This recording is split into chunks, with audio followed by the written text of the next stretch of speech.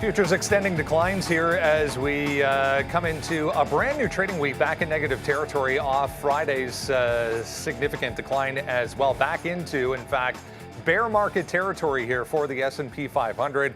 We're basically testing year lows, lowest level for the S&P since the beginning of the year to kick things off for a brand new week. Obviously, Friday's inflation data, the CPI number out this time on Friday, causing a bit of a downturn. Once again, we give back the entire 2.5-week rally we saw in the market in a matter of 2 days heading into today. So not good right across the board. If you missed it on Friday, CPI data showing 8.6% inflation year over year in the month of May, a lot higher than expected. That all comes ahead of the Fed. Tuesday, Wednesday this week, the Fed will meet. We'll get an interest rate decision, seeing a significant uptick in the percentage of a possible 75 basis point increase to come now on Wednesday. We'll bring that to you when it happens on Wednesday. Cryptocurrencies under significant pressure over the weekend. We're getting all the follow through now in the stocks related or correlated with any of the cryptos this morning. We'll talk about that coming up. Travel stocks under pressure, big tech shares under pressure as well. Lots to discuss this morning. It's Monday, June 13th, 2022. TraderTV.live starts now.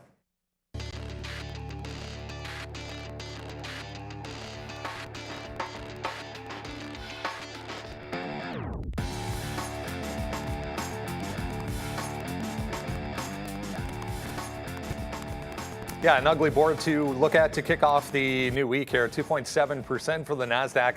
That's off the lows. We were down more than 3% at one point, 2% for the S&P, 1.6 right now for the Dow. Bottom end of the board, ouch. Yeah, Ethereum 26%, Bitcoin obviously 17%, but that's a 24-hour number right now. So we'll keep an eye on how these moves continue to play out as we head into a very important week, it would appear, for the overall market. Hey guys, good morning. It is a Monday, red Monday to say the least here, right across the entire board, under pressure regardless of where you're looking right now for stocks. I mean, fresh year lows right now for the S&P.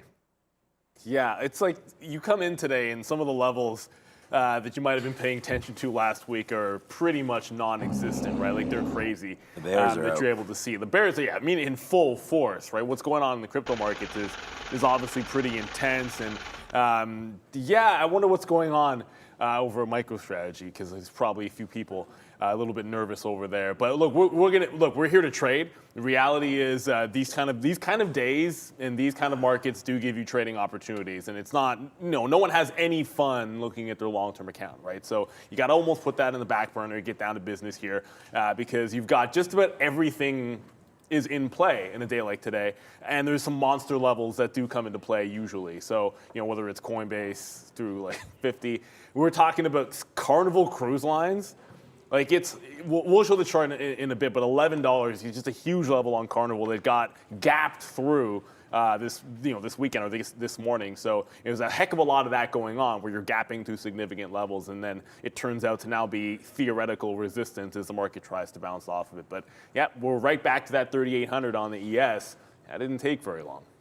Oh man, yeah, 37. We were talking about 37.50 last week. I mean, I didn't think we'd get here that fast. You want to talk about round tripping, like Coinbase right here. We've been talking about this name for a while, and I couldn't believe. Remember, I kept saying like we're at 40. What the hell are we doing at 80? I mean, you're back down to 40 again. Well, not yet, but you're back down through 50 here today, as you're down 70% in Coinbase. And I did see you there on Friday. Busted out some Tupac there, and all I could see was Tony was like, whoa. I think Tony thought you were freestyling or something like that. Because, well, he's young. He doesn't. No, he doesn't know. He yeah, wouldn't know that song. But great job on that one. I saw that. That was a lot of fun. We were out partying last night as well. But the frog in the throat seems to be fine and should be ready to go for a little bit here today. But I just heard it. Yeah. No, yesterday was really. I mean, I didn't pin out. We were at Toronto Beach Club. It was a lot of fun last night. Yeah, a lot of fun. Great DJ there. But yeah, CCL, Microsoft, Alibaba, and Coinbase wrap up the sticky note today as well. It's going to be such a great day. I feel again. And I woke up and I told my wife, like, give me a shout on my phone if you're watching and I'm long something, because I need to be punching out of that. So hopefully we'll be able to. Hopefully we'll be able to stay short. But I like that 38.50 level. Sorry, 37.50, but 3800. 3,800 on the S&P. We just actually bounced off 3,800 basically right now. It's been a nice move to the downside here. This is the S&P, obviously straight fire since inflation, since we knew coming up maybe 75 points. Actually, I wanted to check the Fed rates tool. The tracker there to see what we were at, because I'm pretty sure it's going to be 75 now in a couple days there, so we can check out that. But there's 3,800 almost on the knot there. We just touched it and came back up. So it'll be interesting to hear what Arun has to say about some of these levels. But the S&P right now down to 38, taking out May lows. And right now, I mean, if we open up right here, we're at bear market territory finally for the S&P 500. So yeah, pretty nasty morning, pretty nasty day. I think the short is the way to go here. You could get a relief rally, and if there is one, I have one at Microsoft. Yeah, it's updating in real time almost, Sean. I'll give you a look here. Here it is. Remember, this was 98, I believe, this time last week.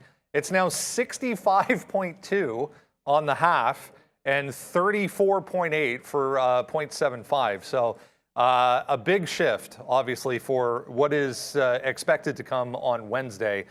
So Tuesday, again, Wednesday, we'll get the actual decision from the Fed. They go 75 basis points here. It could be another leg for the overall market. We'll have a chat about that, I'm sure, before we get to it coming up on Wednesday, as I said. Let's jump into everything else you need to know this morning. A few things to note right now. Here's a couple of them so far. Banks under pressure. I mean, the 10-year's at 3.27 this morning. So, I mean, we talked with Frank from the small exchange on Friday about inversion once again that happened on Friday. So more to come as far as the banks are concerned. Tech and growth stocks leading, though, as far as moves to the downside are concerned right now. I mean, we'll get into these on an individual basis here coming up, but there's not much as far as positivity this morning. No, the first thing I did when I logged in was, oh, it wasn't the first thing, but one of the first things was to check to see what is actually up on the quote board. And some of it's left over from last week, so there'll be some small caps on there. And it was RDBX, IMPP. I added EDU because it was on the watch list this morning, and then UVXY. And there was like nothing else. And some Toronto stocks that haven't printed yet, but nothing was in the green that I was watching. And I think, you know, I'm not surprised by that. Obviously, I'm not trying to say that that was some kind of a shocking thing, but it's the depths of the levels that you sort of came into and were just adjusted to were insane. And the one thing that I would say about where the market is, and we talked about 3,800. I'll pull the SPY up just to get an idea of that bounce. Like, we just bounced off here, got 10% back up, and now we're retesting those lows. The interesting thing is, like, and this will be true of a lot of individual names that might be on levels like this, you kind of want to stay away from being short at exactly that price, right? Like, if you don't break down from here, well, then there's not a lot of room to run. If you don't break this 3,800 support, like, what are you asking to happen? So there are a few names out there that I think you have a chance at bounces. Other names have gapped through support like this, where it's a little bit easier to see it breaking down. It's taken out that shelf, and it's almost like it's in free fall territory. But you have to be careful on a day like today. If you have a stock which is still in front of like a major support level, it's just always easier to find something that's a lot weaker, right? And you'll see some that are getting to those big levels, maybe not there yet, but you have to keep an overall eye on the bigger picture for a lot of these names. Sure, the trend is downside in just about everything, but not every stock is sort of in that same place, and you want to make sure that you're looking at the right ones, make sure it's got a catalyst, those types of things as well, guys. So, obviously Coinbase is one that's fallen off that shelf. Anything crypto related probably hasn't got any support levels left, but the overall market and some of the bigger cap names are still going to be sitting there on that precipice. And realistically, like, we have to start on Wednesday. We do have to think about it. If we do get that shock by the Fed, like, it could get very, very spicy. So you ask yourself, what types of names are under the most pressure when you have the the higher percentage increase or chance of getting that 75 basis points, right? So some of those, if the company's not making money now, or they revised guidance poorly recently, and they had bad earnings report recently and are not making money, they're in a world of hurt, absolute world of hurt. If on Wednesday we get 75 points. I think we do get 75 points, and I actually think we could get something today or tomorrow. I think we could get a surprise rate hike almost at any moment. So, and I just think that's what's going to happen. I think they could raise 50 points plus another 50. That gives you the 1, and then everyone will say, okay, at least they're not as behind the curve, and then you still even get 50 in July again. I wouldn't be surprised if we get a rate hike ASAP and even ahead of schedule. But I look at Microsoft as a name. I mean, it's on the sticky note here today. We've bounced off 246 already this morning, clean. It doesn't even get any cleaner. Like here it is on a 3-minute chart. Just it hits 246 and was dancing around there, then bumped up. The reason why I look at Microsoft is they've already warned. They sort of already had that flush down and it's down a lot lower than it was off that flush because that flush only took us to 260. But they already warned about FX headwinds, so I feel like some of the air might have already been out of this name a little bit, and if we can, maybe there is this bounce here at 245. But I mean, Apple continues to be a destruction. We had a good long there on Friday before we left, and it turned out okay. But Apple still, man, we've been shorting this thing since 150. That's been a destructive name to the downside. We've talked about that every day on the sticky note, not wanting to go long until we get above that 150. And now you're even below. I bought recently at 137. Now it's at 133. So how low can you go? Lower. 132.50 going to be a level for Apple. But before we go all doom and gloom here, which it pretty much is, you're down 2.7%. Look at the NASDAQ right here. And again, we'll get Arun's take coming up shortly. But the NASDAQ is above the 50 period and starting to sort of try to turn around. I mean, look, we're no longer even near 12,000. So that was a level that we like to look at before. Now you're at 11.5 down here. Very, very important that we get above some of these pre-market levels of that 11.5 before we test this bottom of 11.4. So, right now we're just in a little bit of a channel, but we're still above the 50 period. So for now, I think the market's trying to find their way. Let's just check in quickly on the imbalances before we go back over to Brendan. NEO, I mean, again, these are just all names that are going to be New York based, but I want to bring this to your attention. You see this side here, right? S, sell side. We don't have one buy right now on the market on open. When that's happened before, it's been pretty nasty here off the open. So let's watch out for that. At the same time, it could be maybe a flush out bottom because we have all sell sides. We don't even have NASDAQ in yet, and the stock that I'm not even, for some reason, even talking about right now is the only name that I'm in, and that's Coinbase. That's been destructed today due to BTC right now just bouncing off 23. It's at 24 and change. 23.4 we got to an hour ago. And then here's my Coinbase trade. I want to be short this as much as I can. Right now we're short at 49. We got out at 48.20. It did dip down to 47.80 or so. We'll see if we can take advantage of that. But I want to be short Coinbase today as well, Brendan. Just going to mention that, guys. A quick programming note. I saw a few people talking about Frank there.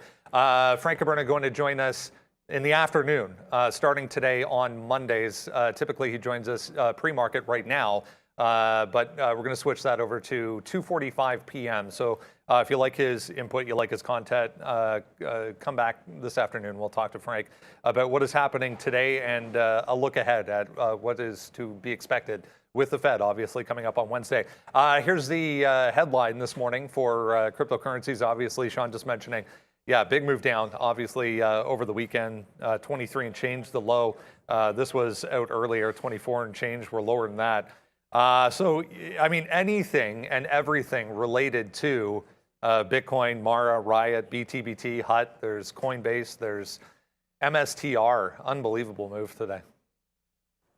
Yeah, I mean, look, obviously these moves are all pretty crazy. MSTR is down 24%. That's literally following Bitcoin, right? Yeah, what can you say? Like, the only thing that will outpace it is MicroStrategy, and that's one thing to keep in mind here, right? Like, they're getting very close to that. The 21. I mean, Bitcoin gets to 21,000. The margin call that they'd end up getting there, putting some further pressure. Keep an eye on Tether or anything.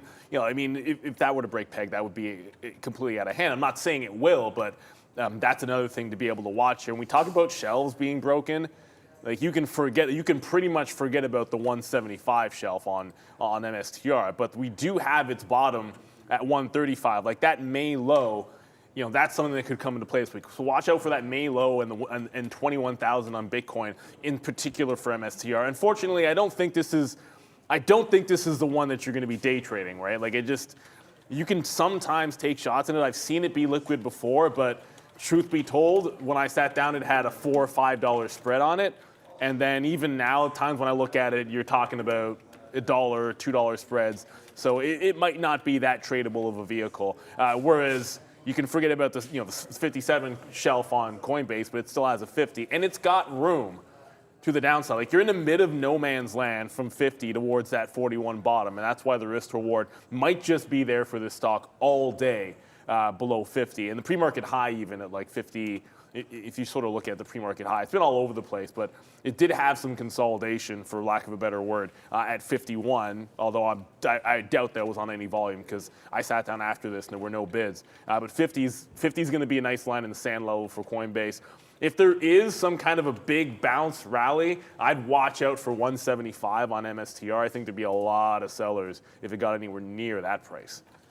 Oh man, like I'd rather stay away from MSTR because I have no idea like what that flush is going to look like, and I haven't traded it. But it's only $150, isn't it? Isn't that what it is now? Yeah. Yeah. Like so, wow. Yeah. Like that used to be $800-900 and flying high there. I think. Yeah, unbelievable. But you know what? We always talk about Bitcoin, but Ethereum right now is getting dolloped, like a dollop of sour cream there with a nice pierogi. $5,000 we were at. I mean, everything in November. This is one of the only things. I remember I was actually at Great Wolf Lodge, and I remember there was a story there of the Fed at that point starting to go a little bit hawkish. And I remember, I can actually go find it. It was U.S. Thanksgiving, so it was around here somewhere. And I remember selling some Ethereum because all the markets were closed by the time I got back to the hotel. And that's when I sold a little bit of Bitcoin and Ethereum because I was like, those were the only markets open. But we have bought back. I did buy back at 1,700 on Ethereum recently. We didn't sort of touch it throughout here. But yeah, anybody that's held crypto over the last 2-3 years is definitely going to be underwater. I know when you look back and you say if you bought it at the very bottom, it's great. But a lot of us averaged in here. Like, let's not try to pretend like, you didn't buy in here somewhere. A lot of people trading crypto obviously thought some of these levels would hold. They haven't. That $2,000 didn't hold. And then that 1,800 that should have held right into here, which is basically 1750. When that crashed on Ethereum, it didn't even think twice about it here. It absolutely went to the downside. Let's see if I can move this over.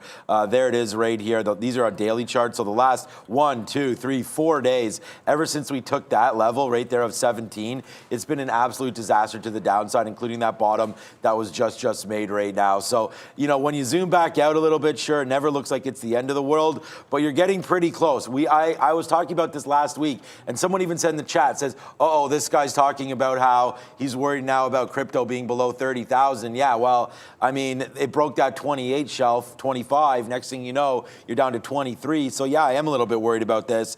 I wonder about this $1,000 level now on Ethereum. What happens when if that ever gets breached? Then you're going down. The NFT market, companies like we talked about WonderFi, companies like MSTR, Hut 8 is another one. Have you guys seen that Hut 8 chart? Silvergate, but Silvergate's been solid. Look at Hut 8. You want to talk about a name that's not been solid? Was this not an $18 name? Like, hold on a second here. Let me just check. $1.60? Yeah. $18 right there. Well, $17 in November for Hut 8, down to $1.62 right now. So Silvergate's not doing that bad. I don't think there's anything in crypto right now, honestly, doing that. But like I mentioned, WonderFi went as high as $2 or $3. It's 50 cents. But like this is $17. Oh, by the way, I saw that Jurassic Dominion. It was actually pretty good. Yeah. Took the 10-year-old. He really liked it. He's actually woke up this morning talking all about it. He can't wait to go to school to talk about it. And it's pretty good. I like that movie. It was a good one. I still have yet to see Top Gun. But that was a quick change of a topic there. The reason why I thought about AMC is because there was talk about cryptocurrencies with AMC as well. And then today, I talked to Fahad about this. And GameStop and NFTs. And GameStop and NFTs. Too. Yeah, and Fahad was asking me about AMC. I said, maybe we'll get that spike for Jurassic World this weekend, but we don't. Last weekend we got it for Top Gun. We don't get it today. So I believe AMC is another name that you can look at this morning. Not getting that bump from Jurassic Dominion. I was going to say World. I don't know even what the last. What does Dominion even mean in that sense? I don't know. My kid asked me like Dominion. It used to be over the world. Yeah, that's what I was like. Dominance. Like yes. it used to be a exactly what it means. grocery store here in Canada. Do you remember Dominion? Well, I mean, they changed over to Metro. Obviously, I'm old enough to remember Dominion. Do you remember A&P though? I remember A&P. There Yeah, was one. people are like, what the hell are these like, guys talking about? Hey, just very quickly, because it's not to switch topics, but I know some of you guys are watching some of the small caps. IMPP, they did have entered into a warrant exercise transaction. It was $21.8 million in gross proceeds. So if you're wondering why this candle happened on IMPP, that is your reason. So just be careful trading some of these. I'm watching, like, Redbox is starting to pull back a little bit. That just broke 17, which was a big level. It's, you know what, I might as well just, I've started, so I might as well just talk about Redbox here. This was gapping up again, and just a monster run this stock has been on. And it's gotten a little, obviously it's gotten parabolic here, but it had a triple top. This one didn't count, it didn't happen. Triple top here at 18 bucks, starting to pull back into its breakout price at 16 this morning. I like there for a potential dip buy. If it pulls the rug, I mean, there was a good level in the afternoon. We're trying to trade off. I think both Tony and I were long around this 12.50, 13 in the afternoon, trying to see if it could make a little bit of bounce. And of course, it didn't go until later. So if they do pull a rug here, I'd be looking to that $12 to $13 area for a bit of a dip. For now, it's all about that triple top at 18, though. Yeah, you mentioned the IMPP there. There was this as well, also in the energy group. Chevron, guys, just coming out saying they've completed the $3.5 billion acquisition of this renewable energy group. So Chevron just popped up on a little bit of volume there, down 2.4% this morning. It's worth noting. I mean, this is the August contract. July still doing a little more volume, it would appear this morning, but 1.4% for crude oil here. CVX down 2.5%. So you can't even find any positivity in the energy sector today. Well, I mean, the good news, though, is that you reminded me, like, I changed my other contracts over, but I didn't change my oil futures contract. What, it's the bear today? I think we gotta go to the bear. Shout out to the locusts, people that have seen Jurassic. All right, so I got to change this over to HMU, right? Let's see. So if you haven't changed your futures contracts over, you got to do it today. Like on Friday, you could trade either or, but today, you want to be trading the front month. So that's the U contract on the ES and the NASDAQ. But yeah, man, oil, there was nothing strong. I mean, not even oil up today. I think it was maybe down 2% last I checked. But I was looking at the old contract until Brendan reminded me of that. However, hey, have a quick look at some of the pullbacks that, look, if anyone, I don't know, the only market that's been good has been energy markets, and you're actually getting some decent dip prices for a lot of these names starting to come back in, like the 50 period on CVX comes into play here today. XOM, back below $100. You're just pointing out there. Way below $100. So you're actually getting the first, not the first dip, but the first dip in at least a few weeks here in oil, or at least the energy names that they're going to be worthwhile to start seeing about if you can't get a good consolidation bounce, right? Like, I don't think there's anybody that thinks that we're quite done with the run that we've had in energy so far, and this might be your one opportunity. I mean, if I were to sit on a bid today, there are worse places in the 50 period of something like a Chevron, or maybe even looking at oil futures. I don't trade them. Maybe Arun might comment on them, but CVX at 168 to 170 looks pretty interesting to me. I'm starting to get a little nervous because I think there could be a tax on big oil. So I worry about that, a windfall tax. They're making so much money right now that there might be something coming for some of these names, and hence why you are getting some of these drops. I mean, there has been talk about that, so I just want everyone to understand that there could be a significant tax coming to these guys. I don't think that would necessarily affect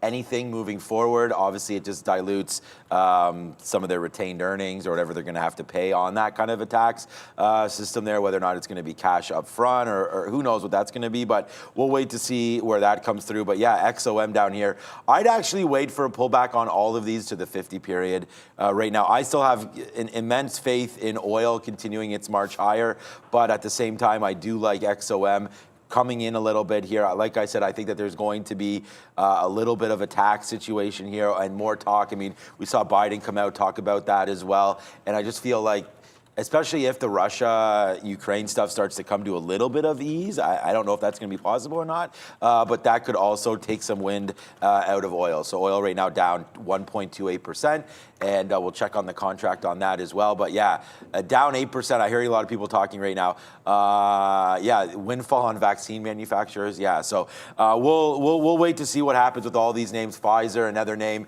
that's been rocking a little bit. DraftKings. I don't know, man. Brendan, let's go over to Brendan with the upgrades and downgrades, because honestly, the more this market is open, the more lower I think we're going to be heading. Yeah, not much in the way of positivity so far this morning, guys. We'll give you a few to look at anyways. Tesla, top of the board here. I mean, it's Royal Bank, but the bigger story, 3 for 1 announced aftermarket on Friday. CRISPR on here, the Kathy Wood name. Qualcomm here as well. There was a minor acquisition announced for QCOM. This is EDU. That Chinese online education company. Micron, Nike, Zendex, and BBBY to the downside. Bed Bath & Beyond to the downside. So that EDU, it's on my quote board. It got the upgrade. Ended up making the watch list. This, like, if you remember, this stock had like the reverse split, so it used to be like a couple of bucks. But it is technically breaking out. I think that's one of those. We look at these types of breaks, and you have it through 1750, 18. The disappointing thing about it this morning, when I look at it, is just the lack of volume. So, that's why my attention might be to RDBX and Dawn, and I was looking at IMPP, and then they just pulled the rug on that. So, obviously, this one could come into play. I just want to see the open for a little bit more liquidity on it. Unfortunately, it's not doing a ton of volume right now, and there's not a lot of names that are up to the upside and showing you breakouts on a higher time frame. So it would have been nice if this was doing a little bit more volume above that 18 level. But 1750 is what I'll be watching at the open on that EDU. You know what is nice to see? Let's do a little bit of backflips here, because we do have, and I want to thank Bears vs. Bulls for welcoming some of our new members here.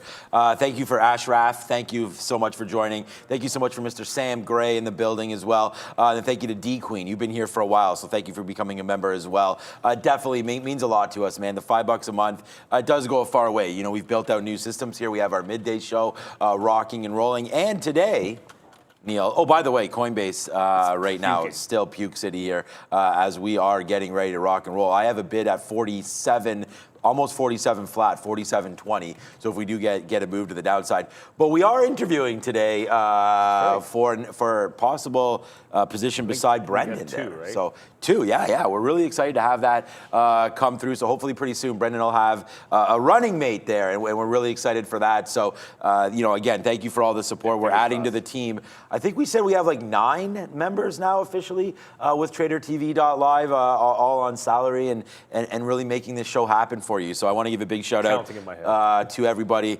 I thought that's what it was. I thought we had an email going around. Right. No, it is. And then so I want to say big shout out to everybody, and then a shout out to all those that help us out, including the IT team and everybody there. So thank you. We're over 300. My kid asked me yesterday. He said, because he always tells me, this Mr. Beast guy has, Dad, he only has 93.5 million subscribers. Is that it? Mr. Beast. And I said, oh yeah, he probably, people might recognize him, on the street. But and he goes, well, Dad, how many do you have?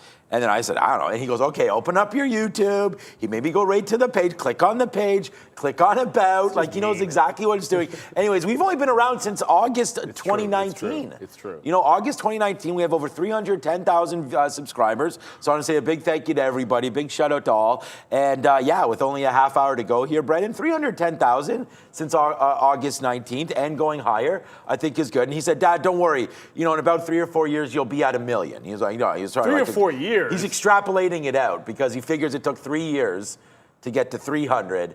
So he thinks it'll take less than that, obviously, to get to 1 million. So I'm not a person that makes those meaningless bets, but we may have to talk about that bet. You might not know I don't think he was willing to make a bet. No, of course he wasn't willing to make a bet. Yeah. I know we have to go to a room, but you mentioned Mr. Beast. You might not have known this, but Mr. Beast burgers too. But he's been on a couple of those celebrity poker things. Oh yeah, playing at the pros. I've seen him. He's made some solid plays when I'm watching those clips, the hand replays. He's not that bad. He's a pretty good player. He's a really super smart dude. He's really solved that YouTube algorithm there, and honestly, he gives a lot back. I mean, he's the one guy that I didn't really understand how popular he was, but there's a lot going on with Mr. Beast and his group. So a shout out to I wouldn't mind having him on the show. Maybe we can get him on, talk a little bit about stocks there. So anyways, enough about these YouTubers. Brendan, let's go back over to you. Yeah, what up, Mr. Beast? DWAC, guys, down 9.5% here, just popped up on a note on volume here. Federal regulators deepen their probe into Trump's social media deal. There was a filing that came out, I believe it was aftermarket on Friday, that is essentially change of ownership. So they're working towards wrapping this deal up, it would appear. So just a heads up on DWAC. There was also this as well. Desktop Metal, it's not really doing anything, but there was a couple of announcements from DM, one that can get going if it wants to. Also on cost saving. As mentioned, let's bring in Arun here, get a look at the overall market. Important day to understand what to look at, Arun, as we head back to fresh year lows for the S&P. Yep, it's been a rough ride, to say the least, in the last few days, and this market has decided that it wants to start today off with a large down move. We're already, okay, we came back underneath 3%. NASDAQ was actually just underneath 3% when I actually sat down. Now it's at 2.92, so we're almost back to the down 3%. I think the interesting thing here is that we're sitting at 3,800, or we're sitting just above 3,800. 3,795 was the level I had marked off. 38. What is this? Going back to, let me find the exact price here. 807.50 on the 20th is the low that we kind of got close to last time we were down here. So we've already got underneath it, and then we're kind of working underneath. Again, if we get through this 3,800 clean, this could open up a wide set of levels down below. To be fair, there's no levels there. What I mean levels is like the next checkpoints, right? 50-point checkpoints. So 3,750, 3,700, that's how you have to start looking at it, because there's nothing down below. We do have a couple of resistance levels as this market's been trading a little bit in the pre-market. So we can work with 38.55. That's what I'm working with on the short side there. So anything between 20 and 40, I'd like to find some shorts. I've got some shorts actually around 19. So anything from there going on up to 55 is available for shorts, and then see if we can actually get a move towards the evens. We are now underneath 38.05, so it does look like we want to at least take a look at these evens as we get into the open. But I think what happens after the open is going to be critical. If we can somehow get underneath and then snap back above this 3,800, that could just wash out stops, allowing for you to get a nice little move back to the upside like a false break. But if it continues, it can sustain some sell side movement. Then again, I guess we got to look at every 50 points going on down. But in terms of levels to the upside, that's all I can give you, because there's the last support level is 37.95. 38.55 is the first one, and then 39.30 is going to be the next one. That's all I've got for it now. I think that should be enough on the upside. If this market's going to go, I don't think we need to worry about too many levels to the upside. But we got two levels marked off. We got that one support level down below. Is it going to hold? Time will tell, but in about 20 minutes, I think we'll get an answer on how this 3,800 wants to play. Great stuff. Thanks, Arun. We'll check back in again tomorrow morning. Important week, as we said, for the overall market. Worth noting, Dawn, this DAWN, just made another new high. 1550 is kind of the last line in the sand on the daily chart. But yeah, 131% on a day when the rest of the market is very, very negative. So heads up on DAWN. Let's get into everything else you need to know this morning heading towards the open. Under 30 minutes to go here. That's the link to the watch list, guys. We send it out every single morning before we come on at 8:30, absolutely free. Big tech, top of the list here this morning, guys, under pressure on this inflation talk and the possibility of more aggressive rate moves coming before the end of the year. That Dawn, by the way, it's like 12 to 15 or 17% short. And the float on that is, I mean, I see like 20 million, then I also see 40 million. Either way, it's super tiny. And for us, it's free locates on this stock. I don't think we even had to pay for them, which can mean, we saw that last week, like that can definitely mean a crowded trade to the short side for day traders who think they've caught the top. So just be careful. I think extra careful for me. Trading or looking at that Dawn, because we saw that recipe play out. Short interest, low float, and super cheap borrows for day traders meant that the stock can go way stronger and higher, squeezing people than you might think. So be very cautious with that. Looking at, yeah, Coinbase is going to give me that print at 47.20 for sure. Okay, so I do see Sean Waller. We will discuss that different technique there. And I want to give a shout out to Mike Crean, which brings me to, I finally brought the Retro 11s out last night there, Mike. So thanks for all that. We had a great time. Here we are at the Toronto Beach Club. It was a great time. Great wine cellar there. Lots of stuff happening last night. And also find me on Insta as well, as that's starting to pop off a little bit as we try to get to 5,000 followers. Lots of fun last night in the stories. If you want to see all about that last night, little bit of party action. No, it wasn't a reel. Also, Sticky Note also up on Instagram. At least it was. I don't know if actually I might not put it today, but it's up there as well. So thanks to Mike and thanks to everybody for coming through again here. What's up, Sean Waller? I like that name. Good morning, gentlemen. How has your trading style technique changed from when you first started to now? A different indicator. First started to now. Okay, so first started, Sean. You may not believe this, as I probably don't look too much past 25 years old, but 21 years ago when I started, a lot of things were different. But even just to talk about it, even in the last little while, my biggest thing that I've added was this 50 period moving average, just a simple EMA on a 1 minute chart. I really find that that's helped me, especially when you're talking about the futures. It doesn't look like it's that big right now, but for me, just because of how violent this market's been, and let's go right now for Coinbase, I like to trade it with the futures more importantly rather than the stocks, as the 50 period tells me more about trends, right? And so we talked about it being up here, and I was like thinking maybe there's a bounce, but now that you're back underneath it, I like to look short when stocks are underneath the 50 period, especially on the NASDAQ, and yeah, that's just something that I've added to my sort of repertoire there, looking at volume as well a little bit. And then just for an example of something that I don't do anymore, I used to always, and I can look back, and I'm trying to keep some of my sticky notes there to make an NFT, because you know probably how well NFTs are selling right now, but it wasn't to sell, it was just to have some fun, but is take breakouts. So we used to always take little breakouts when they first happened, right first thing in the morning. You could see even here on NIO, there's the breakdown. That would have been good. Normally we would take pre-market breaks or pre-market high breaks. I've stayed away from that, and the reason why is because we're getting a lot of prices that we want right now.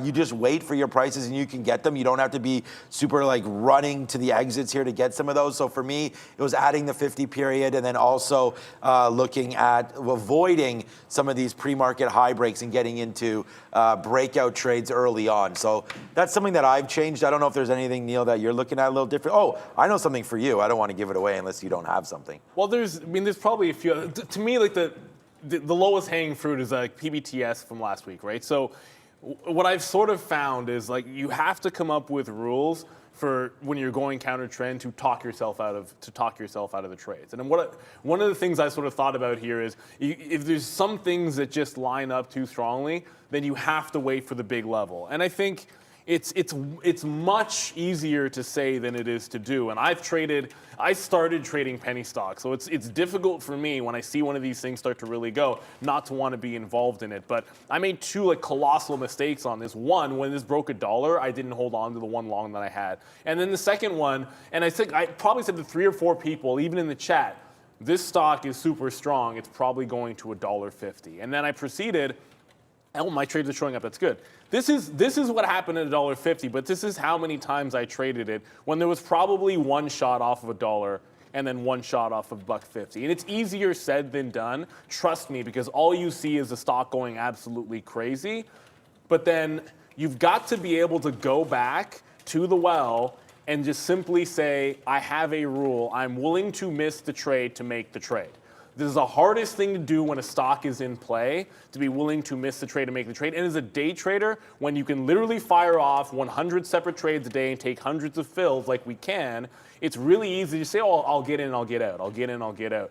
And there are situations where that does make sense to do. But a lot of times, if there is just that one price where that's the trade that you want to make, you have to wait for it. And 150 was it. And, it only took 1 day, well, it took 1 day of pain to realize that on Friday, just wait for 150. It fails at 150 and it was good. Now this stock, by the way, just incidentally, this is still holding above $1. And as long as this holds above $1, holds this like 95-cent level, it always has a chance to go because of its tiny float. But I just find that it's not the end of the world if you talk yourself out of a trade. When you're starting out, that's not a good thing necessarily, because then you won't be taking anything. But you've got to find yourself some kind of a rule that keeps you away from getting woodshedded, right? And if it's a pattern that you find is your absolute weakness, then yell at yourself about it. Talk yourself out of it. Find somebody to call you an idiot or call yourself an idiot when it happens to you. But for me, it's all about that patience, and it's a difficult thing to do in practice, because everyone gets the FOMO and everyone gets excited when something is moving. But you've got to be able to say, hey, this is my read on the stock, and if that means I have to sit on my hands for an hour, then you got to sit on your hands for an hour. Not always easy to do, but grab a crossword, watch us, chill out, and then make your trade. You got to be willing to miss the trade to make it. Just real quick, Brendo. I just missed the last member, and I talked to Bears vs. Bulls about this. Thank you so much. Wavy on the low? Is that what that is? Wavy on the low. Thank you so much for becoming a member. And there's a few other ones there. There it is. Yaz. Thank you for re-upping. I just want to make sure that I don't miss all of this on here. Crypto Blogger. Thank you so much for joining. And again, it's very important that we recognize our members here, man. So thank you, Bears vs. Bulls. Yeah, maybe we will just do a spreadsheet so I can acknowledge everybody as they go. Because honestly, it's all about the community right now, and it's also all about congratulations. Not because we're long on cryptocurrencies. That's really been really shitty right now, and they're actually beating it up right now as we'll stand in there and box around a little bit there. But there's that 47 that we get. I actually sat down and said to Neil, man, you got to be short on Coinbase, but the spread was huge. And like when it broke 50 there, I mean, I said the story that, I woke up thinking that I'd like to short this 50 level, got out of the shower or whatever, and we were down 10% or whatever from whatever level I looked at the time. So it was right here. It's been absolutely cranking to the bottom. Well, it wasn't that early, but late, sorry, but absolutely cranking to the bottom side there, 47.50. We just took out the day's low on that one. I mean, I got filled at 47.20 there. So yeah, so now you're really printing lower in crypto. And then as you can see, Bitcoin right here, unfortunately for all of us, obviously here, it just turned again and it's bouncing off these bottoms. So 23.5 for Bitcoin coming into play again. Welcome to everybody who's watching, man. Please hit the like button. We're doing everything we possibly can here to cover as much as we can.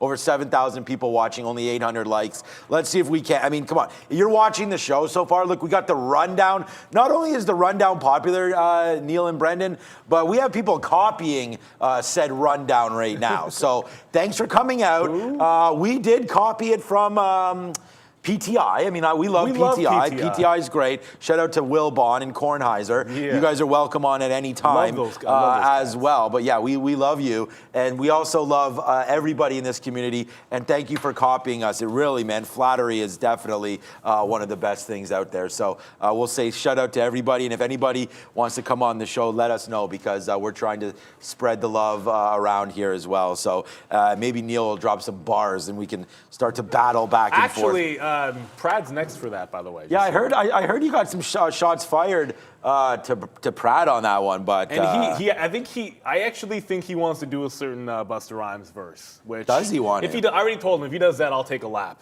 because that would be impressive. So Prad ain't doing that. All right, what's up, Brendo?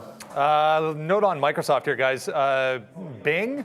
Microsoft's Bing building a retail marketplace aiming to drive $25 million in revenue by 2023. So that just came out for Microsoft. We got to get to Tesla here. Tesla, top of this note as well, 4.3%. So talk some tech, talk some Tesla, guys. What was that Microsoft story? Just a minor note for Bing, the retail marketplace. It doesn't look like a huge story. Is that search engine still working? Bing? Oh my gosh, I forgot about that. I love Microsoft. I genuinely don't know. So when you talk about Tesla here, obviously they had the 3-for-1 split.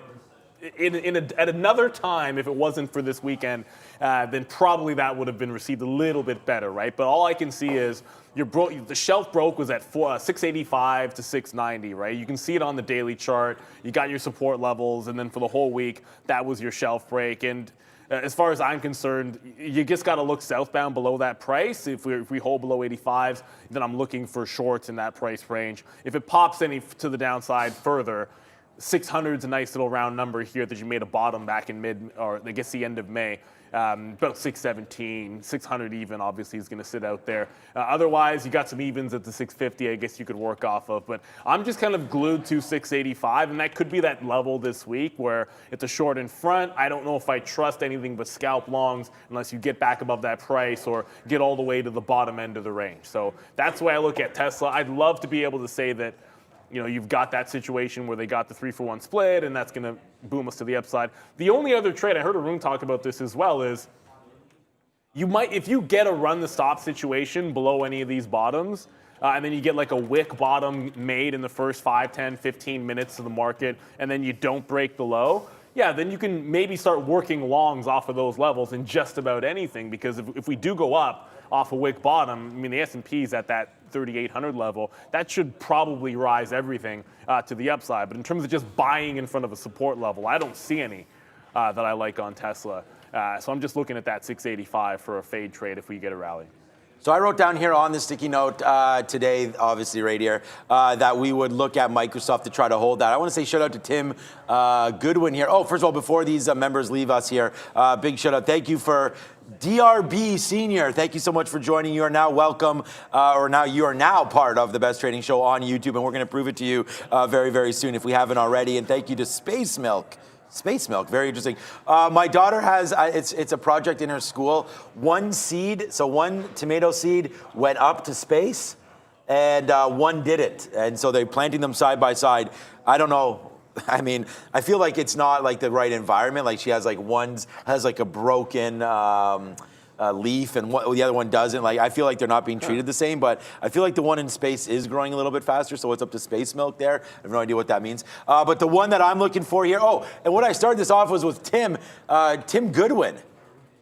What percent, Neil? Did you look to see what percent of internet traffic Bing has? Oh God, no! I couldn't even. Could you guess? Like it's search engine volume is what they said. I don't know.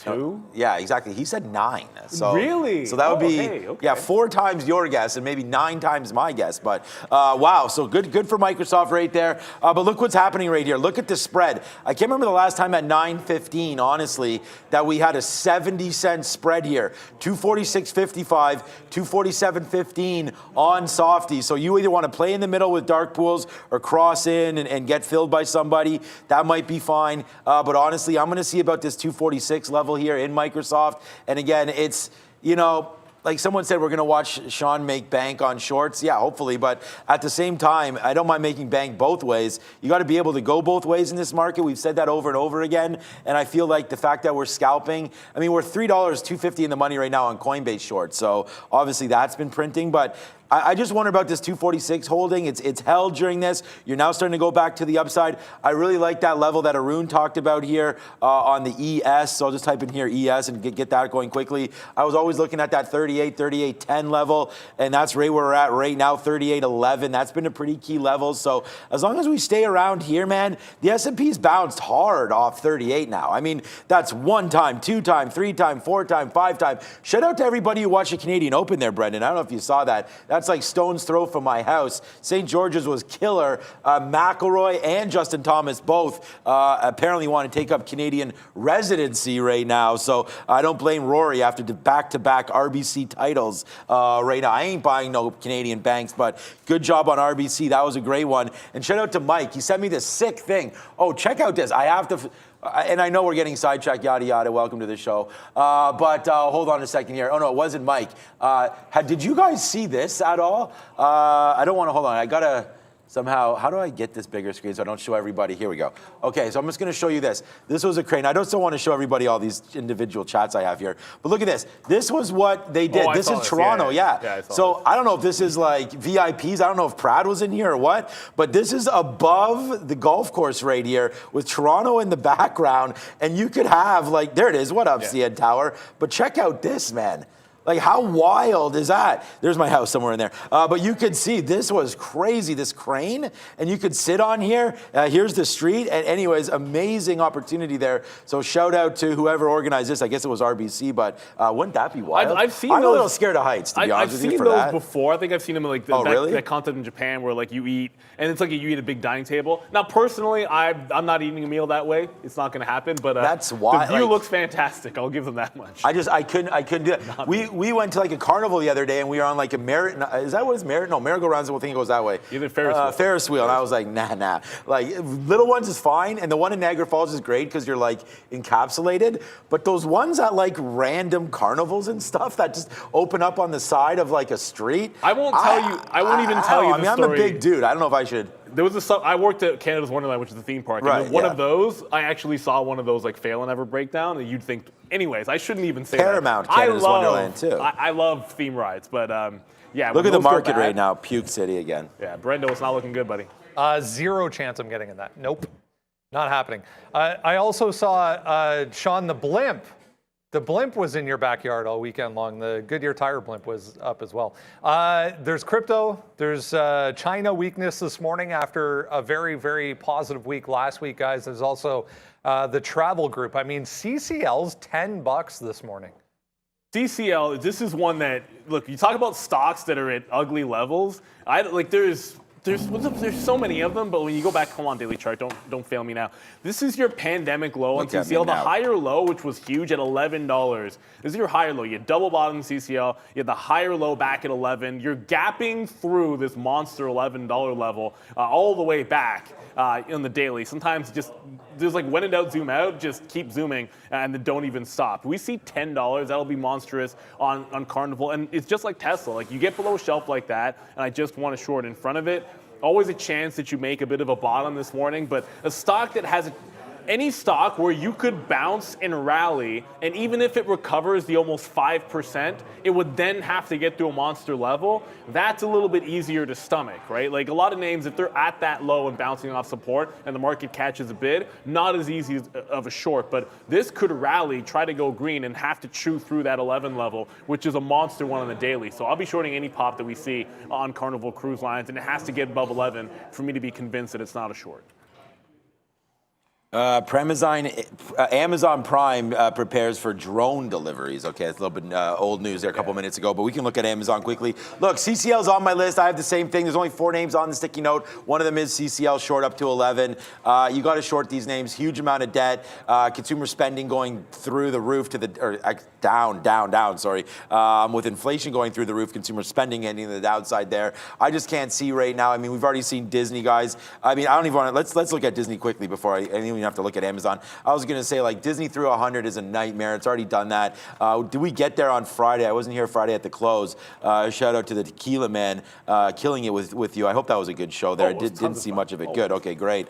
And yeah, Tony always delivers. So, wow, there goes Coinbase, guys. Coinbase through 46 pretty much now. We're short 49 on the easiest trade you're going to see all day. But right there, yeah, Disney, $96. Another name getting absolutely killed. And like I said, man, as discretionary spending starts to get hit, you're going to see stocks like Amazon come to the downside. I mean, not at my house. It seems like we get an Amazon delivery every single day. But downside moves here coming in the retail spot. We've been shorting Amazon ever since 130. We have a 129 short in our account. Big time movement to the downside here. AMZN, another name that you got to short until 109. I don't know if there's going to be a bump coming, man. We got to try to find something to go short on. CCL, we're just going to wait for that level. Microsoft probably breaks this 246 like ASAP. What I'm wondering about here, Brendan, and you're going to talk about some small caps because dawn is really the dawn of a new day on that stock right now. But you can see right now, I wonder if we're going to get an early flush and then we test that 3,800, a little bit of a bounce. It's only 5 points away right now. You can see, I'm going to call this up maybe instead of the NASDAQ, but the S&P right now, 38, trying to bounce off that level. We could get a flush back in. We only have 2 minutes, Brendo, until those NASDAQ imbalances come out. So I'll switch back to NASDAQ, but that could also send these levels in a big big amount of pain coming up in about 3 minutes here. Look at this. There goes Coinbase. See you later, alligator, as that's a $49 print that we have in our account. You're at $45.60 right now and heading to the south side. So we'll spin it early. Money. And hopefully it's not the last time, Brendan. Let's go over and talk about some small caps. Yeah, this one, the biggest one, obviously this morning, Dawn, up on positive results from a brain cancer, a childhood brain cancer treatment that they're working on. So obviously very positive news. That is pre-market, so there's no weakness here. This is straight to the upside. Cannot get a downtick whatsoever. If you go to the daily chart, 1650 was support on the initial move to the downside a couple of times before it ended up breaking. So we're testing this kind of 1650 up to 1680 area for the first time since we've been down here. So heads up at that point, but looking like it might not even want to get there right now, 131%. Not a weak stock though, guys, for Dawn. No, it's not weak at all. I think maybe even if you get to that level, $20 is going to stand out if things get crazy. Remember, it's for us, day traders, I said it was cheap to short. I don't think we had to pay at all. That might not be true for all brokers, but that can be a dangerous sign. Alibaba on the daily here, this like previous resistance, you can see it 103.5 to 104. It broke out and gapped up from that price. We're essentially sitting on that level right here, right now. So you got an obvious level on Alibaba where it's got a double bottom pre-market. It's probably the biggest non-100 even level that you can find that we're sitting at. So if I was looking for any stock, and there's a few of them out there, that if you have a false bottom, you break down below at the open and it can hold this, there's at least a chance at a long off 103.50 because that was a significant level. And then anything underneath that price, you're thinking 100. So this is a good pivot area. If it does pop, I mean, almost anything sets up for the whole pop and fade style trade, although I would be much more interested in that on stock kills to 100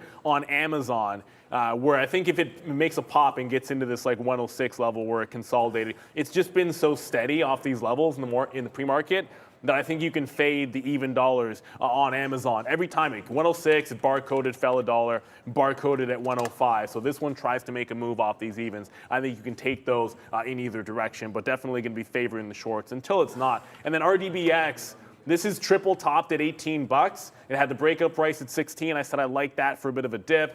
Obviously support at 15. It's just been trending so hard to the upside. It's got a triple top at 18. I'd much prefer to buy in front of the support and maybe give it some more room as opposed to just standing out there and taking the 18 long break, right? Like it gets to 20 bucks, which everyone has been looking at. That's $2 away and you're $2 from support. So that makes it a pretty tricky break on RDBX at 18 even. I'm going to try and stay away from the breakout on Redbox.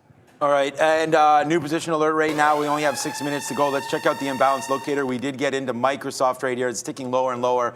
Look, we were trying to defend that 246. Obviously, it comes in. There has to be a sell imbalance on this. We're not going to sit here and just like take these shares and then hold them all the way down. We don't really have too many levels to worry about on Microsoft. It was just that 246. We've completely just hit that out now. So, I was going to give this probably to 245.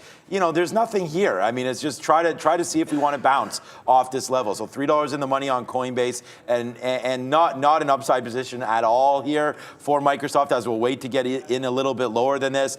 Like I was saying there, I don't know, people saying this could be like a margin day. I agree. I mean, there could be a lot of people right now going to get flushed out. I mean, when stocks like Apple are going to touch that 130 mark, forget about cryptocurrencies. You're not going to get margin called on that, I hope anyway. Well, I hope not. But that name's falling down. Microsoft's falling down. Check out AMD right here. Low key trying to break 90 right now on that level. I mean, AMD's been an absolute wreck of a stock recently. 102 down to 90. Let's check out our friend Intel as well on the downgrade. Woo, shoosh. 38 now for Intel. Yuck. Back to like 2010 levels or something like that on Intel. I mean, some of these levels just continue. Oh, Micron was one that got downgraded today. So that's another one, like $60. What was that level that 66. you and Brankles? Yeah, so 66. like you're down 10% just alone from those levels. Like, look at this stock, man. 98 down to 60. This may also be at levels 5, 6, 7 years ago. We'll have to double check on that. But yeah, the names keep getting pumped, man. NVIDIA at what, 160 looked pretty juicy. currency, and it's right there right now, 160. So yuck, man. We're giving back some of the profits on Softy. We said we check the imbalances right now. Let's do that. One bid, Neil, and that's that IMPP, and you ain't heard about me because downside move, no buys. Go ahead. Saying that it's not a dilution. The warrants coming in. Right. That's why you're seeing it catch. You're seeing it catch a bid off of that, right? So it got to this 60 level and it's catching a bit of a bid. So that it went from $1 to 60, now back to 75. So I mean, it's finding some buying, but it's not like it's breaking out or breaking up. It's just, not as bad, I guess, as people expected there. There's a little bit of a bounce happening in the market, so watch it. Redbox did not get to my bid. It is already close to that 18 level. I quickly want to go to NEO. We have a couple of minutes. NEO, $17 incoming on NIO. This is another one of those like shelf break situations where 17, huge level on the 15-minute. If you get a fail breakdown here, you could have a wick bottom, but this is a pretty major support at that 17 even on NIO, guys. So it's definitely a pretty key line in the sand. And I know people are saying Tesla 666. I'm not as invested in that number. Doesn't mean as much to me as it did before. Like the first couple times we got to that price, it was a little bit more significant. But watch out for Amazon. That just flushed off 105, which instead of putting the pop and fade at 106 in play, it kind of puts 105 in play for Amazon. And yes, if Amazon gets to 100, I will probably take a shot at the long before I go short through 100. So it's just an even dollar number. It's that former 2000 level on Amazon. That's a big level for Amazon before the split. We're flushing like crazy. So, I mean, whether or not, this, I have some outs here on Softy. Let me just cancel a little bit in case we do get a little bit of a bump up here. We're long at 245.85. We're putting 40s right now, so we're 50 cents out or so on Microsoft as that just flushed down pretty hard there as well, as we have bought some Softy. That went to 244.50 there. We did look at the imbalances. We'll look at them again quickly. Not much on there. CCL is a sell. We talked about that. We want to get that name short as well. Apple. They're all coming in right now. Coinbase broke through 46. We'll watch. Okay, Brendan, quickly. Quickly before the open here, guys, we talked about it last week a little bit, confirming DD on the OTC starting today. It's like DD, what is the symbol? DDI, put in the chat. Put in the chat, Brendan. If you can. Just drop the countdown. Tony's on the bell this morning. Drop the countdown for you this Monday, Free Fall Monday. Yeah, 4, to say the least. 3, Thanks 2, a lot, Tony. Tony, a big one. There's Rob as well. There, Rob. Did Rob just hit that with his cell phone? I don't think Rob hit that with his cell phone. That would not be a smart That move would not today. be wise, but I don't think he did that. So thanks, Rob. Thanks, Tony. Thanks for the great job there on Friday, Tony. Okay, there goes Microsoft down through 244. What was it? It was an SSD. Oh, okay, good. Here comes to the downside. Microsoft starting to get to the downside, and in a hurry right here. Take you down 244. We'll try it one more time down here, and then that's it, man.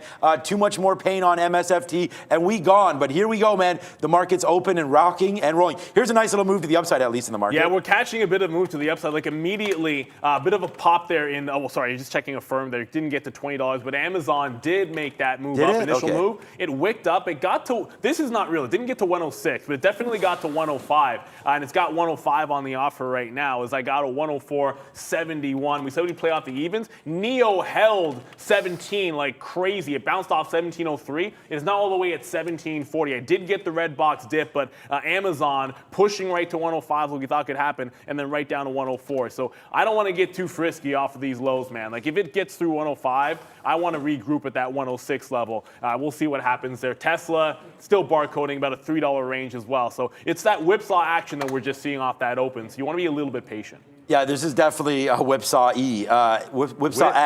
right now. Right. There it is right here. A nice little buy the dip opportunity in Softy. We didn't get too long. We punched 245 again, so you can probably see where we're at right now with Softy as that name continues to be a problem for us, obviously, here. But there it is, 245. We're long at 245.65 right now in MSFT as that's continuing to be a little bit of an issue here as we go. Coinbase came all the way back as well.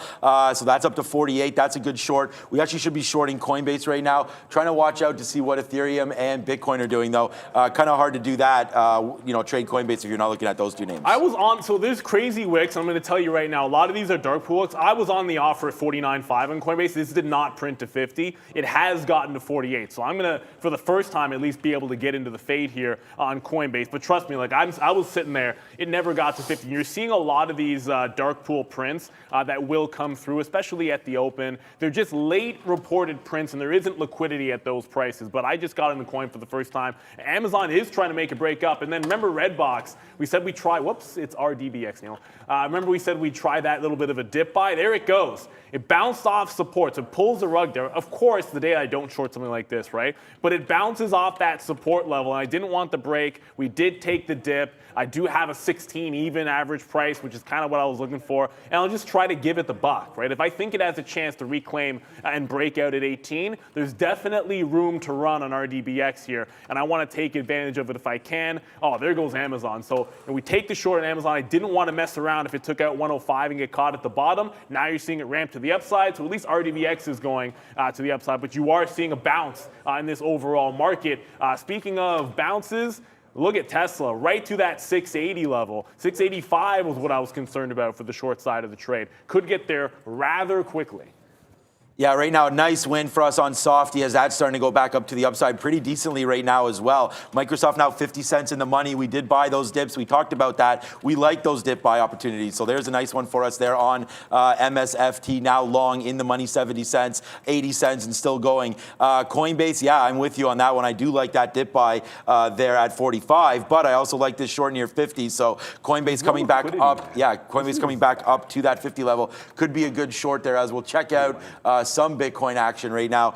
This is a 1 minute chart, so nice little ramp up to 24,000 right here, which makes sense why Coinbase is starting to go, guys. But we're in a nice win right here. Microsoft, $1 in the money. So if you want a stock that didn't get a bounce with this market, CCL, just it flushed through 1050 and then just nothing, man. Like this is, that's weakness if I've ever seen it. Like most everything is trying to pop here, and you know you're looking for fades at higher levels. Now this one you're actually catching in front of the pre-market lows. So I'll step in front of pre-market highs. I'll step in front of the pre-market high at 1070. If it has to be multiple trades on this name, and then that's just what it has to be. Unfortunately, I don't want to chase too far, and I don't want to ignore some of these small caps. I'm gonna add to Coinbase. I mean, in front of 50, that's going to be the out for sure. But Dawn resisted 16, so watch out for that level. Looks like it's set up. If it makes a nice little bounce off 14 even, you could see a 16 in play for Dawn. Tesla, I'd swear, these wicks are going to be kind of crazy. It didn't get to the 685 that I wanted. Otherwise, I'd be in the short trade there, guys. Looks like it turned at about 82, 83. Otherwise, I just completely missed my opportunity to maybe get into Tesla off that 85 level. Okay, I was just looking at this. Here's DDIY. I mean, I'm not trading it yet, just want to watch it. DDIY, what did I put here? This is the new one for DD. So if you're looking at DD here, 850,000 shares. It looks like it's been a pretty decent run for these guys today, but I think it's blocked on our system. What? So yeah, it looks, I believe this is blocked, DDIY.pk. So we need to get that unblocked. I'll probably send a message to Gregory there maybe. But there's Coinbase right now, trying to go back up through 50. So we like this short up into 52. Let's see what Coinbase is doing. A little bit of a rally here in Bitcoin, but a nice move. We got some more out there north of 246 on Microsoft, and here it comes back in. This market's trying to fade out one more time. We just got to find a short.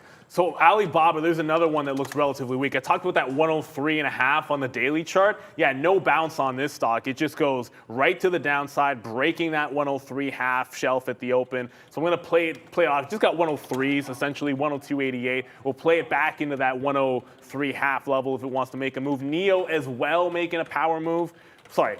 I shouldn't say power move because it's to the downside. Retesting 17 even, so that was that big level on NIO. It's about to break. I'll see if I can get shares. It's not SSR, it shouldn't be. So looking for the 17 break here on NIO. If it takes it out, then I'm going to get into that short trade on NIO. Watch out for, wow, Coinbase just jailbroke through 50 even with a huge wick high.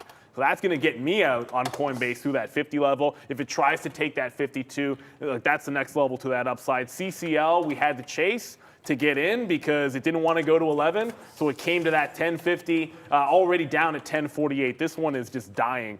You can't seem to find a bid on Coinbase. Relative weakness in BABA and CCL, they're just through the lows. And other names are breaking to the upside here, guys. Yeah, let's go, man. Yeah, little bit of a mover here. I'd say so. Yo, what's up? At the beginning of the day, again, we talked a little bit about the sticky note. We talked about the levels that we like. I gave you one long today. What was it? Put up your hands if you remember. How about Softy at 246 right now? 248.50 here. We are $3.20.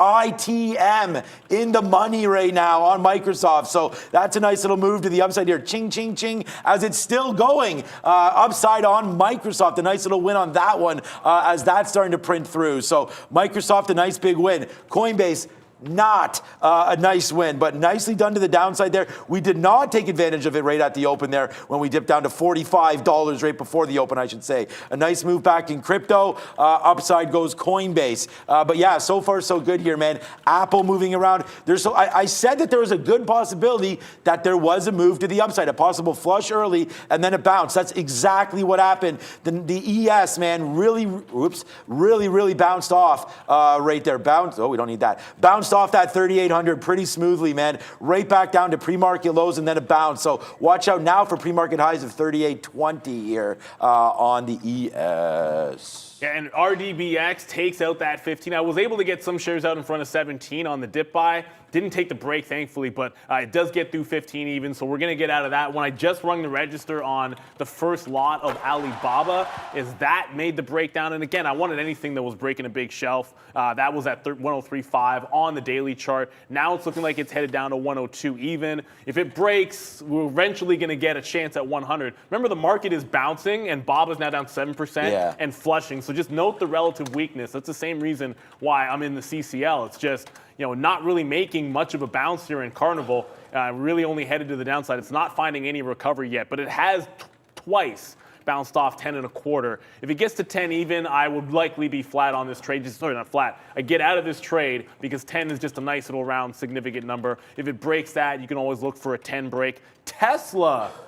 Still trying to catch a bit of a bid here. Looks like 685 was about the right zone, but unfortunately, I did not catch that short off 685, and I don't want to chase it 15 bucks here at 670. If it retests, I'll play off that level once again. Coin back below 50, which means it's got a nice little wick high. It's got a wick high to 51.50. Now I want to engage in this one. Sometimes you should just wait for the curl. I didn't wait for the curl. I stepped in front of it, but now it has the curl. Ooh, Bob is already dying. This is where I think you get a chance to get back into some of these shorts because we just put a wick top, try to stop everybody out, and it looks like we're about to fall. So watch out, Neo 17. That's about to break any second now. It's about 200,000 shares on the bid. That is nothing on NIO. No. So right now, we did catch that curl on Coinbase, and so there it is right there, man. Short 50-50, downside right now, a downside breaker right now. Okay, and then we also do have a nice little break side in Apple. Yes, sir. There it is. Hit the sirens, man. 134 to the downside on Apple. We're short 133.70 right now. Yes, sir. Bring the pain, Apple. Nice little downside move right here, man. Yeah, we're in the building one more time. We like the long on Apple on Friday. That was wrong until the end of the day. There it is, nice little move. Microsoft, we're huge in the money right now on these two shorts, Coinbase and Apple on the reload. Brendan, I'm killing with kindness. Some of the resource stocks starting to show a little bit of signs of life, guys. Hills and Irons. This is an iron company, so popping up huge, 132% to the upside on significant volume, guys. No news here, but HILS going. So Neo just broke 17. It went pretty much instantly to 1670.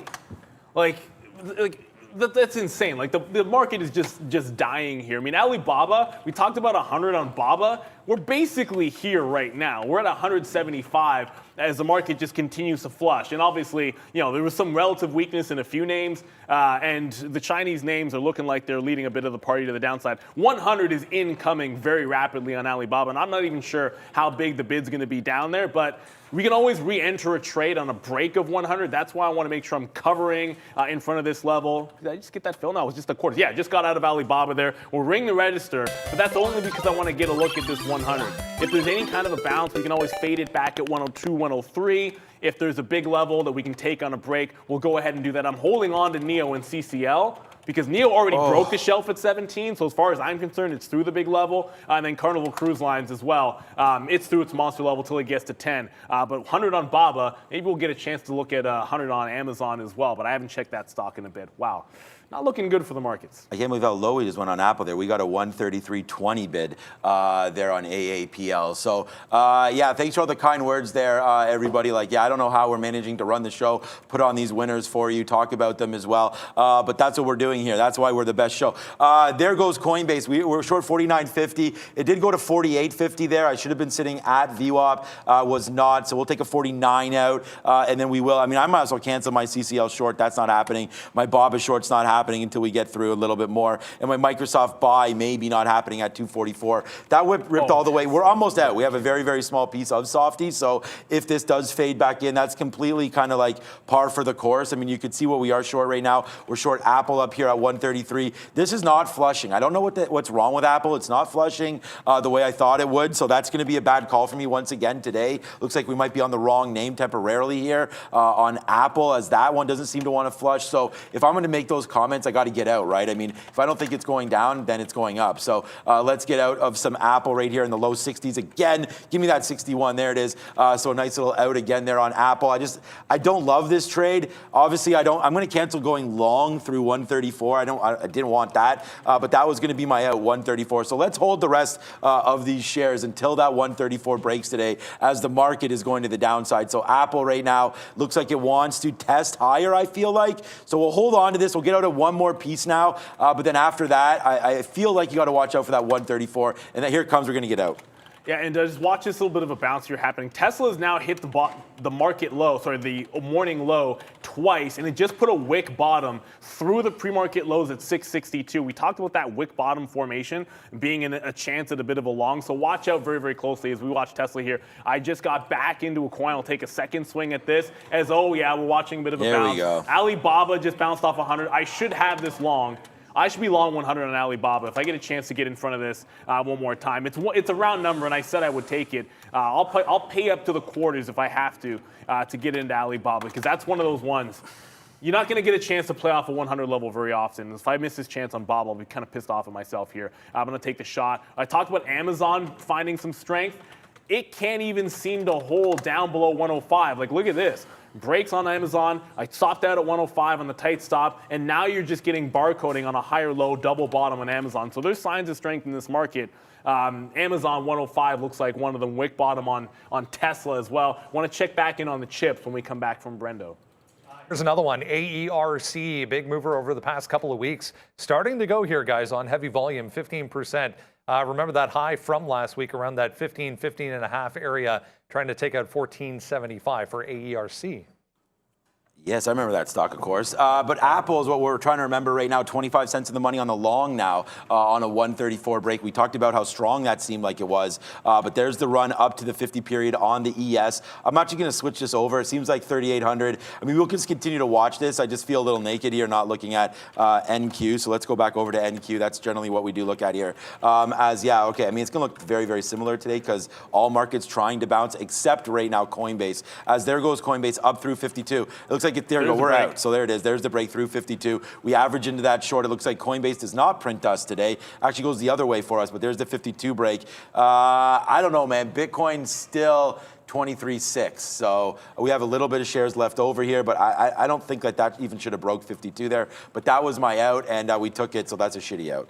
Yeah, I mean, it was going to be the stop at that price, and they're just running stops. So the thing about coin is, remember, it does have a decent short interest, and it is running stops all morning long. So I'm going to back away from it until about 10 o'clock. And I think once things settle down, we talked about this on Friday, sometimes that first half an hour, it's like whatever idea you had, just come back to it about 10 o'clock when things settle down if it's a little bit too whippy, and that makes sense to me. But the double bottom on Tesla, I do want to point out, it is still trending. It's lower highs the whole way through, so you could still take out those lows. But the only things that we're still sitting in to the short side are going to be Carnival, which is still testing $10. I think if it gets to 10, I'm gonna get some out on the quarter here. Well, sorry, gonna get some out in front of $10, but also at that quarter level, because I think if it gets to 10 even, much like Alibaba, it might just catch a bid because it's a round number. So we want to make sure we're getting some out. NEO's the other name. It just caught a bid off of 1675 or so. So the 17 break in play, but it's starting to round off into the lows.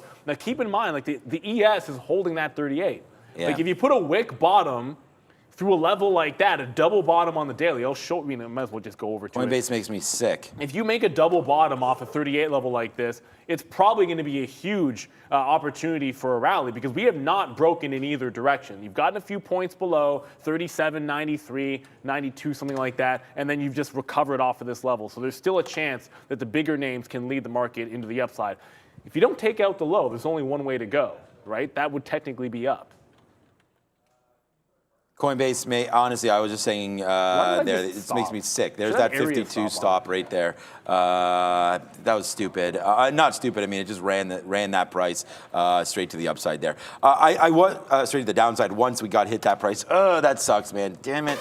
On that Coinbase, that's a tough one. AMD, just a trade alert here. If we break 92, I want to go long, but there it is, the NASDAQ, and we're back watching what we watch the best here as the NQs continue to bleed a little bit here, back down through that 50 period. That's not a good sign. The reason why, I mean, it's very violent, man, today. We've just ripped up and down there about 100 points like in no time at all. So we're going to watch out. Softy is coming back in.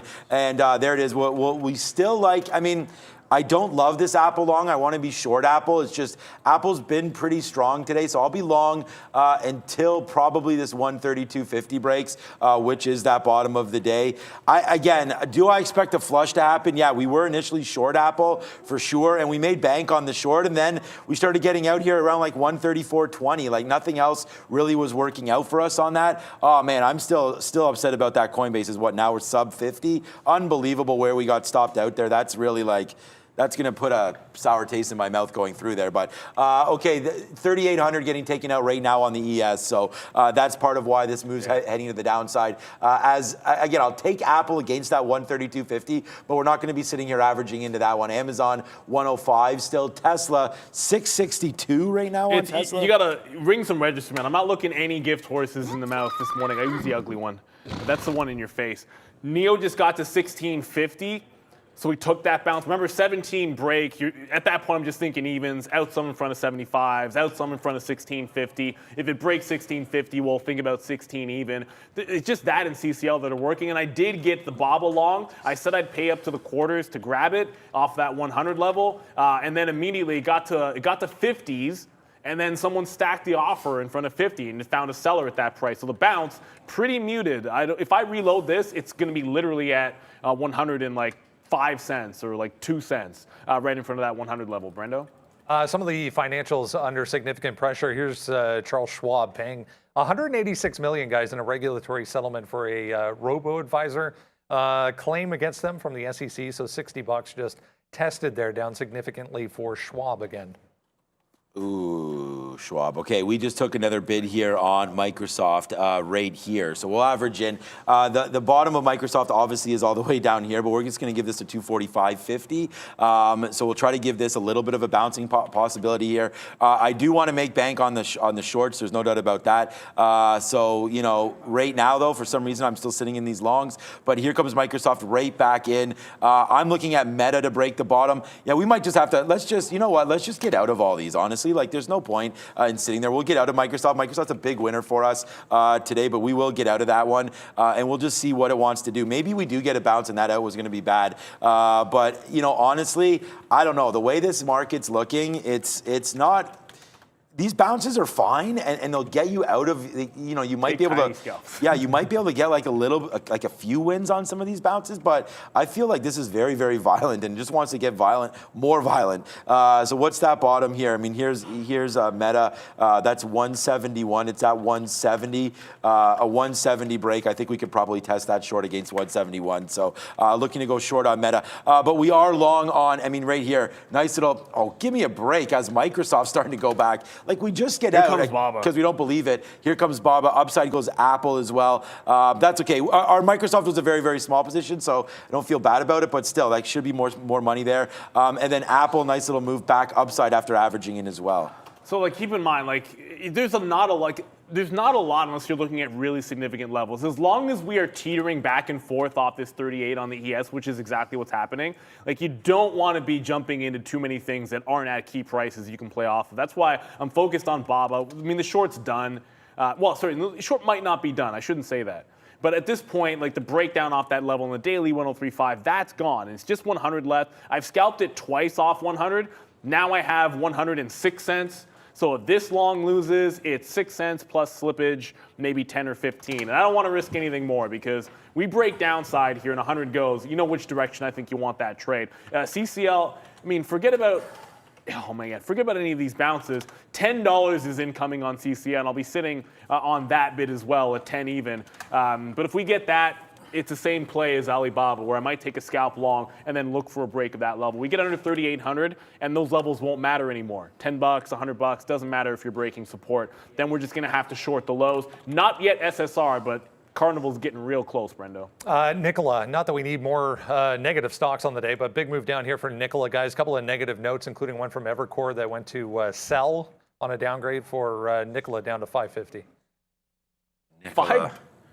Oh, man. Wow, stocks that you haven't looked at in a while. That's what I was going to say. What's up with that? It was like when you said the price there, I wasn't even sure about it. But right now it's bank time because we have no choice here. Sam Bankman-Fried on Meta right now to the downside as we bank it out right now. Beautiful trade. This is what we wanted, man. We wanted that 170 break, so we took it. We took it with vengeance right now. So hopefully this can print out. We'll start getting out some on the bid here for, like we said, man, if we can baby scalp some of these, I think that's okay. We are long Apple, but we are short Meta. We just took out a little bit there. Only 20% of that Meta trade, 1-2. We still have a lot more to go here if that does come down, and I do want to try to hold a little bit of it. But like Neil said, we're trying to bounce a little bit here off both indexes. Like, I don't know where this bottom is going to be anywhere, and we do have to be aware that, you know, a rip could happen, which is fine. We have our outs. You saw that disgusting crazy out on Coinbase for me right there. That was really bad. Apple's still trying to print a little bit higher. We're getting out of that one. You couldn't even get this short. And then Alibaba. Like, I got out of the long at 100. You couldn't get the short. Yeah, like, no comment. There was no. I'm kind of beside myself because liquidity is usually there in a 100 break.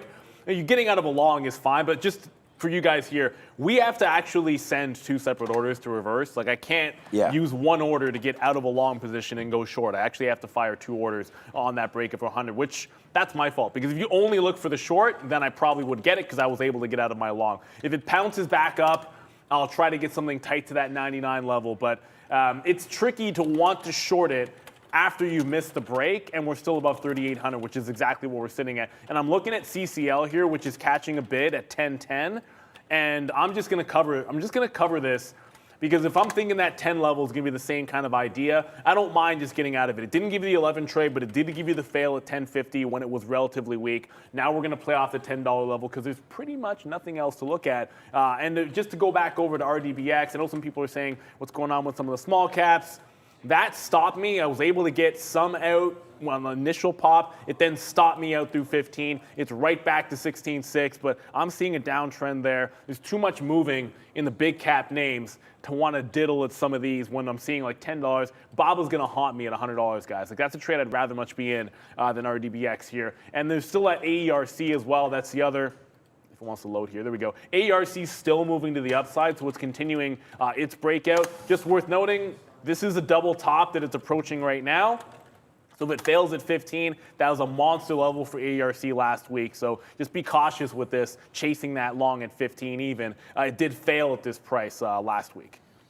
Chasing the dream right here. But, okay, so Meta is going to hopefully be a monster winner for me today. So hopefully we can now hold on. We're out of about 60% of this as it's starting to go to the downside. So hopefully this is a play that we can now have on board and watch this fail out. And again, Meta, let's just see what happened on Friday. Obviously, we're a lot lower than we were today, but there's a nice little downside move from 178 into the close 175, bouncing off that 175. So I still think that we could go lower here on Meta. And if you look at a daily chart here, won't won't be able to show you on e-signal because of the flip over of the symbol, but right there, like we're right at this little low right there again of 170. So let's see if that's not something that does, like if that's something that wants to hold, fine, but we're below it right now. And obviously as the market comes back upside, you know, we have that Apple long, which is now 50 cents in the money. So we went Meta weak, Apple long, strong, and we'll just see if that relationship can work out. But there goes Apple once again up to 134.15 right now. We're long at 133.70, so that's going to be a good long. We like the long in Apple, and I like the short in Meta, but I am losing my patience here as the market is starting to go back up. But losing your patience is a bad thing in this environment, man. You might want to hold on to these shorts a little bit longer, so that's exactly what I'm going to do, and look for some others. But holding shorts is nice. Let's get one more piece out here if we can. 26. Okay, I offered 26. I think we got 28s there when we just punched out. Yes, we did. So a nice little 28 out there on Apple as Apple goes right back to the day high. So we're positive on everything except for Coinbase, where we called that very top and then punched out. So there goes Coinbase. Hopefully we get a chance to get that 52 again. If you want a bid that's looking relatively strong, Amazon has not come close to testing its low. And that 105, where we had the short in front of it initially, it did hold. Look at this. We're at 10 o'clock now, and you're still holding a 105 level. I'm going to start buying the dips on Amazon. I'm not going to ignore that kind of relative strength, if you want to call it that. It looks like it was a good call to get out of CCL. At $10 or it's at 10.10, it's making a bit of a base in front of 10 even. So sometimes it's just about the even numbers and sticking to that. Tesla still looks relatively weak, however, as it retests that low. And if that's happening, NEO just broke 16.50. So 16 bucks could be incoming. It's the only short I'm still holding on to. And I'm thinking 16 evens on NIO. But Amazon now on my relative strength list. If 3,800 holds on that ES, Amazon feels like one you can play along in front of 105. Brendo? Our guys, the real estate stocks, the REITs particular, this is actually one of the bigger ones. PLD down huge, 6.8%, was down more than 9 at one point, but just trying to break back to the upside. Heavy volume across the board though this morning, guys.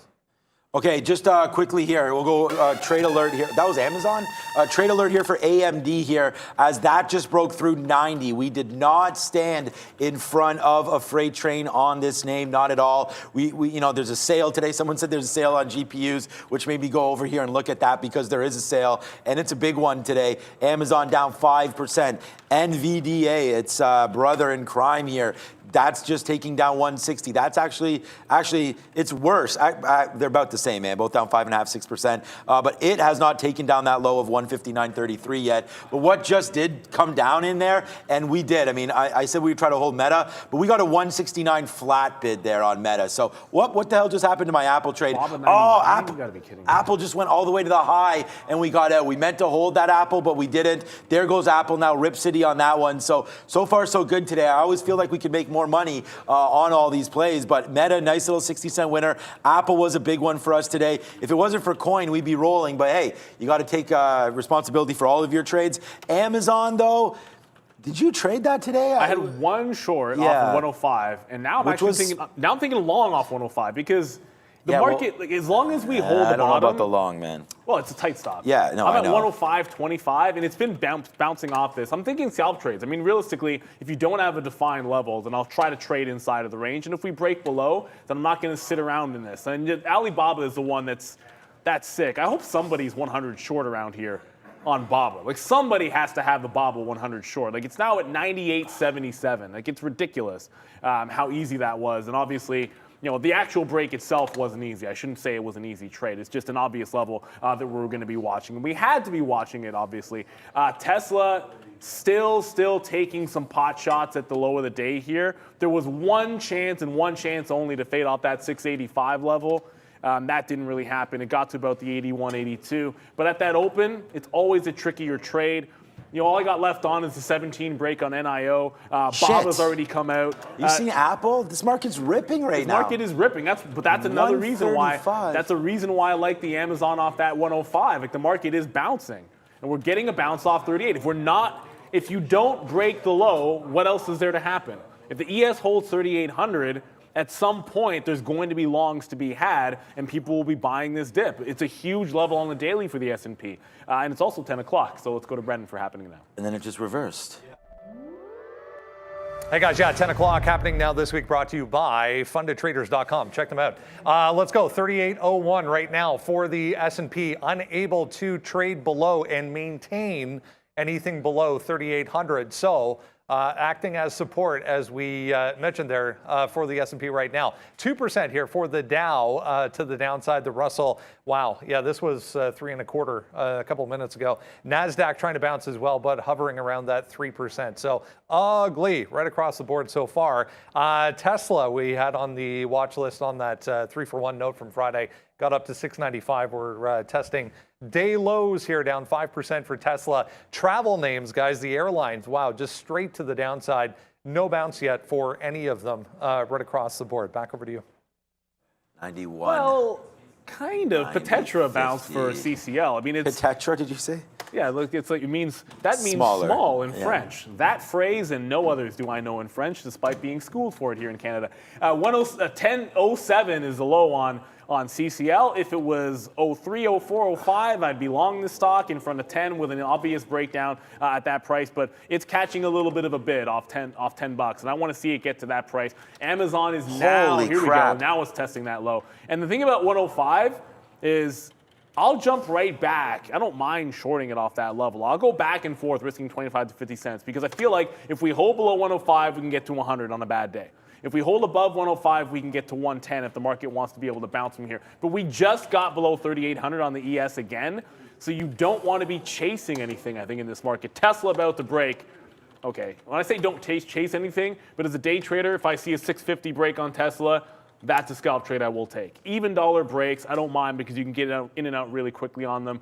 So watch 650. I just got into Amazon. My stop is there already, so I don't have to worry about it. Like, I got the quarters long. My stop's at that 105 level. So I'm just going to start playing this range that we just want to sit in. If we're not going to decide which way we're going off 3,800, then find something which is showing you support that you can trade off of, or just be patient and sit it out until we pick a direction, or find a stock that is giving you those opportunities. I just saw Amazon off 105, so already got a scalp into the 105.50. I'll take some more out in front of that 106. If it wants to test 106.5, we'll gladly take some shares out at that price. But everything else is just so range bound, although here comes CCL. Now at 10.07, so 10 downside. even starting to come into play here on CCL. I want to see it. That level could be pretty big. It might be like 500,000 shares on that level. If I can get ones or twos, I might decide to go long, but that's exactly how I missed a short on Alibaba, which is going long in front of the level first. Shout out to all 9,500 people watching right now. Shout out to everybody. Thank you for watching. Please hit the like button, man. We need to get up to 2,500 likes at least on this show right now. I think we've been covering a lot of names. We have some big time winners for you. I'm going to go 1, 2, 3. Sorry, I only traded 4 names. We slipped up on one, Coinbase, and I think Neil and I both picked out that 52 level. Fortunately, it ripped up to there, hit us out, and then that was that. New position alert right now. We're about to get some out. Come on, Apple. We went long 134. There it is. Did I just get that? Oh, we were at 45. It just missed us. Hit the like button. If you hit the like button, your profits are going to rocket up, by the way. But that's not a scientific fact at all. But here, 8-ball, if we get to 2,500 likes, by the way, we're at 2,400. Will all of our traders start to make some money? If not already making money, concentrate and ask again. Yeah, focus, Sean. What the hell are you doing going to an 8-ball right now? But maybe a different kind of 8-ball. Nice little move to the upside right now. There goes Apple, 35 cents in the money on AAP to the L right now, on a little bit of a dip buy there. That's the only name that we're dip buying today. We are not dip buying anything else, man. 133.50 we could get out at, but we are not dip buying on anything else. So we'll have to watch out for Apple as that's starting to go. Meta dips it down to 168.70 there. We don't get out of that one. What is this market doing? It looks like it wants to take out. I got to get some. There it goes right now. We got to get something out here. Yeah, there goes one up to 106 on Amazon. So like that little, it's just, look, as long as 105 holds, we're going to keep playing off this level. I mean, we're not breaking out of any ranges just yet, so I don't know if I want to hold on for dear life, but I do want to have at least a piece. Got to have at least a little piece of this. And even Neo's catching a bid here. That was the one short that just had managed to continue off those lows. Like, look at it, bounce off 35s. And trying to get back up into VWAP here. So that was a clean 17 break. Now you're catching a pretty monster bid here overall. And even Tesla's catching a bid off 660. I promised to take a look, and I apologize. I said I was going to look at some of the chip names, and I didn't even get to NVIDIA. It's got itself a triple bottom if you include the pre-market at 159.5. So essentially almost everything I'm looking at is about the same thing. NVIDIA a ways away from a 150 bottom. But you look at this, if it doesn't break the low, what do we expect to happen here?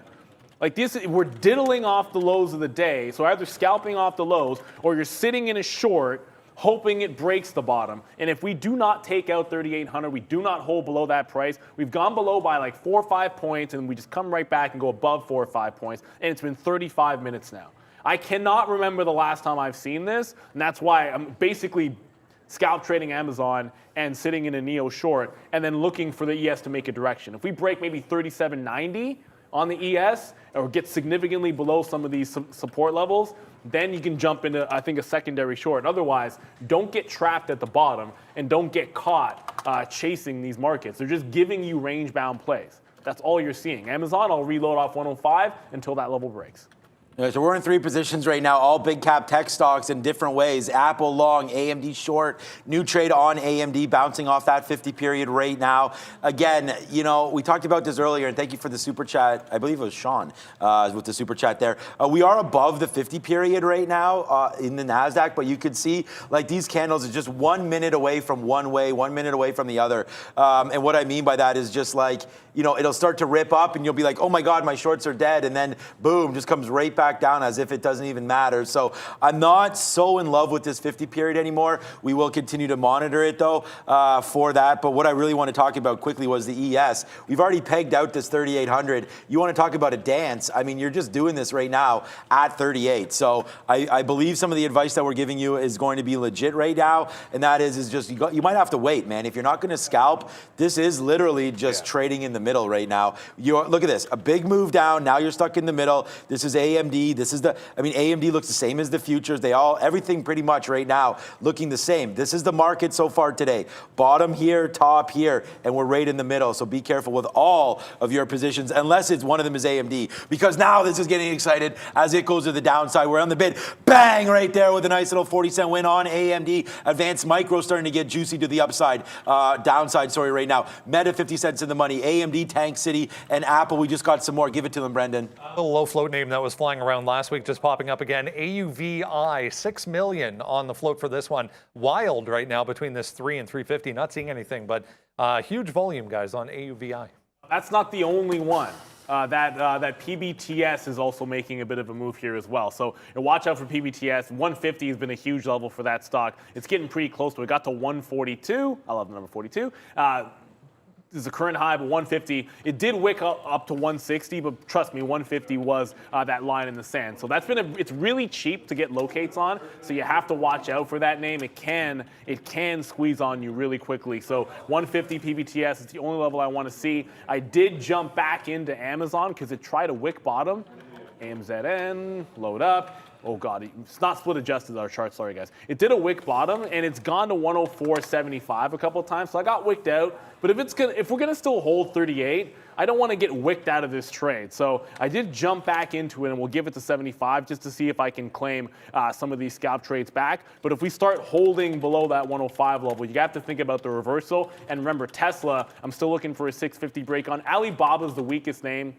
I shouldn't say that. It's not the weakest name, but it's one of the weakest names out there. It's holding below that 100 level. If it gets back up and maybe retests it, it might be a chance to get something into a short into one of the weaker names here because you'd have that 100 line in the sand that you can play off of, but it's still a ways away from that. I'm going to stick with Amazon and Neo for the time being. CCL is not even giving you that 10 level anymore, but I don't want to chase it up to 10.17. The long is off 10 or it's not at all.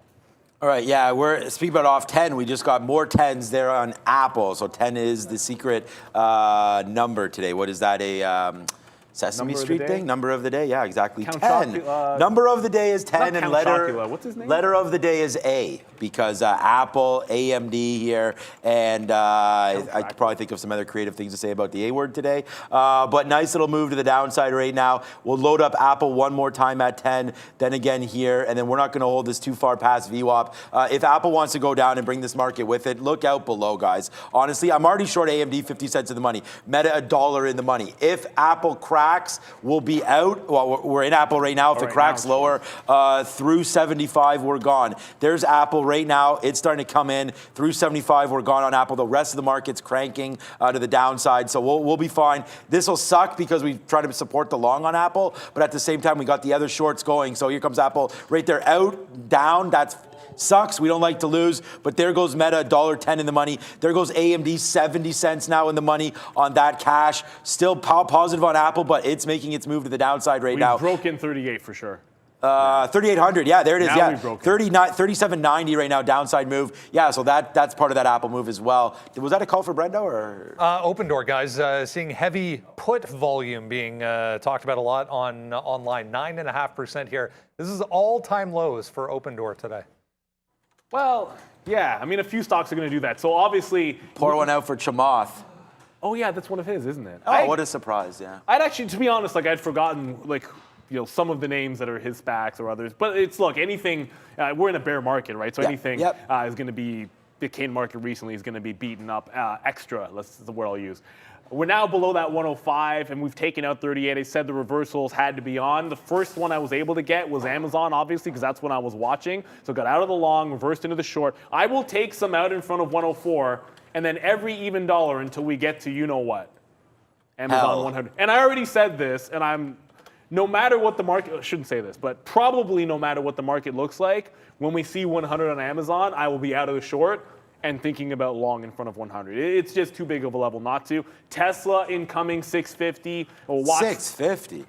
that break. I will take the Tesla 650 break. Put my stop at 49.99, whatever. If we get through that price, we'll just get in and out. Probably of most of the position on the initial scalp and then try to hold it. Those even dollar breaks, you are hitting the low of the day when you take a trade like that. So usually you're trying to just get in and out a good portion of it. But I'm not going to miss out on a Tesla 650 if it comes into play there, guys. So we'll stick to what is working. It looks like NEO is going to be a hold. Now that we are safely below that 3,800 on the ES, something like a CCL, I'll probably take fewer shares on the long in front of 10, if anything at all, and then of course want that reversal. If we get a shot shorting 10, it'll be another scalp style trade there on CCL, but we'll see what happens. Now we are through those levels, and it's just hold on to your shorts. I did take some of Amazon out, so we'll try to ring the register there. Getting the basketball one. Come on, go Golden State. But CCL, it'll be one shot, and one shot only off 10 even. And I'm sitting at 03s. I'm risking 4 or 5 cents and no more on CCL, but I do want the reversal into the short at 10. Tesla, 650 incoming. Let's go. Yeah, Tesla 650 incoming. Meta right now incoming. Who knows where on this one, as this is a relatively new name. We just did, new name on the Meta side of things, but obviously Facebook's touched that 170 before. We talked about that name here, and now we're below it. That was, again, a pretty easy short for me. I was very, very hesitant to reload it. We probably should have, but there's that 170 mark right there on Meta. Came through not too long ago. We'll see if it's going to come through again here on Meta, but it's below. So as long as we're below 170, I'm pretty comfortable. There it is. I think I have another bid here somewhere on Meta, as this is now 130 in the money. And still going down. So wow, Apple downside 133.50. That's breaking everything right now. Everything throwing in the kitchen sink. We still haven't gotten that aha moment yet though. So I'm sort of waiting for that on the ultimate crash down. The ES is down that 3% now. Obviously taking down that 3,800. We've talked a little bit about that now. The NASDAQ. Let's see what that's up to. Is that down more than 3%? Most likely right now. Yeah, 3 1/3 right now. Downside downside, downside, downside. Coinbase right now, unbelievable, still holding up. So maybe you have to look at some crypto names. Maybe this is the name that wants to be strong. Coinbase bounced numerous times off 50. So that's a squeeze yeah, definitely watch out for that one. And then the AMD short is banking right now. Nice little trade there. Almost 70 cents taken there on AMD on that short call. So short call on AMD, short call on Meta, and then let's just see what happens with this market. I do want to go long on Apple somewhere. I just don't see that spot. Yeah, NVIDIA also testing its lows. Like you basically have Apple and Microsoft holding us barely. Like we've broken 3,800, but like we're holding because of those two stocks, and now the chips are starting to break the lows. So NVIDIA gets below that low. That's going to be a big one. Obviously, Tesla is weighing on the market. Here comes 650 right now. I have to focus on that, obviously, as I do want to get that break on a 650 level on Tesla. We've seen these be like fail breaks off levels like this. So if you have to get in and out really quickly, sometimes that can be the case when you're taking position on a 650 level. But I can't see anything else that's holding the bottoms other than I think it's Microsoft and Apple. If you see something else holding lows, always good to find that relative strength. And it gives you an idea of what it will take to get the market to reverse, right? Like those are the key levels. And if Microsoft gives it up, if Apple gives it up, we're in a lot of trouble. I just saw the Tesla size there on the level too. It looked like a pretty decent amount of shares on Tesla. I don't know why this does not flip when I do this one. Is that right? Is that 100,000 on the offer, on the bid? What is it saying? At 650? About 100,000 shares on the 650 bid on Tesla here. That'll be a good one. Yeah, this is breaking right now, so watch out for Tesla breaking through. I don't think you want to be long this name, but I'm not going long. I'm not sitting in front of that. No, that's what I'm saying. Yeah, this is a very, very dangerous name to be sitting in front of here, but we'll see. 650 is coming, and here it comes. We'll watch it together. I don't know. I don't even think I want to break that down. We're like $2 in the money now. $1 in the money on AMD, $2 in the money now on Meta, but we'll watch out for Tesla right here. Here it comes, trying to break that level, and looks like it's going to. Do that right now through 650, so we'll have to see where that goes. I mean, probably, let's just see, here it comes.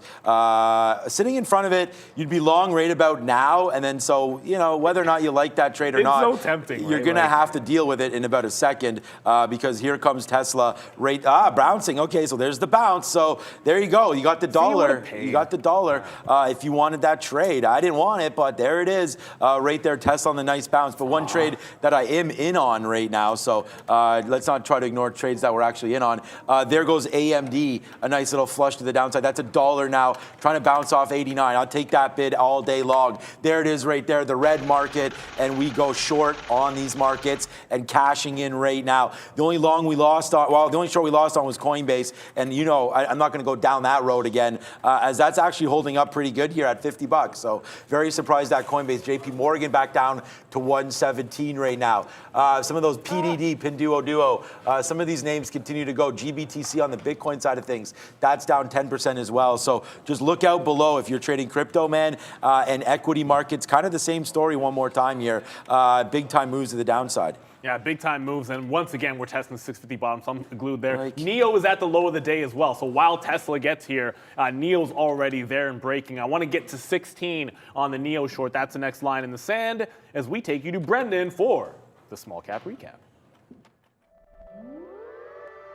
Hey guys, yeah, busy morning. Let's jump into a couple that we were talking about. This one, Dawn, gets all the way up here to 16 in the pre-market there before it does finally fail going into the open. We broke this initial resistance that didn't act as support. So I tried it long initially versus that last line in the sand there, which was 1450. We get below that, get a retest, it fails, gives you the short down to 13. So 14, it looks like a small range, but it's 1450 all the way down to 13, holding as support, 1350 right now as support for this Dawn, still up 110%. Stuck in that range though, so be careful with that one. Bluebird waited for the retrace into 590 to get involved in that one after it broke this pre-market support. Finally, for Bluebird, also RDBX back into that range, 18, big level for Redbox. Guys, back over to you. So Tesla did break. You're going to see I got 49.50 on Tesla.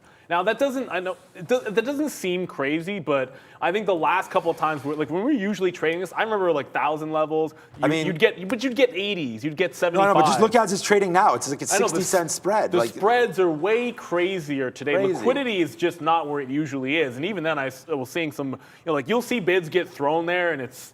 To be super tiny, like 100 lots, you're not really seeing a lot of liquidity here. I did scalp out. We always talk about this, like on an even dollar break, immediately take some out there. I got some in like the 48 low range, and then I'm just going to try to hold on for dear life and see if there is a bigger trade to be had. While that was happening, nothing, other things trading in the market. Amazon has now bounced off the low of the day. 103.80, so it's found a bit of a bottom at that level. I don't want to get trapped here, so I'm going to try to get some more shares out on the bid. It is a low of the day bottom. It's a double bottom, and let's also remember, Amazon is one of the few stocks that has been a holding, it's like 105, 104, even 106 for a little bit here. Like every dollar, it's just finding a little bit of a bid on Amazon. So I'm going to take some more shares out in front of 104. Short the pops if I can, as long as ES wants to hold below our resistance level. And here's the NASDAQ, by the way, breaking the lows, but the ES now solidly below 38. It's difficult when you see a floor like that get taken out, not to just favor the short trade, and that includes shorting some pops where we do see them. I'm going to try and hold on and give some room to Tesla. NEO I have to watch out for, however, because on that break, NEO is still consolidating off of its bottom. Now, this had already gone, a much weaker name than Tesla, and I did not notice this, and this is on me. NEO just bounced off of its SSR level. So it just caught a bid at 10% down, which we do often see happen. The low of the day on NEO is at that 10% down mark. A lot of times that's a good place to take some profit. And because I am in the Tesla long, I'm going to get out of my NIO. I've seen that game before where you catch a bid off 10% or the SSR level. No need to be in both the EV names. I'll try shorting pops, potentially in Tesla, and potentially in NEO if we get back into VWAP, but for now, only in the Amazon and Tesla shorts. We talked about the chip names there, guys. NVIDIA did get through that low of the day at 159. I was trading Tesla when it happened, so, oh goodness gracious, why did this, here we go. I was trading Tesla when this did happen, but now through that low on NVIDIA. I think it can be played off the 160 level. Here you'd be risking about $1.50 if you grabbed it, but it's difficult to like the longs unless you're talking about Apple or Microsoft, and even those are starting to come in. Yeah, right now, big time starting to come in. We actually have a new position alert. So we are now $2 in the money as Meta continues its march to the downside. I mean, this was the one short that we just gave to you. What a banger that was, 170. That short, we're all over that. This is the trade that really, we talked about holding on as much as we could to that. We are almost now out some of the targets are just starting to get hit. The minute 3,800 broke and the floodgates started to open up, those were where targets started to get hit, to be honest with you. So there's one out there at 168.50. We'll see if we can hold this. But Apple right now against that 132.50. Shout out to people in the chat. And again, thank you so much for all the love today, man. I already have 107 fills on the day here as AMD, $1.50 now in the money. Meta $2, and we'll just hope and pray that the market wants. It's never good when you're praying for something when it comes to the market, because I'm not sure it matters, but because just as much as you're praying for one way, other people are got the other way. Yep. So we'll have to wait to see right now if Apple wants to resist that 132.50. This is just like, look, I know I should be short. I am short. Short AMD, I'm short Meta. So don't at me. Don't be like, this guy has no idea what he's doing. But do that for other reasons, but not for the short today. I'm taking Apple against strength. It's been strong when the market wants to rally. That does not mean that it's going to be strong all day or anything like that. Let's just wait to see. We're out of the money right now, 25 cents on Apple. So very comfortable position when we're in the money, $2 on the other ones. We do have more shares on Apple though. But right now, watching out for this 132.50 level that's held. That's it. That breaks. We gone on Apple. This is not a full day trade or anything like that. We're going to wait on that trade to see if that comes through. 52-week lows Meta, 52-week lows Microsoft, 52-week lows Goldman Sachs, 52-week lows Nvidia, we could go on and on. ACB. I'm so glad that I lit those shares on fire because, we were sitting around the campfire and I needed some wood, pulled out the marijuana stocks and lit all those shares on on fire. ACB 122 Also makes right for a good now. time. It also makes for a great time, but they're just paper. So, Brennan, what's up? Another couple of little ones here. ELMS, one from last week we mentioned, short mention on that. Also, COGT, remember from last week, put in a huge move up 1.5% here, just broke 8 again for that one.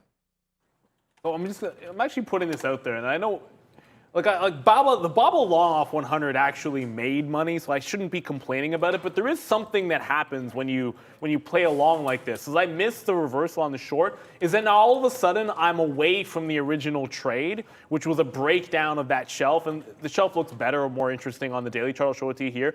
It's once we got through this 103.5 previous resistance, you had a gap through breakout, and then once you're below that, you're thinking short, probably into the 50 period, which is at 95. That's the higher time frame look. But the second you're long in front of 100, all that crap gets blown up and I'm away from it, and then I couldn't get the reversal. So now I've missed out on the downside of the rest of that trade. There's other ones to be had, like Tesla now, and we're through obviously 650, we're down to 644. If you pull up the daily chart, I mean, you're talking about the teens for Tesla. Obviously 625 is gonna come before we get there. I think that's realistic. It's definitely a possible level we could get to. I just want to point one other. When we talked about NEO for that 10% down, and I got out of it when it got to 10%, the SSR level, for Tesla, it closed at 697. So you do your nice little you do your little math there. If it makes a 10% retracement, you are talking about in front of that 625 area as well. So always watch out for those psychological levels. Amazon has plowed, not split adjusted chart. It's now plowed through 103, down through 102.5. I said it on Alibaba, and I'm probably going to go ahead and do it on Amazon as well, where I'm going to do that whole thing where I get out and then get into a long in front of 100 on Amazon.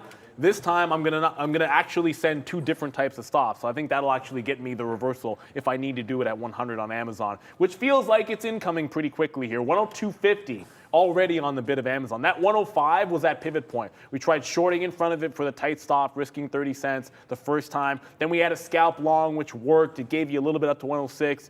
And then once it held below, that's when the ES broke that 38 level. To me, it's easy. It was 105, and it was the ES. And yeah, we're steamrolling down to that 100, and there's not much else to look at. I couldn't get into NVIDIA. I really did think there would be a chance at maybe a little consolidation. I'd get a little bit of a bounce back into that 59.5 that I could play off 160, but I'm not chasing the short on anything. It's like, let it come back to me if it wants to try to do so. But as long as we're below 3,800, I think I want to be sitting in shorts. And I did get the short on CCL at 99s. It's back to 10.01. I'll give it a few pennies up there just to see if it can continue. But remember, CCL has already come a long way here. Like it was 10.50 short. It was 11 even on the daily that we really liked. So this is a short that I want to give to about the 510 area and not too much further, because it's already come so far down that you are short the absolute bottom, and 10's a pretty big psychological level as well. Yeah, I'd say so. Good talk there. We are long Apple right now, though, and this might not be very good talk because, yeah, it's pretty nasty right here as Apple. We're long right here. We're long at 88. So I'm not going to sit here and pretend like this is the end of the world. Let's see if it can come through. I'm hoping it can.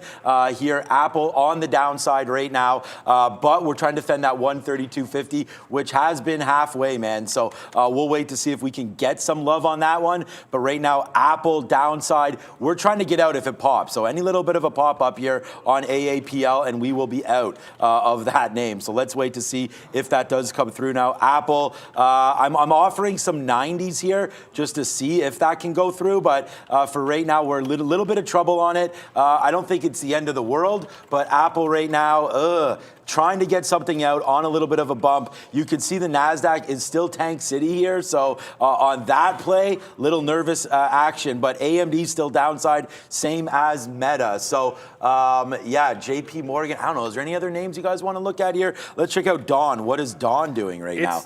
I've actually watched this stock, that Dawn stock. It failed at 16. It hasn't done much since, but look at the shelf it's got at 13 even. So if there's one of these 100% clubs, small cap names that looks like it could make a bit of a rally. As long as it holds 13 even, I would hold out hope that for any of you guys in this, that Dawn is the one. But it has to hold this level. You've seen it's got wick bottoms to 1350, so forget about that. I think 13 is your level on this name here. So if I take a long, it's probably to see it actually bounce a third time instead of chasing it 50 cents. I was in too early on RDBX on a bit of try to catch the bid, and that was a huge mistake. I think for the ease, you want to be patient with it. I was not patient. If I make the same trade, I'm looking at that 15.25 instead of just taking the long at 16 and then getting stopped out. If I just wait for it to get down here, I got a much better entry point that we can actually hold on to. So unfortunately, I was in too early on RDBX. I wouldn't do the same thing with Dawn, which is actually consolidating.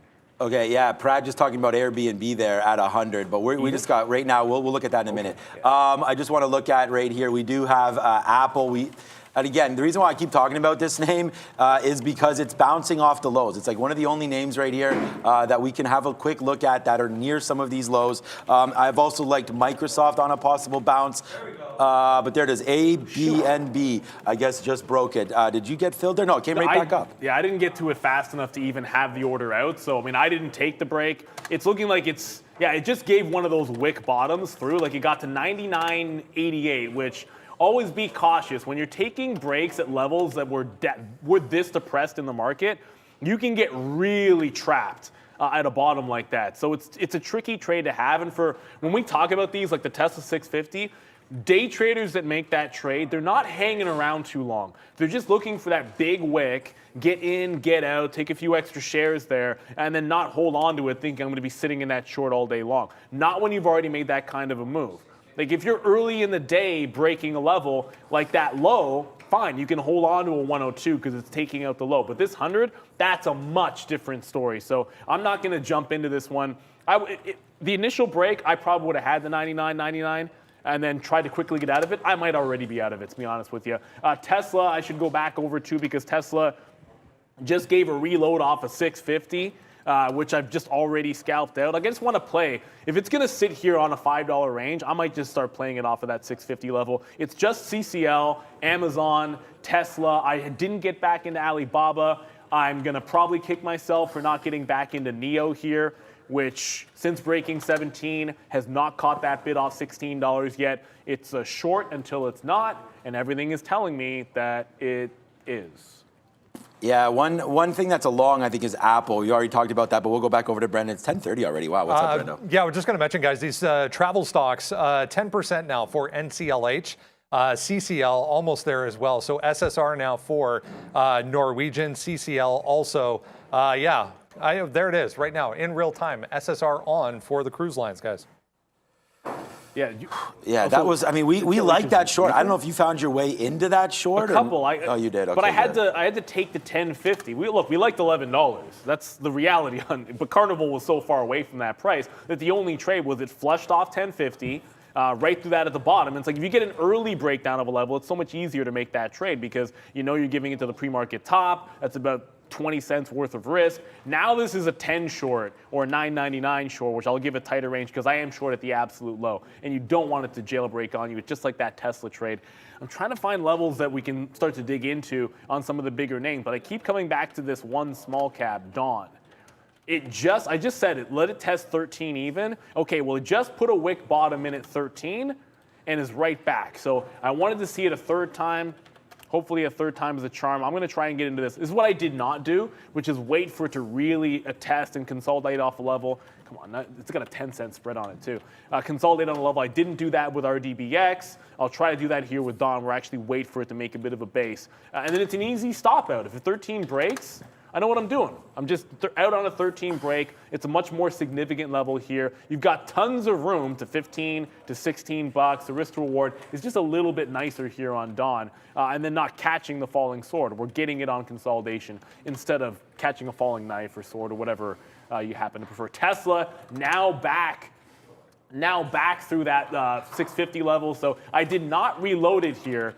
And I feel like this market, we're catching a bit off 11.4. Apple, Apple's huge. So you're getting a big bounce here in the market. So I'm not reloading Tesla at these levels. I'd have to see it test about this 52. It couldn't get through this a couple of times. If it can fail to get through there again, I'll try to jump into the short. But here comes a little bit of these longs off these lows. Yeah, let's go, baby. Before we go to Brendan, all I was saying was Apple, Apple, Apple. I said A is for Apple, A is for AMD. One's long, one's short. We hit it, we run it. That money just comes out of the pocket or out of the market into the pocket tonight, paying for last night's drinks. What's up, Brendan? Another big mover from last week. CYRN, I believe it is, 5 million float on this one. Just taking out the top here, 11% on huge volume for CYRN. Man, we're getting paper today. Look at the CYN, nice little move to the upside. Whatever you guys are trading today, whether it's an IMPP, Dawn, good levels there from Neil. Everything's starting to rock and roll. But I mean, my focus is honestly just on this Apple. We have an upsized position on this. We had another big position down there. We were able to get most of it out as we were a little nervous for it. And now we're trying to hold the rest of this Apple trade. Still got on board about 35% of this trade. So hopefully this can make a little bit of cash as we continue to go to the upside on AAPL. Yeah, exactly. And that's what you got to do. Like, you've got to find something. It was only Apple and Microsoft that felt like they were holding bids. And, correct me if I'm wrong if there was anything else that you guys saw out there that's showing that kind of strength. But we are seeing some bids come into the market. I did reload Tesla in front of that 52. I said if it failed in the bottom end of that cluster, which is about the 650 break, had a 652 top, if it fails this, I think we're headed back into VWAP. So even if you like the trend to the downside, I'd get out. I'd then try to get back in at 660. It might give an opportunity to get into some of the chip names, but there's one name I wanted to cover before I got there, and that was going to be one of our good friends, Affirm. Yeah. Now, I know, right? We haven't talked about Affirm at any point today. It's now barcode. Look, the stock almost got to $20, which if I had missed a 20 short, I'd probably be kicking myself. It was 1970. Barcoding off 18 even. If this were to take, it's through. By the way, it's through a huge shelf at 20. That's why I mentioned that $20 level. It's got tons of room to its low, which is 15 even. So if there's any kind of a pop in Affirm, I don't want to miss 20 even. I'm probably be short multiple times in front of that 20 even if we get a shot at that level. But that's another big shelf break. When we talk about these, it's SSR right now, but I almost don't care about the SSR. It's about that Apple. 20 on the daily. Guys, look at Apple. Shout out to Miss V. What's up, Miss V? Apple right now, big time movement to the upside. Like, are you kidding me right now? $1.15 in the money on this one. Behemoth alert. Apple just continues to print, man. Huge upside moves there. Like, if there's anything else you want to be long, like my Meta is still cruising lower side here. So right now, a big time movement upside for AAPL as that one's cranking, man. $1 and change. Let's get some more out on Apple. This name just continues to work. I see my main man Prad has his Canadian tuxedo on, shorts edition. What's up? He's listening to music. We'll get him when he's off that. What's up, Brendo? Just watch MicroStrategy here, guys. There was a note suggesting that the SEC might be looking into some activity surrounding the company. So multiple people talking about an SEC investigation possible for MSTR. Yeah, that stock. I pulled it up and was like, you can't really trade. You can't trade that stock. I don't like the liquidity on MicroStrategy is. I mean, little like to that's, none. Yeah. Like, it's still almost $1 spread at times. Like, that's not a very tradable stock. But 150, it's got a bit of a bid at the. You can see it here. Like, obviously, if 150 were to go and we continued maybe making some lows, which we're at right now in Bitcoin, I can definitely see why you'd want to take that trade. I would fully expect on a 150 break, you're probably at least paying $1. Like, your entry point at best is probably a 49. So, trade that at your own risk. But obviously 150, you can see it's just a monster shelf there on my 3-minute chart. So it's worth a look. I don't think you're going to see me trade it, to be quite honest with you. It's just the spread is too big. I don't think it's a very safe trade to be had. I am now into that Dawn. Because I'm risking the 13 even, like that's about 70 plus slippage worth of risk. So until it gets to about that 14.5 area, that's where I look for first outs and 15s and 16s to that upside. All right. Yeah, I mean, AMD, look, today's going to be a monster day. I mean, AMD, Apple, the only thing that we're negative on is Coinbase, and it's an actual shame that we are, because we touched out at the high of the day there. It's not a shame that we're negative on it. I mean, I definitely know I didn't trade that properly there by getting out a little too early. So that one, obviously on me, but yeah, I was not thinking that was going to come through there. Nice little trade to the upside now on that name. So we'll have to continue to watch Coinbase here.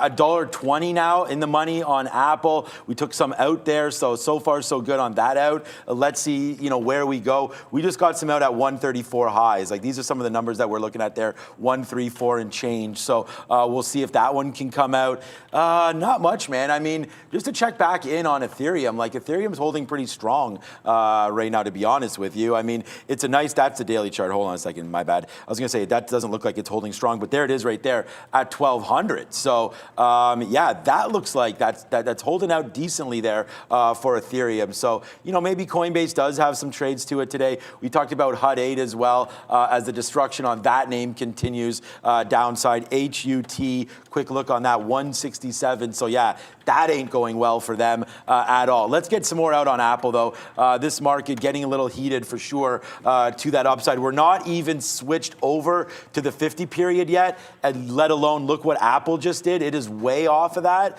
So the Apple's way above. So that's where you got to sort of play relative weakness versus strength on that one. But let's go over to Brendan right now quickly for Sector Watch. Only 20 minutes left in our show. Hey guys, yeah, pretty ugly board to show you so far today. Basically all red, 3.23 right now for the S&P 500. There's one little lonely green square over there. That's Coke, if you're wondering. KO, positive on the day. Everything else to the downside. It's tech leading. It's consumer discretionary stocks. Here's all the travel names we were talking about. No bounce whatsoever.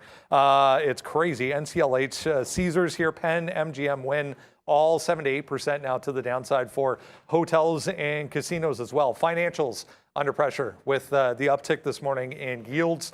We'll talk about that a little bit later this afternoon. Some more UAL, AAL, Dow, 8.78% right across the board. I mentioned material stocks. Some of the resource names popped up early on, showing a little bit of strength. No longer. 8.5% for FCX, Freeport. Down 8.5% today. Again, that lonely green one is Coke today. 3.26, guys. Back over to you. Yeah, not a whole lot that's going to be on one of those boards that's going to be looking very good. Obviously, it's just one of those types of days, right? Like we talked about stocks that are at lows and breaking lows, and CCL couldn't get off that $10 level. It tried to bounce with the market there. It's starting to roll back over. At this point, I'm going to scalp this one all the way up to like 975, 950 because the evens are the only thing you can play off of. Amazon is continuing its fall. It got a bit of a bounce there, but you start thinking about, okay, well, if you catch bounces, are you reloading at VWAP? Are you going to get back to the pre-market bottoms, that 104 area? No, $1 shy of that on a bounce. I can't even get there. So still seeing some relative weakness. NVIDIA, I was even thinking the same thing. Oh yeah, you're gonna get a bounce. You can get off that 160 area to get into some shares to the short side. Nope, it's already right back at that low of the day. It's like if you exit, it's getting back in at an attractive price is a little bit of a tricky thing. Alibaba, still at its low. This can't even bounce at all. Still at 98 on Alibaba. And remember Airbnb? I think Trader Prad was talking about this breakdown. It's got back up to 101 on the failed break. It's failed right back below at 100 level. Now, sometimes the second one can be the one. So I will play it off of 100 here because it feels like it should have shaken out.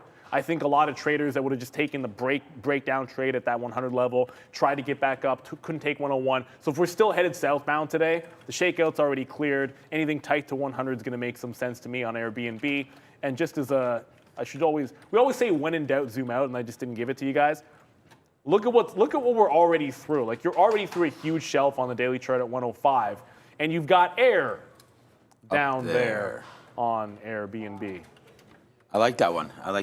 Okay, yeah, just That's guys. That's pretty weak, but it's fine.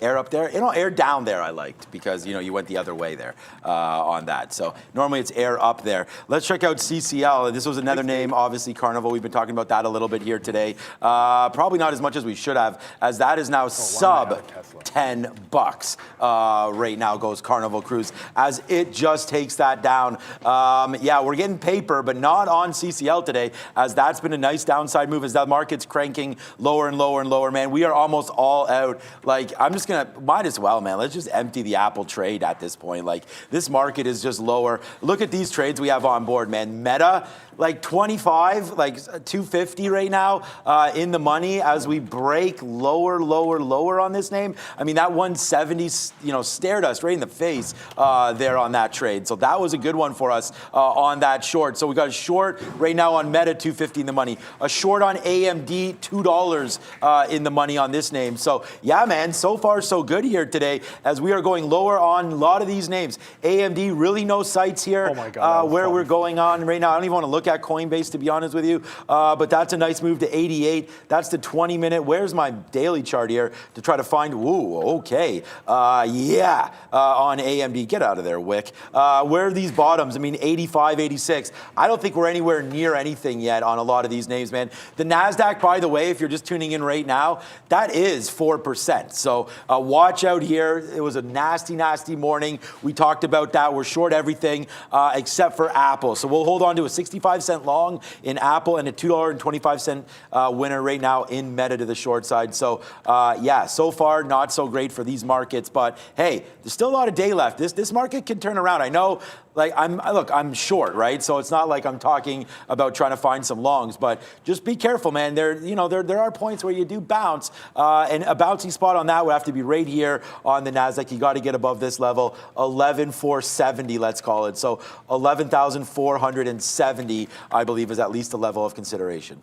Yeah, I'll use this one because we don't really hit it very often. What's that? It's to miss the boat. So we did miss the boat on 11 short it? on CCL, but it got 10.50s and now $10 did break down. It's through 9.90, now crushing lower. Look, obviously, we're going to see what happens with this. If it continues this trend, 9.75, 9.50 can both come into play. I did have the long on Dawn. I said my stop would be at 13. Whoops, that's on the NASDAQ. I said my stop would be at 13. It ran the stops. I'm out. I at least like the structure of that trade because the risk to reward was much more sensible and a better entry point than we were able to find when we were trading in RDBX as far as I'm concerned. Airbnb just came back in. So that 100 level on Airbnb just came back into play here. I wanted to play in front of it. I got 72s in front of like the 75 area. So just continuing to play that trend. NVIDIA as well, starting to catch a tiny bit of a bounce, not through those lows, but catching a bit of a bid here. This trend on, by the way, NVIDIA, just to go to the 15-minute, this is a higher low, which just got taken out, 157.5, so pretty big level for NVIDIA. If it's going to catch a bid outside of 152 or 150 even, 157.50 would be it. So it's kind of held this level. That's what I'd be watching here. Tesla, I'm kind of back to playing that area of the 650 under that 652, just sticking with that trend as the futures are making fresh lows. But watch out for NVIDIA at these levels. I haven't checked in on the other chip names. AMD, well, that's on a big level as well. 88 on AMD. Well, that's better than NVIDIA. 88 on AMD. Yeah. This is a way better level on. 88 on AMD is huge. That 15-minute chart, my daily is going to be ugly because of that one wick. But yeah, AMD 88, that's a huge level on that 15 minutes. So scratch NVIDIA. If I play anything to the long bounce side, I'll go AMD in front of 88. I think reversal short works too, but that's a big one on the 15 we can play. Brendo? Big move down. First off, guys, in oil on heavy volume right now. Oil now down 2.5%. It was trying to go positive at one point. Coinbase just popping up here once again on a volume alert off of 50, it looks like again. While it's worth mentioning, Bitcoin making fresh lows of the day. Ooh, yeah, okay. So yeah, MSTR, that break, if you could have gotten shares, it was free money, but I'm doubting you could have. I just don't think you could have had the 150 break. I didn't even look at it, MSTR. It was... MSTR. Well, we could look at other ones. Riot blockchain. It was $3 instantly, but I'm guaranteeing you probably couldn't have got shares. There's just no way. I mean, I don't know what the liquidity is going to look like in a lot of these names, but Riot is actually only down 12%, which is kind of surprising, as you do have that HUD 8 we just talked about. Actually, no, that's only down 13. Okay, so it's my bad. I guess it's Coin that's kind of leading the way here, down 15%. Sort of thought the other names might even be lower than Coinbase today, so obviously wrong on that call. But right now, yeah, Coinbase back down to that $50 level. That's another one to be concerned with. Everything's lower today. I mean, we can even just look at that. And this is the problem. This is where you might get that aha moment. Look at XOM, guys. I talked about not buying any majors, about that oil tax possibly coming through. I don't know if apparently it's not happening, but does it look like it's not happening? Oil and XOM down 6% today. So that name's going down. You mentioned Chevron, another name that we love, down to 164 today. So that name also getting cranked to that downside. downside. So yeah, a lot of pressure coming in today into a lot. By the way, into a lot of these both oil names. I was talking about a day trade, by the way. Oh no,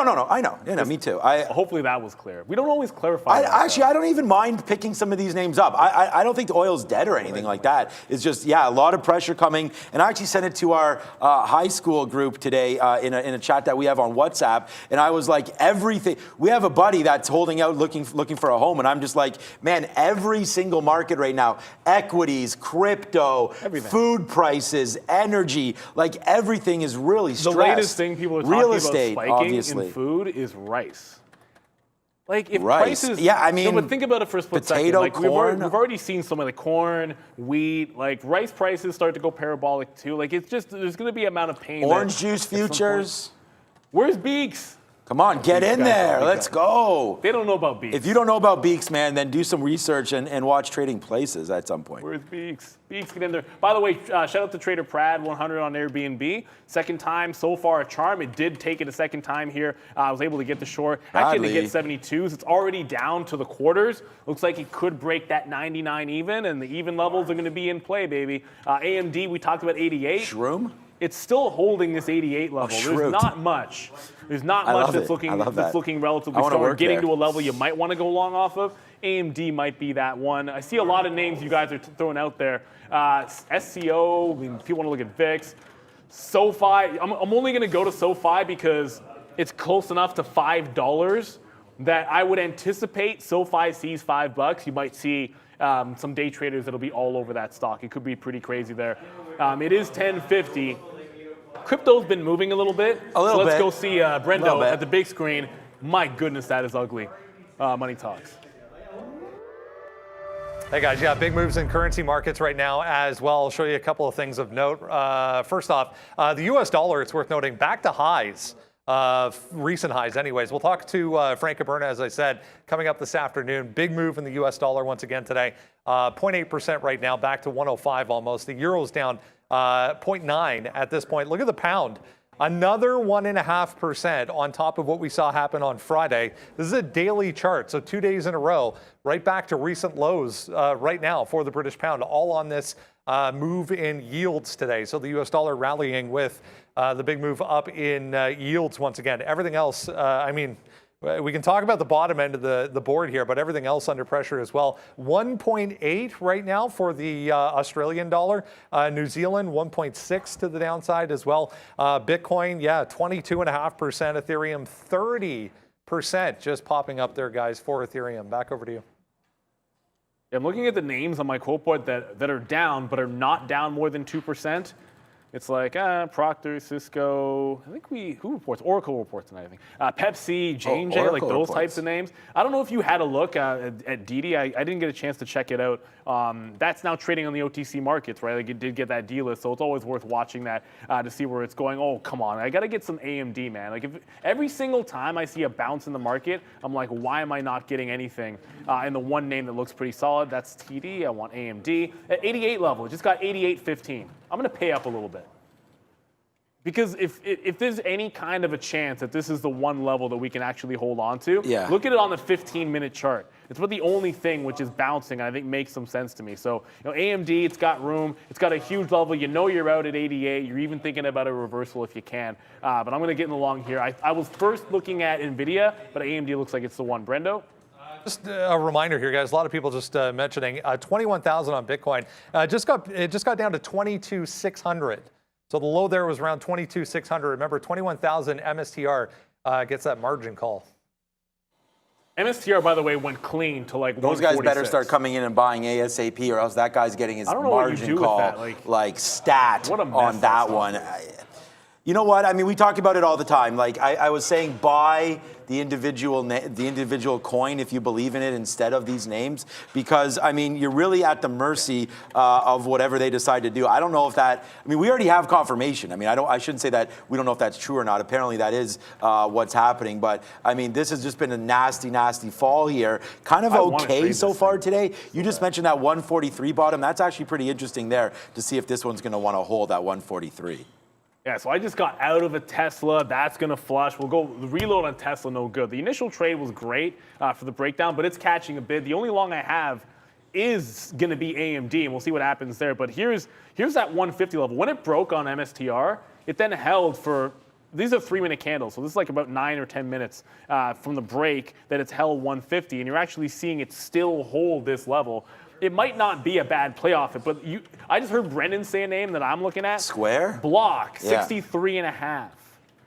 60, it's down 11%. Time to buy back in, baby. Right, you start to you start thinking about consolidations on the daily. This just broke the 65 level on block. Like that's got to be, like I'm sitting here looking at so many other names, like that's got to be a fade off of 65. That's just as big as your CCL 11 level, that 65. And look what happened when it got to 65. Barcode, try to bounce, floodgates open up. I'm fading pops on this thing up to 65 even on block. And I don't know why I wasn't looking at it before, but you better believe I'm looking at it now. Amazon we're still holding on to. I kind of feel like it's just 100 or, I shouldn't say or bust, but it put a wick bottom at this 102 level. It might be time to get the heck out of Dodge on Amazon, to be honest with you, because I'm seeing the market continue to make lows, and so many things are starting to barcode here. So 102, I don't like wick off bottoms. Sorry, if you're the other direction, like they're good long opportunities for bounces because you have a price rejection below 102 essentially, and then you have a chance to bounce. And it's $1.50 away from VWAP on this thing, and that's a lot of room on Amazon. And if it does make a pop, you can always short that. That's the pre-market lows here, guys. So we're going to try to ring the register on Amazon, see if we can't work back in. But Square, that can't be ignored. Sorry, Block, that can't be ignored. 65, monster level. Any pop, that's a short until it gets above that 65 level. Huge on the daily chart, especially with Bitcoin down. Shouldn't have missed that one. I don't know. I was going to say, hard to disagree with any of those, man. I mean, PayPal as well. I mean, Clover's down. I mean, here's Clover down to $2. Some of these names, man, just continue to get hit. I mean, this is at the low of the day. The only reason I'm bringing this up is that if you think the market is going to bounce here, Clover on a 20-minute, I mean, we were just at $3, $2.70 last week, down to $2. Like, that's...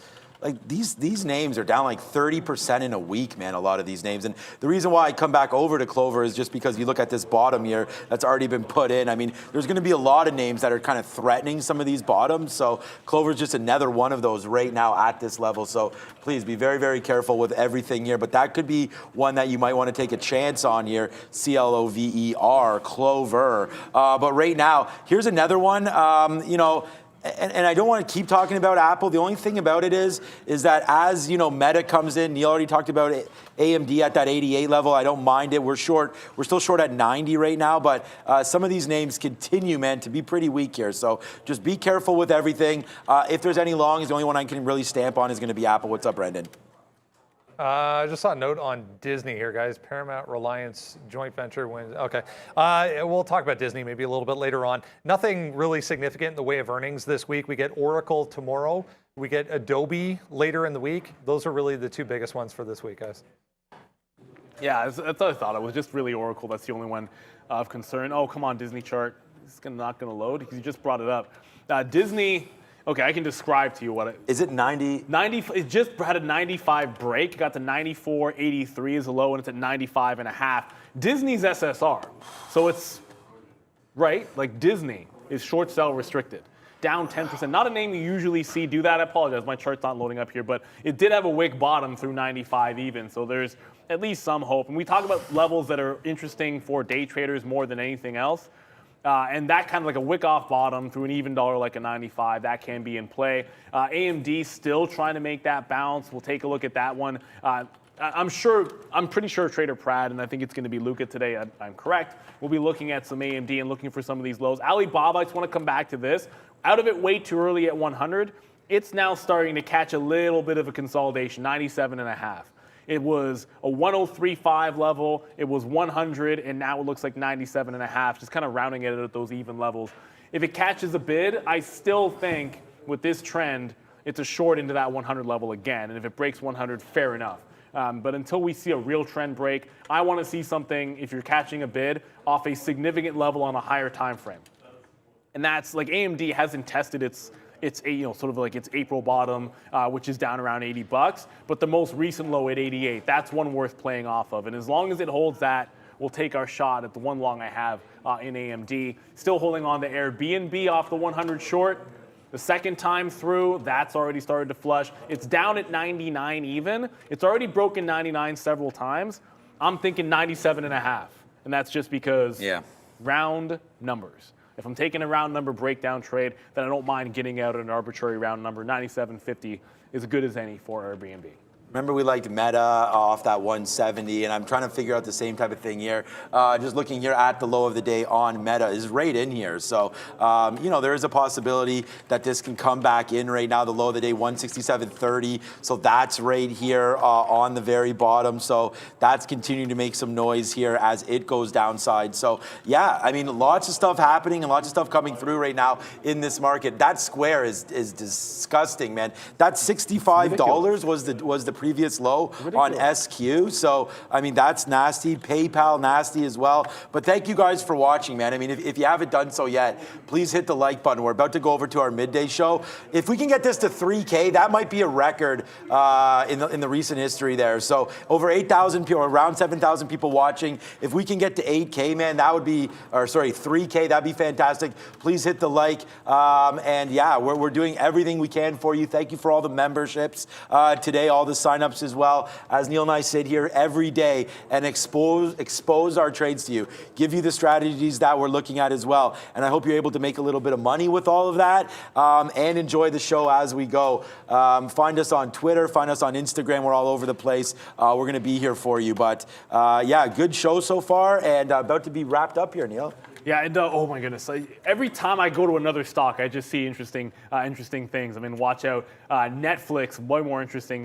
We'll get to that one maybe a little bit later, but watch out for this 170 level on Netflix. There's so many things incoming and more to look at. I know Trader Pratt and Luca have tons that we can be trading, guys. So go get them, boys. Yes, sir. Welcome to a brand new week of June over here. Let's get it started. It is FOMC week, so tons of fun to be had indeed. So let's start off with a couple positions that I started my day off with. I was convinced that the 3,800 level was not going to break today. I thought the market was just going to, kangaroo around a lot in front of the 3,800 level until FOMC. And then on FOMC, once that 75% hike comes in, then we crash really hard to the downside. At least that was my idea. That was my bias. So I came into the day. I waited for the 3,800 level to bounce multiple times. And then I pushed along at the worst time of the day to push along on the stock. Saw it not working out for me, got out for a loss and then flipped into a short. And my best trade of the day so far was this future short over here, which I capitalized about 20 points per contract on that move overall. And then I figured, maybe I'll just take my profits here. I don't want to be holding this anymore. I also did mention in the Discord chat, in the Trader TV Discord group, that I don't want to be holding anything today, just in case the market decides to kangaroo around for me and burns me on my trades. So have been scalping almost anything I've been touching. After Microsoft, let me quickly glance over what stock did I go over to. All right, that was Airbnb. So Airbnb, Greg called out in our work chat that Airbnb 100 was all-time lows. So I got in short near the 101 break. I added a little bit near the 150 area. I also added near the 100 break, also giving 3 full positions on my trade. And then on the way back through of 100, I got stopped out for profit. I think I made overall about 50 cents per trade on this, and missed out on the main move, which is when it broke 100 the next time. I think Neil had that. After this trade, I moved over to DocuSign, which I believe was around the same time. DocuSign was breaking or was testing 61 around VWAP. I got short near 61, and I scalped it multiple times to the downside. Now I'm holding some shares to see how big of a move I can get. I know I said I'm not holding any stocks for the big moves, but once I've already made the money on it and I've scalped out my profits, I can hold some for the bigger move. I also have some orders right back to my average price in case they want to give me some fills to go more short on. And last but not least, I have Microsoft right here near 246. On the way up at 246, I just keep taking fills. On the way down, I keep scalping them and trying to see if we can break 245 to the downside. As you guys already saw with my futures trade, Markets down big time today, down 3.5% or more. NASDAQ's down 4.5%. So we're struggling over here. Bitcoin struggling on the other side of cryptocurrency markets. We'll get back to cryptocurrencies in a bit, around 12 o'clock or so. But yeah, tons of opportunities today. $2 in the money for DocuSign, $1 in the money for Microsoft. Let's see what stocks you guys are talking about. Yeah, guys, today was absolutely crazy. Like every level that I was looking at just kind of hit, a bunch of them at the same time as well. I see somebody asking, do you think the market is pricing in 75 beep rate hike as opposed to 50? So I wanted to quickly bring this up to share my screen here. So this is, I share this website every time. It's the CME group, and it shows what the market is anticipating in terms of rate hikes. So we are currently at, the range is 75 to 1%, right?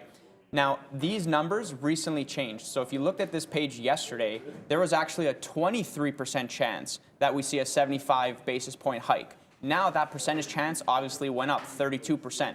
So we have producer price inflation coming out tomorrow, which is basically inflation on the producer side of things. We had the CPI number that was terrible, right? And I watched back the Fed meeting, the last Fed conference meeting just to refresh my memory. And Powell essentially said, the way he phrased it was this: look, they are not actively considering 75 basis point hike. That's what he said, and that's all he said. But he said, we will do whatever we can to restore price stability in the market. And so I think the market is anticipating that there's a better chance, there's a higher chance that 75 is on the table now. Because they mentioned, we're going to do 50 basis point hikes potentially for the next two meetings, which is June, July. But the market is pricing in September meeting. If we pull up September, like this is like we're at 1%, right? So this is kind of factoring in that like we could actually see 50 basis point hikes going into 3 meetings, right? So I think the market's really thinking, like if you want to tame inflation, you really got to hike a lot faster. And so I think 75. I mean, this is just my opinion, but I almost want to say that like we could see 75 basis point hikes this meeting, next meeting, and potentially the next meeting after that. Like, how are they going to tame inflation? They have to be very, very aggressive. So, I mean, this is a website you can look at, CME Group. It kind of tells you what the market's thinking. It's always updating. So it'll give you a general idea of where the market thinks that we're going. And you kind of factor in surprise, right? So you say to yourself, look, if this was a 99% chance, then like there's really going to be no surprise. But at this point, like there could be a surprise. The market doesn't really know what to expect. I mean, we're down 3.77% right now with Fed coming on Wednesday, right? So it's definitely a huge week, and I think a lot of traders are making decisions now ahead of that meeting. And clearly there was a huge sell-off into last meeting. So yeah, just to kind of cover that question there, I think like this is huge for the market this week. And yeah, I see somebody else here. Thank you, Daryl, for the super chat. I can admit when I'm wrong. I said 90 Amazon, 101 maybe after hours, 100 like you said. Yeah, thanks so much.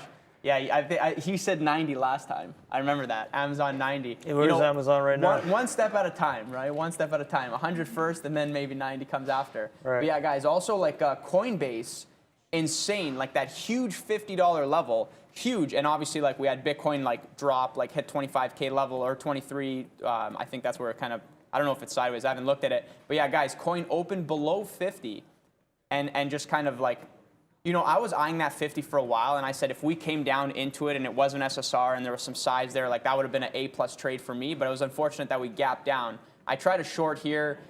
For some reason, 50 was holding. There was a big iceberg bid, but it just kind of went nowhere. Then size popped up here, and like I tried it again, but at this point, like I expect this to range. It's SSR now. Like I'm not really expecting like this to kind of break highs or break lows. I just think it's going to range the rest of the day, but it's unfortunate there because that could have been a huge trade.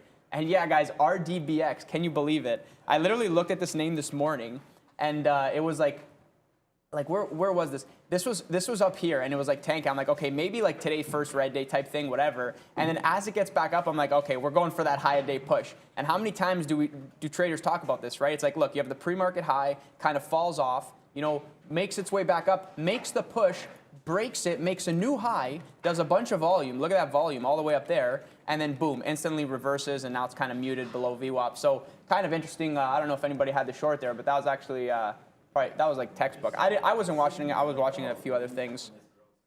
We got a super chat from Yaz talking about Bank of America analysis, please. Yeah, I got you, brother. Let's take a look at Bank of America. Right now, I'm looking at $32 being the low of day, and we're right back to $32, and we're about to most likely test it. I don't see much size on the bids either, so just keeping an eye out. Real quick, when we're trading these financial stocks, it's always good to take a look at your financial ETF in general, which is XLF. XLF should most likely look exactly like a Bank of America to the downside, down 3% each of them. But once you see buying coming in XLF, that would give me a little bit more confidence in trying to maybe go, double bottom, pre-market low and the day's low 32 long maybe, or even a nice even dollar long. But all things considered, why even think about going long on anything today unless it's the volatility index, or it's probably the inverse ETF such as SQQ or whatever, because the market's bleeding. We're heading to the downside big time. Even Bank of America over here that you just asked for an analysis for is bleeding over here. So Friday we went to the low of May 28th, low of $32 or $33, sorry, over here on Bank of America. Today opening lower than that and just pushing much lower. I think I'd just be hands off on this side. Microsoft trade, which is now 60 cents in the money, but it looks like it keeps on seeing resistance around 244.50s, 244.60s or so. Not really going much lower than that, but I'm not worried about this trade. Once we do go back to 246, or if we do go back to 246, I'll be getting some more shares all the way up to VWAP or so pre-market levels. If VWAP breaks for me on Microsoft, I'll be done with this trade. Trying to replicate something that I did on the Netflix over here, which is, when I find a level that's working for me so easily, just keep on rinsing and repeating. DocuSign not really looking like it wants to go back to $61 area. So if it does come back to 60 or so, I could think about scaling some more size in there. Let's go take a look at some of the stocks you guys are calling out in the chat. It looks like COGT back in play today. COGT moving around another day over here, actually flat on the day now, but SSR day one, because I think it was down more than 10% in pre-market itself, based off of where it probably closed on. Looks like it could have been just in pre-market off of itself. It's an SSR, regained that 10% negative move and is now flat on the day. Trying to see where COGT can go to. Obviously, the fact that we are through yesterday's candle high and are playing in the tail end of the Friday's move is pretty surprising to me, because the market's obviously just dead at the moment. AERC also being called out. Real quick, Microsoft, which I thought had resistance near those bottoms, is now actually pushing through those bottoms with the help of the overall market. NASDAQ creating a new low a day, S&P 500 creating a new low a day, making me that much more sad about my exit on my 20-point units, 20-point exit on my position on futures. But really quickly, going back to AERC, which got called out not too long ago. Man, 34% up on this position. Looks like, the stock just wants to go right back to those $100 ranges where it IPO'd and went all crazy at. I'm not saying it's doing that. It was just a little, that was a little satire, a little comedic effect to see if it wants to eventually even go back up here, or even the IPO prices of 40. I'd be pretty surprised to see the stock break out at 20 anytime soon, but looks like it's on the way there. The volume candles, however, on the daily have been decreasing. But the move has been going to the upside. Yeah, guys, I see people here in the chat saying, like, Apple, why is Apple holding the market? I traded Apple quite a bit today, and that 134 level, super interesting. Like, right in the morning, we popped up to it, and it was just slamming on the tape. Like, it could not get above. Pops to 134, drops. Pops again, drops. Pops, breaks it, does a bunch of volume up here. And so, like, my first trade on this was I was a short, like, towards, like, low of day, and I thought, like, okay, maybe, like, we popped, we're going to sell off, like, late to the party, whatever it is what it is, and covered that very quickly. Then we went to 134 in the blink of an eye, and I was like, okay, maybe stops are going to get blown out here, so maybe, like, take a long here. Took the long, was wrong, and then I said, okay, you know what, the short is probably good. So then I started scaling into the short here. We dropped down, I covered, I think, half of it there, and I actually pride myself on this cover right here. Like, and something to be said about, like, tape reading, right, guys? It's like, look, I think we're going lower, right? I'm hitting the short, I'm hitting the short, I'm hitting the short right in this area. It's working for me. I take the short, it goes down, I short more, comes down, I cover, like, right around VWAP just in case. Then we pop back, and, like, bids sort of stacked up, and I just had a bad feeling, and I said, you know what, I need to get out right now. So I covered everything, and I think that resulted in a break even. And then look at that move. All the way, breaks 134, pops up, and then starts doing a bunch of volume up here. So I say, okay, let me take a couple stabs. One stab, break even, stopped out. The next one, I take that, and then we start to flush. I say to myself, okay, if we get below 134, I think that's where we're going to really start to go. And so like double down on the short, and then just like same kind of pattern, covering all the way. And you know, it was kind of funny. At this moment, I told myself, I think I have the high, and I'm going to let this ride all day. But just my gut, I'm like, I'm a scalper. I have to cover this, right? So I'm just like covering on the way down.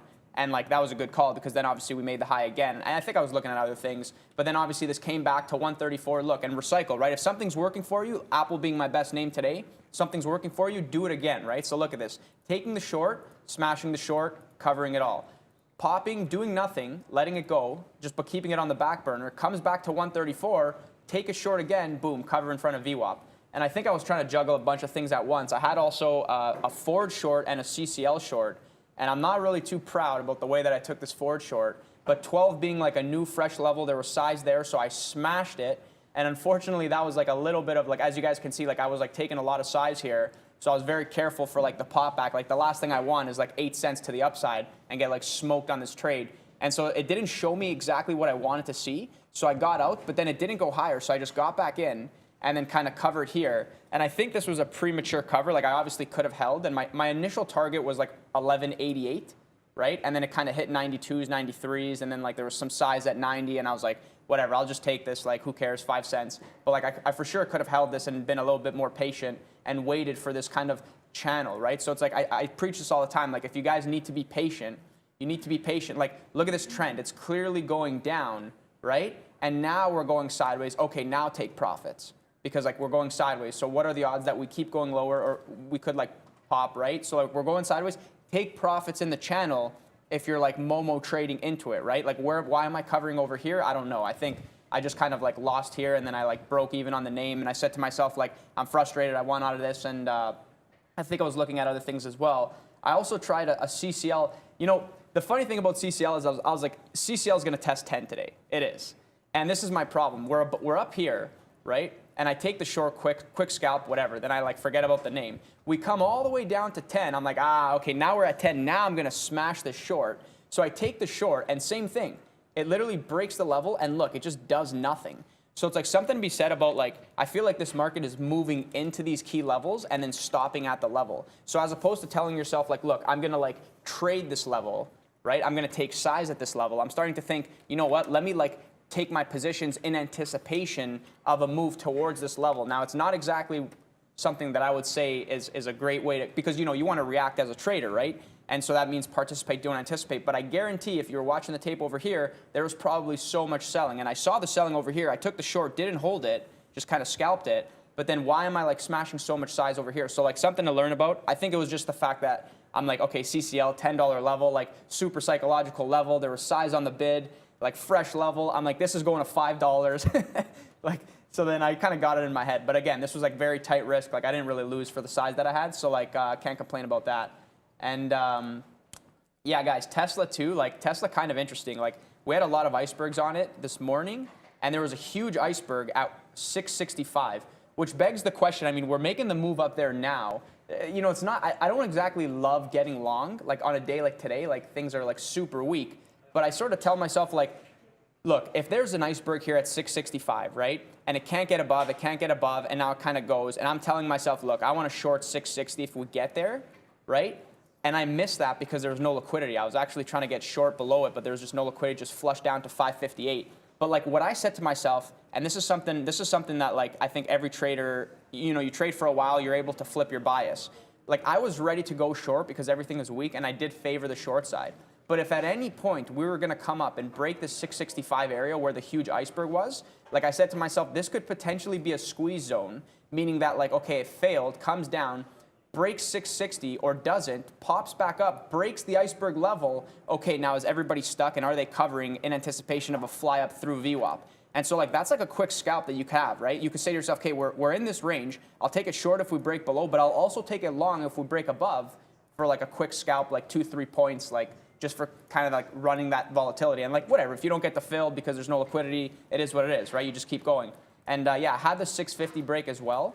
and I wanted to hold some for the dream. I thought like maybe we're pushing towards 600 today, and this will be the clean break.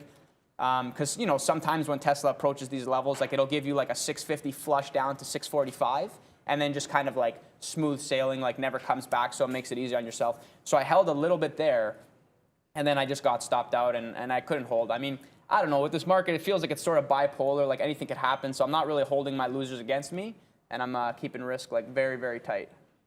Thank you, Luca. People in the chat calling out Dawn, which is day one biopharmaceutical, blah, blah, blah, blah. Too many words over there. But Dawn over here in play today. Tons of volume coming in relatively for the stock for itself. 33 million shares on the day today, 127% up so far. It just now tried to take out the high of day, but failed to do so. So around $16 on Dawn is what we're looking out as a level 4. And then if that level really takes out, we get to see what happens above there. I have some levels that I was mapping out while Luca was talking. It looks like the $17, $19, and $22.75 stick out for me. We'll keep our eye out to see how the stock trades in those ranges, but clearly it's struggling to even take out 16 at the moment. Ashitok is talking about Apple shorts. If you want to go Apple short near 134, 135, go for it. I'm just taking a similar trade like that, but on a weaker stock in my opinion, which happens to be Microsoft. So I'm loading up on Microsoft in front of 246 all the way up to 247, and I'll just keep on churning it to the downside. Every time it goes down, I'll take some out. Every time it goes back up, I'll load back up, and I'll just keep on doing this. Right now, though, S&P 500 with a beautiful bounce off the lows. This was the line that I drew on Friday. This was the line right here that I drew on Friday. We're pretty much heading right to that line to the upside to go touch it. Let's see if that line gets respected even today. But looks like we have this barrier around 37.75 on the S&P 500 futures on the way up in case the market wants to find some barriers right now. NASDAQ also looks to be in a similar position to find some barriers on the way up. So if you want to go short Apple, be my guest, but make sure that you have your stops appropriately set up. That way you're giving that stock a little bit of a wiggle room to play around in. Maybe all the way up to 135.20 is where I would give my stocks the wiggle around, especially on Apple over here, in case if it wants to go test that 100 period EMA and then reject later on and come back down. I don't want to be the person to say,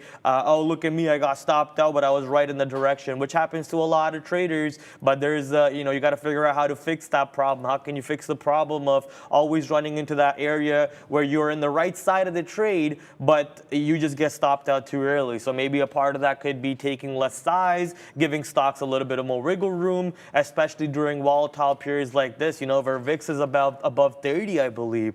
Where's VIX? I know VIX was at its not all-time low, but a pretty recent low not too long ago, and immediately we're back to 33s over here, getting back to the highs on the VIX. So markets getting crazy, markets getting volatile, giving us those opportunities to trade and tons of money to be made around the board on the market. Redbox ready to moon. Redbox, I know Luca called it out. I didn't really look at these stocks. I don't look at Redboxes and your ERCs. I try to stay away from them as much as possible. Redbox though with a beautiful 32% up move today, and ever since that move came in pre-market, we just started consolidating sideways. I'll be honest, this stock is going a little crazy, man. Redbox is going a little crazy over here.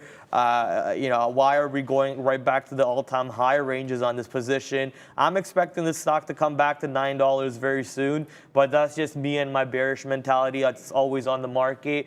You can always count on me to be bearish on any company out there. So that's just me. That's just my opinion on Redbox. Doesn't mean that it's going to play out that way. Yeah, guys, Tesla approaching that 665 area, and it's kind of interesting. Like, it's coming up to the area, and there's some selling, but it's holding, and I feel like this wants to break out. So I'm going to actually try along here, and this is like very, very tight risk, just because like this could easily break in reverse, and if it does, I'll be out, no problem. But it's the level that I mapped from before, and I'm going to see if this if we break and go. I mean, the last thing I want is it to break, kind of tank right back down, and then like rip my face off, right? So this is. It's just, I feel like the bids are reloading. I feel like people are buying the offer here. And if we get, maybe there is the iceberg still there, sitting there at 665. So it's right now. Let's see if this breaks. Okay, we got the fill, and we'll see where this goes. Luca, just take a look at the. Okay, yeah, no. So guys, I'm out right away. Like, I'm not holding this. Like, this could easily break and go down to 660. So something. I mean, like, this is a good example too, right? It's like the move, like it already moved up so high, and I'm not really like I didn't get a chance to like reload here. It's holding above 663. I was like, okay, if we break, maybe we go. But the last thing I want is it to break and then flush down to like 661. Like, I'm definitely not holding that. So yeah, so that's, I mean, it is what it is. Like, it's, you know, tight risk. I mean, like, look at this, right? Like, and we're still flirting with it too, right? So I wouldn't be surprised if this pushes higher, but at this point, if I'm looking to take the long, then I really want to, you know, pick my spots and maybe like dip by this as opposed to like chasing the high, because obviously there's going to people are selling up here, like if they kind of loaded like the VWAP, right? So, you know, something to keep in mind. But, you know, Tesla, it feels strong, but like the scalper in me is not going to allow me to hold this. New front goes, Brad. You can't always be bearish or bullish. Well, watch me, my friend. It's very easy for me to do so. You just look for bad companies at all the time and you just short them, right? It's very easy. It's not that hard. It really depends on your trading strategy, you know? I'm not saying I'm bearish always, even all good companies, but I'm a bearish trader. It just happens to be that I enjoy being short more than I enjoy being long. But nothing wrong with the vice versa. Nothing wrong with you being long all the time than being short all the time, right? Right now, man, market's having a nice move right back to the upside. S&P 500 moving back to the north side. Now, still down 3% on S&P 500. NASDAQ is still moving back to the upside also, along with S&P. Down 3.5% over here, which was down 4.25% not too long ago. So a nice little pump up coming in. Let's see if this market is going to. Part of this reason could be because Europe is coming to a close over here. Europe markets are going to be coming to an end very soon. And looks like that could be, they could be closing on the green note, or maybe market just found some good buying areas near 3,750 on the S&P 500. Or is there any positive catalyst coming in across the board for this market to even have this kind of volume coming in for the S&P 500 and the NASDAQ? I'm watching Apple get pushed up to 135s over here, looking like a little bit of a better areas to go short on Apple than earlier near 134s or so. For anyone who was wondering before, I think it was Ashitoka was calling that out. My orders on Microsoft are coming into fills over here, so I'm taking as many fills as I can to the upside on Microsoft and DocuSign. I'm wondering if I should take some fills on DocuSign near 59. You know, take some fills near 59 for a possible move back to 58. No. You know what? I said I'd wait for 60, so I'll get my fills near 59, 50, and 60s, all the way up to $60 on DocuSign, and I'll just wait for my entries to come in closer to that point. So we'll see as Lucas say, we'll see where these goes. People are talking about Amazon also. I know Amazon was moving back up a little bit. I did see some size on 103.40s or 103.30s or something. Maybe it was just flat at 103s, which clearly got taken out. Now we're at 103.50s over here on Amazon, trying to push up to 104s, 105s. But you know, market, wow, looks like we hit that trend line from yesterday that I drew perfectly, and we're starting to push back down. I'm not saying that it's because of my trend line. I'm just saying, you know, I like to see stuff like that work out for me, in my favor at least. Now allowing me to, you know, take my shares on Microsoft the way I did, average price back above 246, and now if Microsoft dumps $1, $2 in the money, I have way more size than I started my scalping my day with, and I can just keep on adding to my P&L going forward for the rest of the day. At the same time, I know Ashitok was talking about Apple. You know, maybe you got short over here, maybe you waited to get short near the 100 period EMA, which would be the smarter thing to do. But if you got short over here and you gave it that wiggle room, like I said, for you to give it to, you would have still been in the trade. You would be probably adding on this trade right now, and you know, money pouring into your account very soon, as the market might just come back to the downside over here without even testing VWAP. If market finds some buyers near 37.70 or so, then maybe S&P 500 has some move to VWAP. And Luca, whenever you're ready, I need you to take over for me. But yeah, I'll still keep going over here for now. Can we not show that camera, guys? Thank you. Thanks, Nixon. Okay, guys, delete that comment. Here comes a sell-off for the bull trap. Yeah, the bull trap. That's I guess that's one way to put it. Yeah, people getting trapped at the markets going long over here, especially on a day like today when we're down 3%, 4%. You know, I would be surprised if any really long movements coming into the market, successful long moves coming into the market. It's like trend is your friend, my friend. The thing that Miss V always mentioned. So that's what you got to focus on. Yeah, and yeah, guys, I see people in the chat saying, look, Apple, what do you think, Apple? Okay, no problem. Let's take a look at Apple. You know, as I mentioned before, that 134 level is definitely the interesting level. And I think, I almost want to say like 134 to 135 is interesting. 134 to 135 is interesting. Potential resistance, like I wouldn't be surprised if we like barcode all day, right? It's like the market kind of had that little run up just now, like it had the little, and this is the daily, but it had that little run up. But I almost want to say that like we could easily get back to lows. We easily could get back to lows. So yeah, it's you know, I would say there's a lot of resistance here on Apple. It kind of feels like there's resistance, and unless we really push, like we had that one push through 135, and then kind of volume and instantly reverse and tank. So like I want to say like that seems like a decent level to play off of. So yeah, it's you know. I mean, it looks like it's ranging, right? So you could probably play the range, like get short up here, kind of cover like half at VWAP and then half towards low of day. But is there anything else that you're looking at as well? Can you go over to your screen for a second? Yeah, sure. So yeah, basically, you know, guys, also looking at NVIDIA here, I think like, you know, as we approach that 150 level, it's definitely going to get interesting. So, you know, definitely keep your eyes there. And, I mean, you know, it's going to move in tandem with AMD, and obviously AMD much lower now too as well. So, you know, it's I want to believe that this market is now going to kind of range up and down within the kind of range that it created. So, yeah, it's definitely something that you know, at this point I'm kind of, you know, going to take it slow and we'll see what happens. But yeah, maybe we get a short going on that Apple 134 break there. Yeah, I'm still trying to just do a couple things over here from my own platform, but yeah, we can carry on from here on out. So you can do what you want. Pratt seems depressed ever since Miss V left. No, we're good. We do miss her though. We do miss Miss V without a doubt. But now we got our homies with us, trading with us, and you know that's what we enjoyed that part of it too. We got Luca, we got Ian, we got sometimes maybe even Tony coming in, jumping on the floor over here, you know, boogieing for us over there for the bells and whatnot. So it's all fun and games without a doubt. Getting back into the market right now, though, we're watching S&P 500 come down a little bit, but now we're looking at the 5-minute candle on the S&P 500 starting to show us a green move. So that's not exactly what we want to see. Moving to the next position, my big question. It's a forward. My big question is the any stock that's good investment? Is the any stocks that are good investment these days? Doesn't seem like it. Maybe short everything. Okay, I thought you were talking about the stock any, but you're talking about are there any stocks that are good as an investment?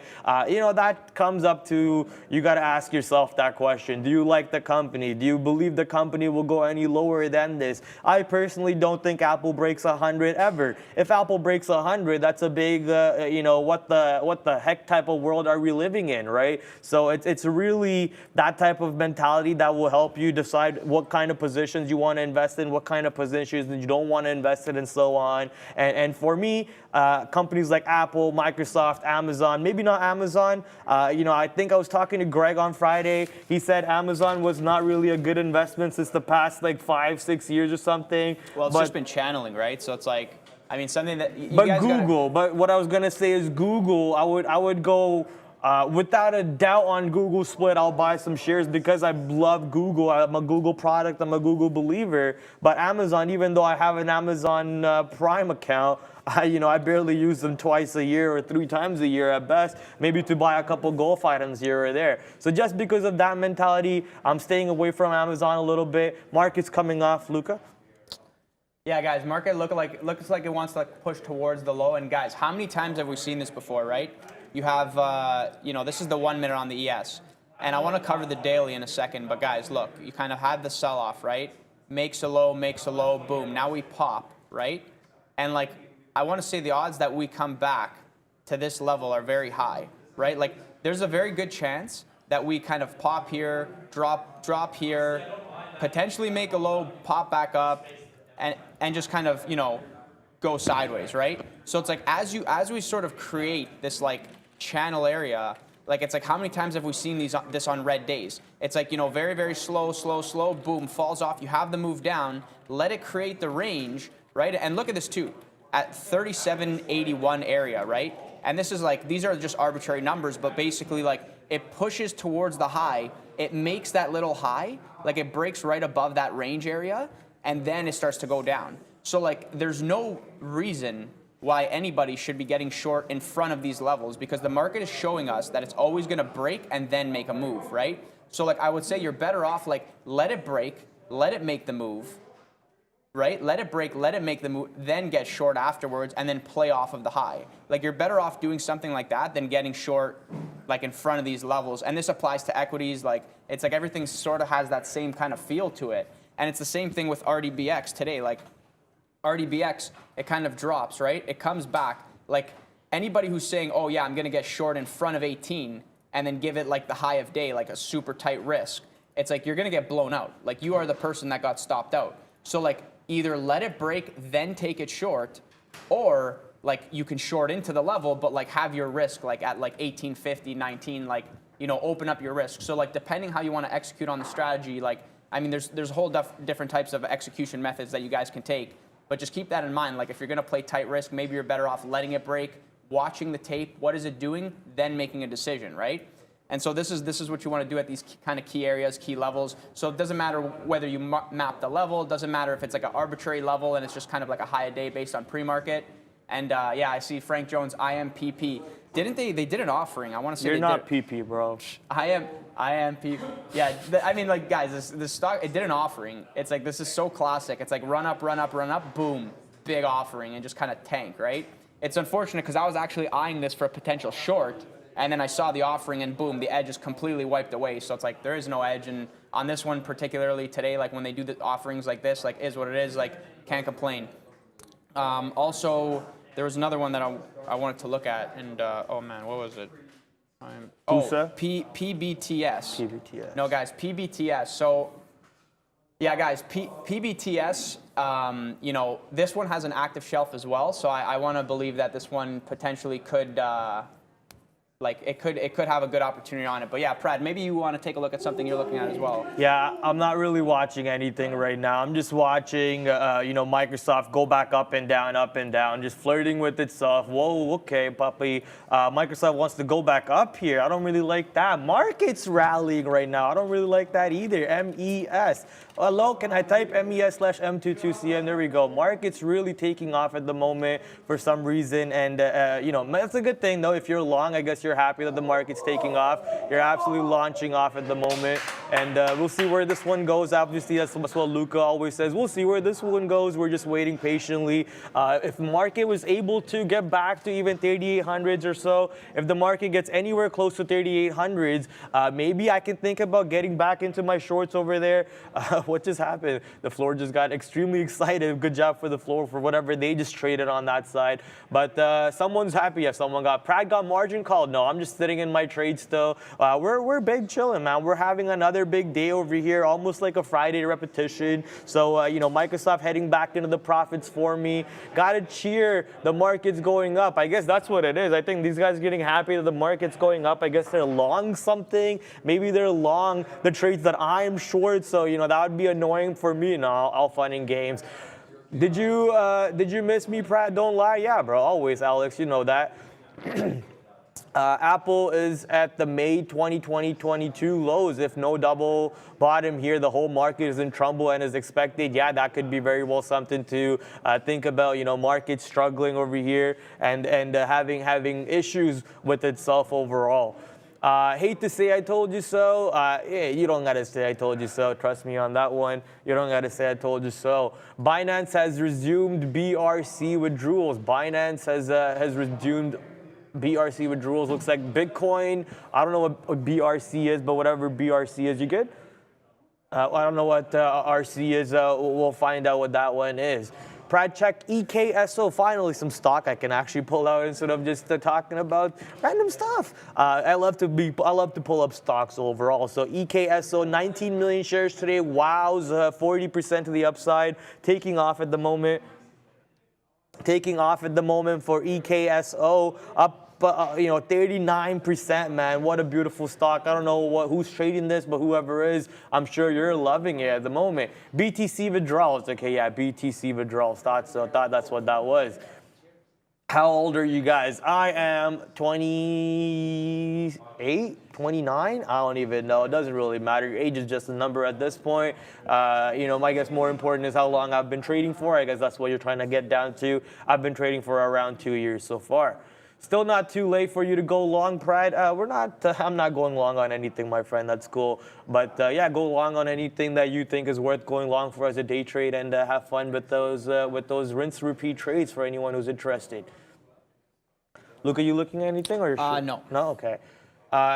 Hey, Prad, my favorite stocks at the moment are Grab. Yeah, right. Okay, you almost got me on that one. Nice try there. Prad, check out Don. I know I was looking at Don earlier, my friend. Was that Tyrone who just mentioned Prad, look at Don? No, Chris Miller. Where is Tyrone these days? Wherever Tyrone is, I hope he's having fun.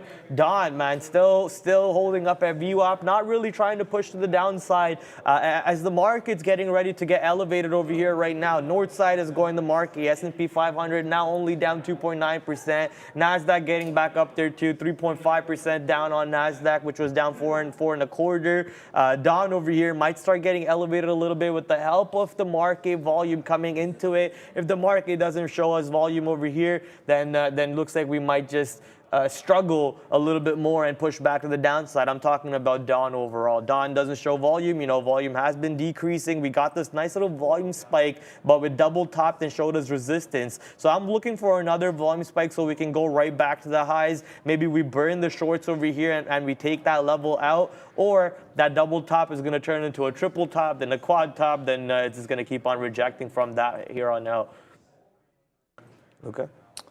Yeah, guys, Tesla back at the 665 area. And you know what? It's kind of interesting, like the fact that we pushed 665. And what was the high there? Almost 666, as if that was pre-planned. But yeah, guys, 665, right? Pushes. And guys, what was I saying before? Look, I'm going to try this long, but like I'm scared because it could just flush in my face. And this is what happens, right? You have those two big red candles, but then eventually holds VWAP, holds the 660 area, and now back around here. But this is actually an interesting area because if we can't get above, look, if there's a huge iceberg seller and he's sitting at 665, I mean, like, obviously, like, you're favoring it before the flush. Now we're kind of coming back up. But, like, maybe this is an area of interest. It could be an area of interest. And if this is something where, like, it's not going to be able to get above and it's not even going to touch 670, and then if the market's going to make a move down back to VWAP and break, like, Tesla easily could this could be the top, and then we go down, we break VWAP, and like we make a move down back towards the 650 area, right? So it's an interesting area. It's I mean, this is something that like I don't trade particularly well because where am I going to risk off of maybe 670? But that's probably going to get hit. Like if I had to guess, it's probably going to get hit. And like this is something that I would much rather have like a tight risk on. I just don't know how to structure it, especially like right now, spread is a little bit higher, and like like now we're approaching lunchtime, so volume's going to like slow a little bit, so it's not something that I want to put my risk towards, but I just find the 665 interesting. It's like when you peg like a very big iceberg seller, right, and they have this kind of area in mind to sell, okay, they're not there anymore, but is this level interesting? Is this, like, are they selling here because 665 is the potential resistance now? So, like, these are things that I ask myself, and also Alibaba 100 level, was a very clean level this morning. And like we had one of the traders who had that. I unfortunately didn't, but that was super clean. Like that breakdown flush and like instantly like $1 in the money, right? So like you can't ask for more than that in a quick like 2-minute candle on Alibaba. So that was very clean. I'll be back in a second, Luca. And yeah, so that was nice. But guys, back to Apple, still around the 134 area. Still around the 134. And JJ, hope Fed raises interest rates by 1 point on Wednesday. That should put the bottom into the market. Ha! I love how you say hope. Like, what is this word hope? That is not in my vocabulary as a trader. But yeah, like, I mean, I don't really hope for anything. I don't really care too much. They're going to do a better job than what I can think that they should be doing. But yeah, it's an interesting scenario because it's one of those scenarios where, like, you tell yourself, you know, if you want to fix prices, like, interest rates need to be way higher, right? And so, like, they're not going to be able to just raise by like a quarter point, and I don't even think they're going to be able to raise by like half a point. Like, they're going to have to raise like you said, like 1 point, like 75 beeps, like going forward, because like they said, okay, look, we're going to monitor inflation, and like inflation is bad, like it's terrible, right? So like, I mean, I would not be surprised at this point if tomorrow or Wednesday they come out and they're like, we did a 75 basis point hike, and 75 basis points is now on the table. Right? So like these are the surprises that I'm looking for, and I think the market kind of anticipates that as well. That's why we like sold off so much. So now going back to the daily here on the ES, like this is something that I was talking about before. We had like that sort of those wicks, right? Those wicks kind of support being created. Then we had the 2 bounce days, and we were going sideways. And for the longest time, I was thinking to myself, okay, this is chop zone. Like do not trade. I guarantee anybody who was trading throughout this time, like, probably had a challenging time and was asking themselves, like, why am I losing? What's going on? There's no liquidity. And then sort of, you know, cannot break that 42 area, right? And then we have the 3 big red days. So it's like Thursday sell-off, free fall Friday, big gap down on Monday, and still selling off. I mean, like, normally, like, we'd have a gap down, kind of flush, and then it would, like, you know, squeeze to fill the gap. But at this point, like we're still below VWAP, so I almost want to see how like the market reacts around 3,800 level. Like if we break 3,800, I feel like, you know, some stops could be triggered. I don't even know if it works the same way with futures, but like I want to believe that like if we get above 3,800, just above the VWAP level, like we could easily push Tickle to the like stops? 3,810. Yeah. Like does that, you know, it's like, oh, they're gonna trigger the stops. They're gonna trigger the stops there. But I mean, you know, obviously, like, there's a lot of volume coming into the downside. There's a lot of sell-side pressure. So, like, I'm not really, like, if I'm long, I'm scalping the long. Like, I'm in, I'm out. But I'm not really, like, thinking hold the longs here. No word of a lie, Luca. Yesterday, I woke up with the nightmare that one of my winning trades that I was holding for the dream stopped out. And I woke up middle of the night, like, panics, all sweat and everything. I was like, oh no, that was my big trade. Why didn't I cover even a single share of it? That's why I woke up in the morning. I was like, I'm not holding a single thing for the move. I'm scalp all day today. And you know, part of that has helped me today. A part of that has been killing me today too. But lots of fun to be had in the market. Lots of fun to be had moving very soon. We might have some good news for you guys coming up at 12:30 or so.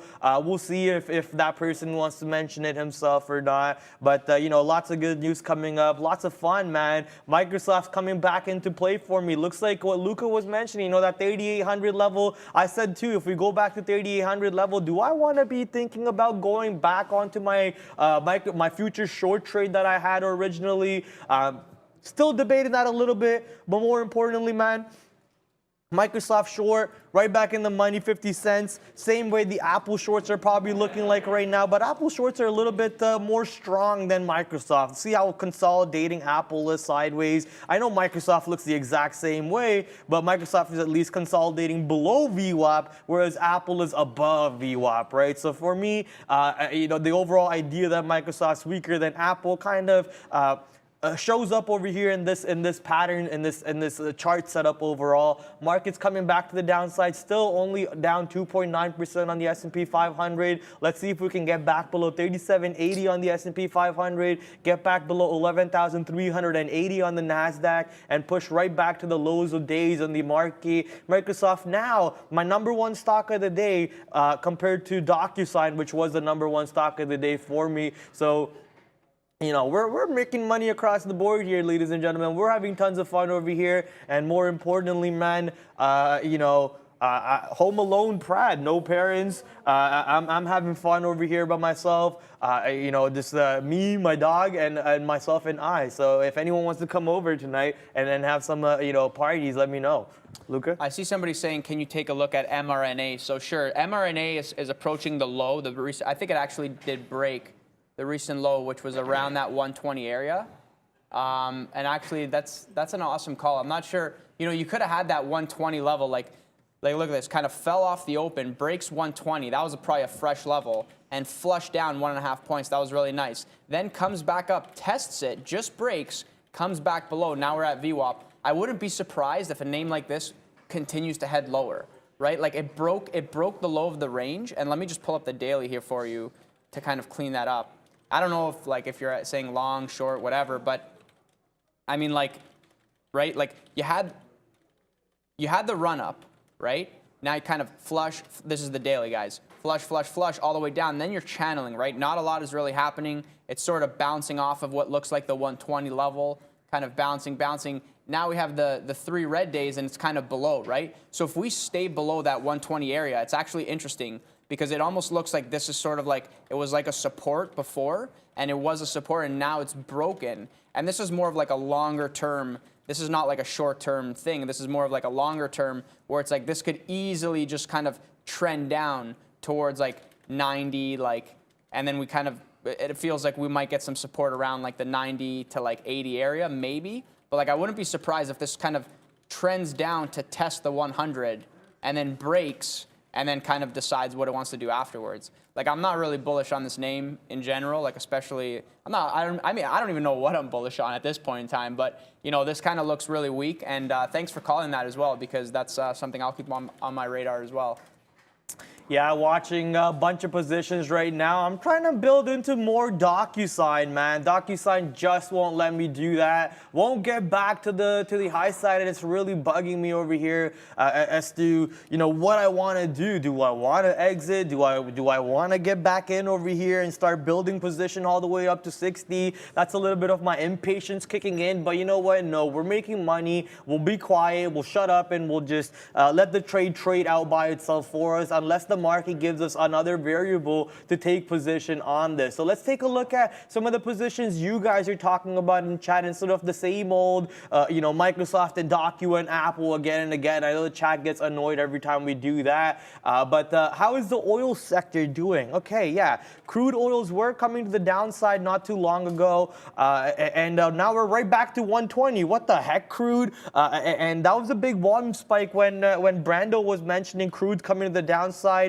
And it was actually trying to get positive back then, and it was down about 1.2%. Now, it's no longer trying to get positive. It is positive. So crude, once again, pushing back to 120s, 121s or so, looking very strong over here. In that case, that means IMPP, HUSA, and the other stocks over there trying to get elevated. Maybe IMPP still down big time on the day. What is HUSA looking like on Amex? HUSA, rippity rip on HUSA to the north side. Look at that big volume candle on the 5-minute chart. Still down 5% though. And I would like to go take a look at XLE now, because XLE is going to have us a better understanding as to what's going on in the sector. So it looks like the sector is actually down on the day, but trying to go up. But crude oil is actually helping that sector go up a little bit. Oxy is also something we love taking a look at when we're looking at the energy stocks overall. You're probably going to be down exact same chart setup as XLE overall, and almost same percentage to the downside. So struggling, but indeed moving up anyways. If you still trade oil pennies, you haven't learned. I mean, the way I would put it, if you're making money, it doesn't matter, Cam, because the setups will be carried over from, let it be, penny stocks or normal stocks or cryptocurrencies. At the end of the day, if you know risk management and proper, you're looking for setups and tape reading and whatnot. If you're able to bring in money, Greg says it's the best. It all looks the same in your bank account. It doesn't matter. The bank account does not care what setup you traded it on. The bank account doesn't care if you traded penny stocks, GME, or oil stocks. All they care is the money comes wired into that account, and then they get to tax you from that on money at the end of the day. That's all they care about, right? So focusing on positions over here. Microsoft, man, I know I said I won't bring the same song of Microsoft back again, but it's hard not to sing it when the song is so beautiful. Back in the money, $1 for Microsoft over here. #1 stock of the day for me. I'm having fun. I hope you are too. I don't know if Luca's looking at anything. Luca, you staring at anything? Yeah, guys, Apple feels really weak. That 134 area, it sort of did the channel. The market was holding the high. Now the market's pushing lower. So I said to myself, let me scale into the short. So scaled in. We broke 134, so I smashed it even more short. And now I'm just kind of creating creating a free trade for myself, and then I think if we break VWAP here, we could really move towards the low again, 133. So, you know, maybe we keep going there. So I'm going to hold on to this one and see where it goes. Yeah, no, let's go, Luca. Yeah, Luca short Apple. I'm short Microsoft. Market's coming down. Let's ride this market to the downside, Luca. Let's keep on cashing the money that we've been making all day.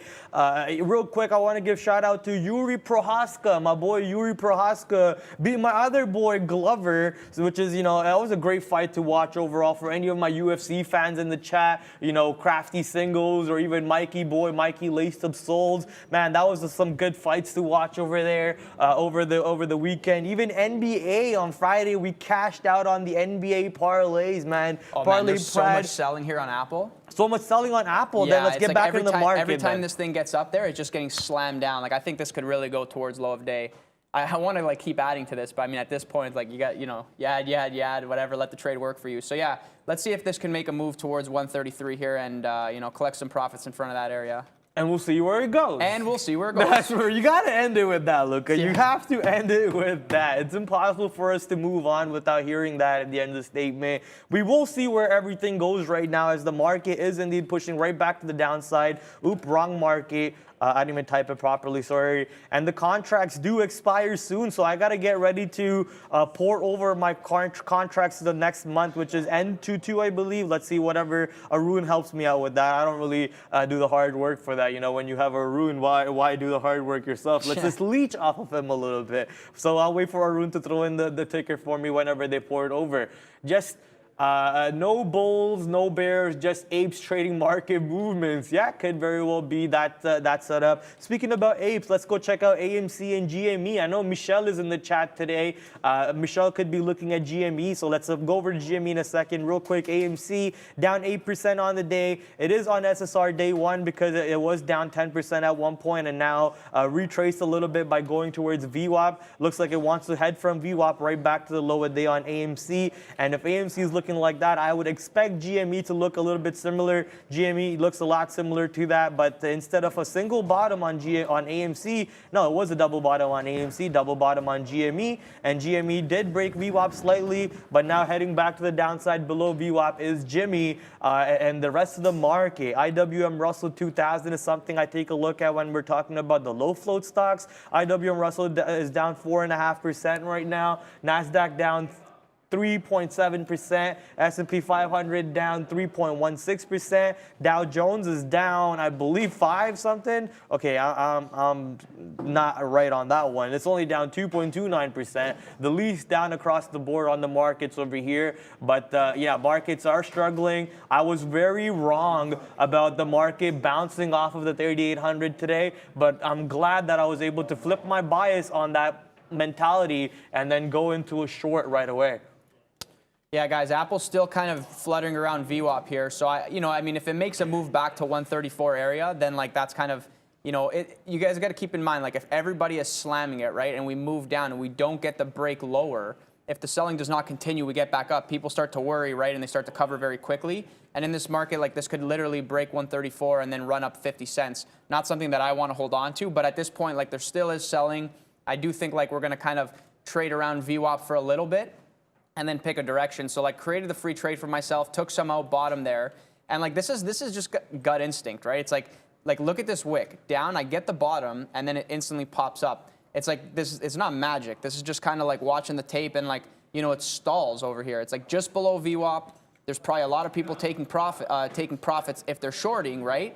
And so it stalls there. So I say to myself, okay, let me take some there, but still hold on. Like, I'm still holding on to, like, a good portion of the position, and clearly, like, we still are just below VWAP. So I want to believe that 133 test can come and then potentially low of day. So I'm going to hold on for that.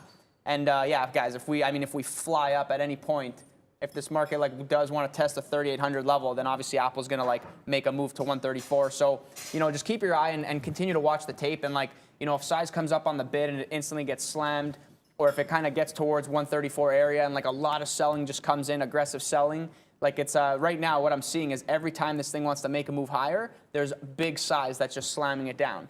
So it makes me want to believe that, like, look, it's gonna dance around here for a little bit, but if everybody is selling around this level, then, like, this thing is probably going to go to retest low a day. So yeah, that's what I'm keeping my eye on there. And I'm sure there's like a bunch of other levels in play as well. I wonder like what Ford is doing here actually around the 12 level. Yeah, we came back up to 12. How interesting is that, right? Fresh new level, breaks 12. I don't know what I was doing there. That was just terrible. But yeah, kind of flushed down, right? And this is what I was saying before, like, you know, if you're shorting into this weakness, and then we get the channel here, like this is where you take profits, because then look, boom. Like relief bounce makes its way up, and now right below VWAP, that 12 area, that's actually a good area. You know what? I'm gonna see if I can get the fill here. I mean, I doubt we come back. Like this is probably like slow mover, but like, you know, maybe we get some channel action where we go sideways, just kind of up, down, up, down. That would be really nice. And then like you can kind of risk off like VWAP, right? Like if we break VWAP with volume, then like it's very clear like you should get out there. So yeah, something. Let's see. And this touched 12 exactly, right? So it's like it's really nice when it touches exactly, which kind of tells you, like, I wasn't watching, and I'm not sure if I see anything now, but potentially there's like a little bit of size there, a little bit of iceberg, right? Fresh level. Anybody who is long in front of that, they want to get out for break even over there. So, you know, that could be a potential resistance area, and you could potentially have a tight risk on that too, right? So, you know, I don't absolutely love tight risk all the time, especially in this market, but, you know, it's something you can keep your eye on. So, yeah, we'll see if that can get back up to 12. That'll be interesting.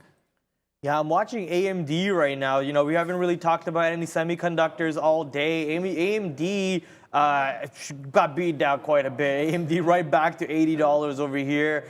In the $80 ranges at least, not to $80. Low day today is at $88.08, around $88 flat. Trying to stay above there so far for AMD, but still getting rejected by VWAP overall. And Mark is trying to go up over here, so let's see how AMD deals with that. AMD's partner in crime, NVIDIA. NVIDIA looking a lot similar over there, also down 6% below VWAP, low a day near 156.60, 156.50, and trying to bounce from those levels is NVIDIA at the moment. And last but not least, semiconductor ETF, SOXX on the NASDAQ is something that I always keep a watch on. I know you guys take a look at, I believe it's the SOXL and the SOXX. SOXS, I think is the short 3 times leverage one. This is the main ETF in itself, which is it tells you the whole story of how Micron, Nvidia, maybe even Qualcomm and a bunch of other semiconductor makers are looking like today. To the downside, 5% struggling overall. Redbox headed back to high a day near $18.20. RDBX on NASDAQ heading, you know, it's not there yet. We'll give it some time to see what it wants to do. For right now, it just looks like it wants to trade sideways. Volume has died off a lot. It is lunchtime right now, 12 o'clock Eastern Standard Time. A lot of traders will be getting ready to leave their desks, take whatever money they've made and go spend it at a bar for lunchtime, and then maybe have an extended lunchtime if they had a really good time. The people who've taken losses are probably not coming back since they've taken losses. So that event creates a big volume decrease period from 12 o'clock to 1:30 or so, which is what we're going to go into. It is best to just not do anything around these times, you know. That's why there's just a lot of talking from our end. No real executions being made unless we're really patient in orders to where we want to take our fills. And that being said, I'm going to cancel one of my orders on Microsoft short just because I don't want that fill at my average price that I am right now, and I'll only take the fill above my average price near 247 or so if in case it does go there. That way my stop out is around $1 per share, and I'll get more shares filled over there. But right now, here comes the market trying to just, you know, play around in low volume periods. Sean is actually throwing in some of his positions in our chat, so let's go take a look at his positions for you guys. He put an Apple 132.75 long, already $1 per share in the money. AMD 90.15 short. Okay, now you're just showing off. Meta 169.97 short. META, which is Facebook, 169.97 short. Again, he's just showing off. We get it. You're too good for us. I think that's a. The point is, all these positions I've had since our show. Since the morning, yeah. Hold on, yeah. That was a 170 break short on Meta. Is that the simple setup? That's it. Yeah. So. daily on Meta, pre-market low on Meta around 170. So beautiful 170 break. He got filled at 169.97. That's the advantage of working with the Daytrade the World software P Pro 8. You know, we have direct market access. We have order types that help us take advantage of breaks like that and get filled really in amazing prices and not get slipped too hard. And you know, obviously there's multiple rules behind it. First come, first serve. Throw your order in first. You got to give it room for the slippage and so on. But that's the advantage of just, you know, having any order type you want to use over here and take advantage of that setups and even get paid for some of these order types. You know, all day on Microsoft, sorry, not Microsoft, on DocuSign, I've just been providing liquidity, and I collected fees by providing liquidity instead of taking out liquidity.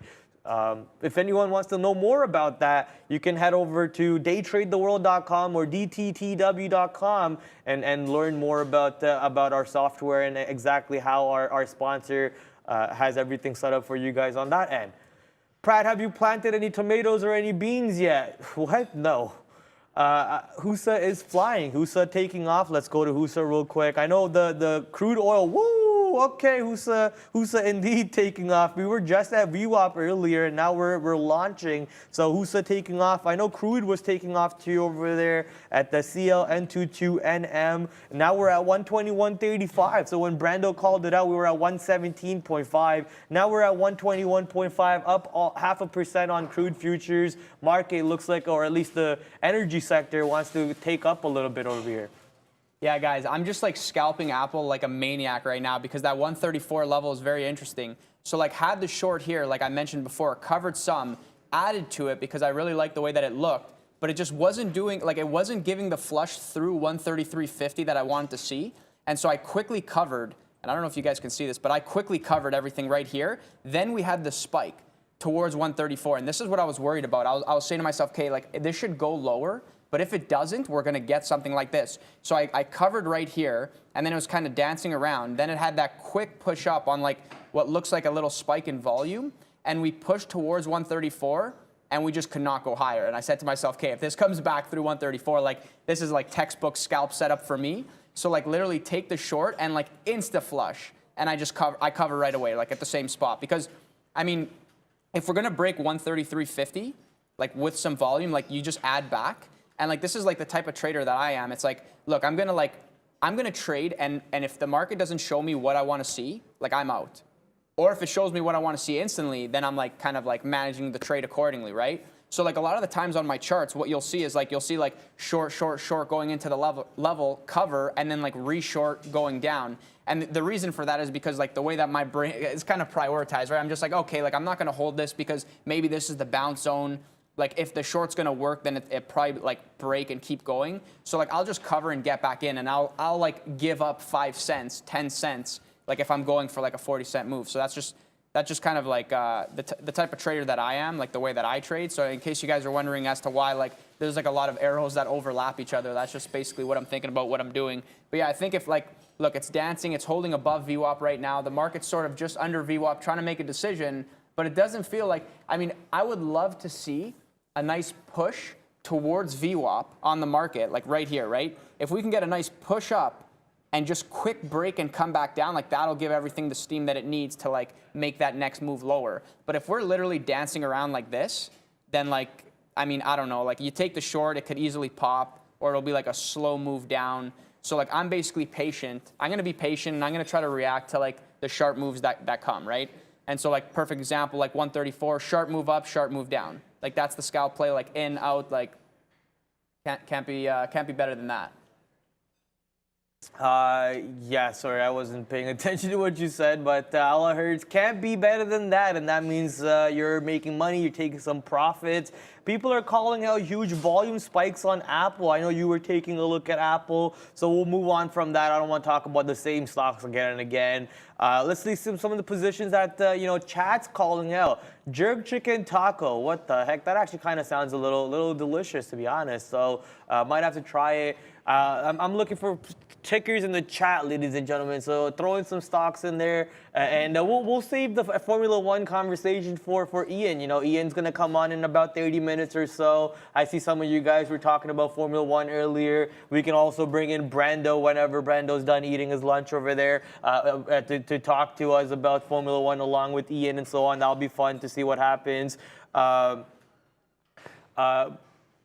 Okay. I see somebody saying, wow, 2 million volume spike on Apple. So guys, when you see these wicks, right, this wick with a big volume spike on our platform, like this is a dark pool order, right? Like it did not like go up here and then come back down, right? Dark pools have a 24-hour reporting requirement, so this could be reported from Friday. And I think you know, the close was around just above 137, and so 24 hours later, they're basically reporting like the closing volume, like on the dark pool, like it's just kind of a late report. But yeah, that wasn't a huge spike. But yeah, guys, Apple now approaching 133.50 area.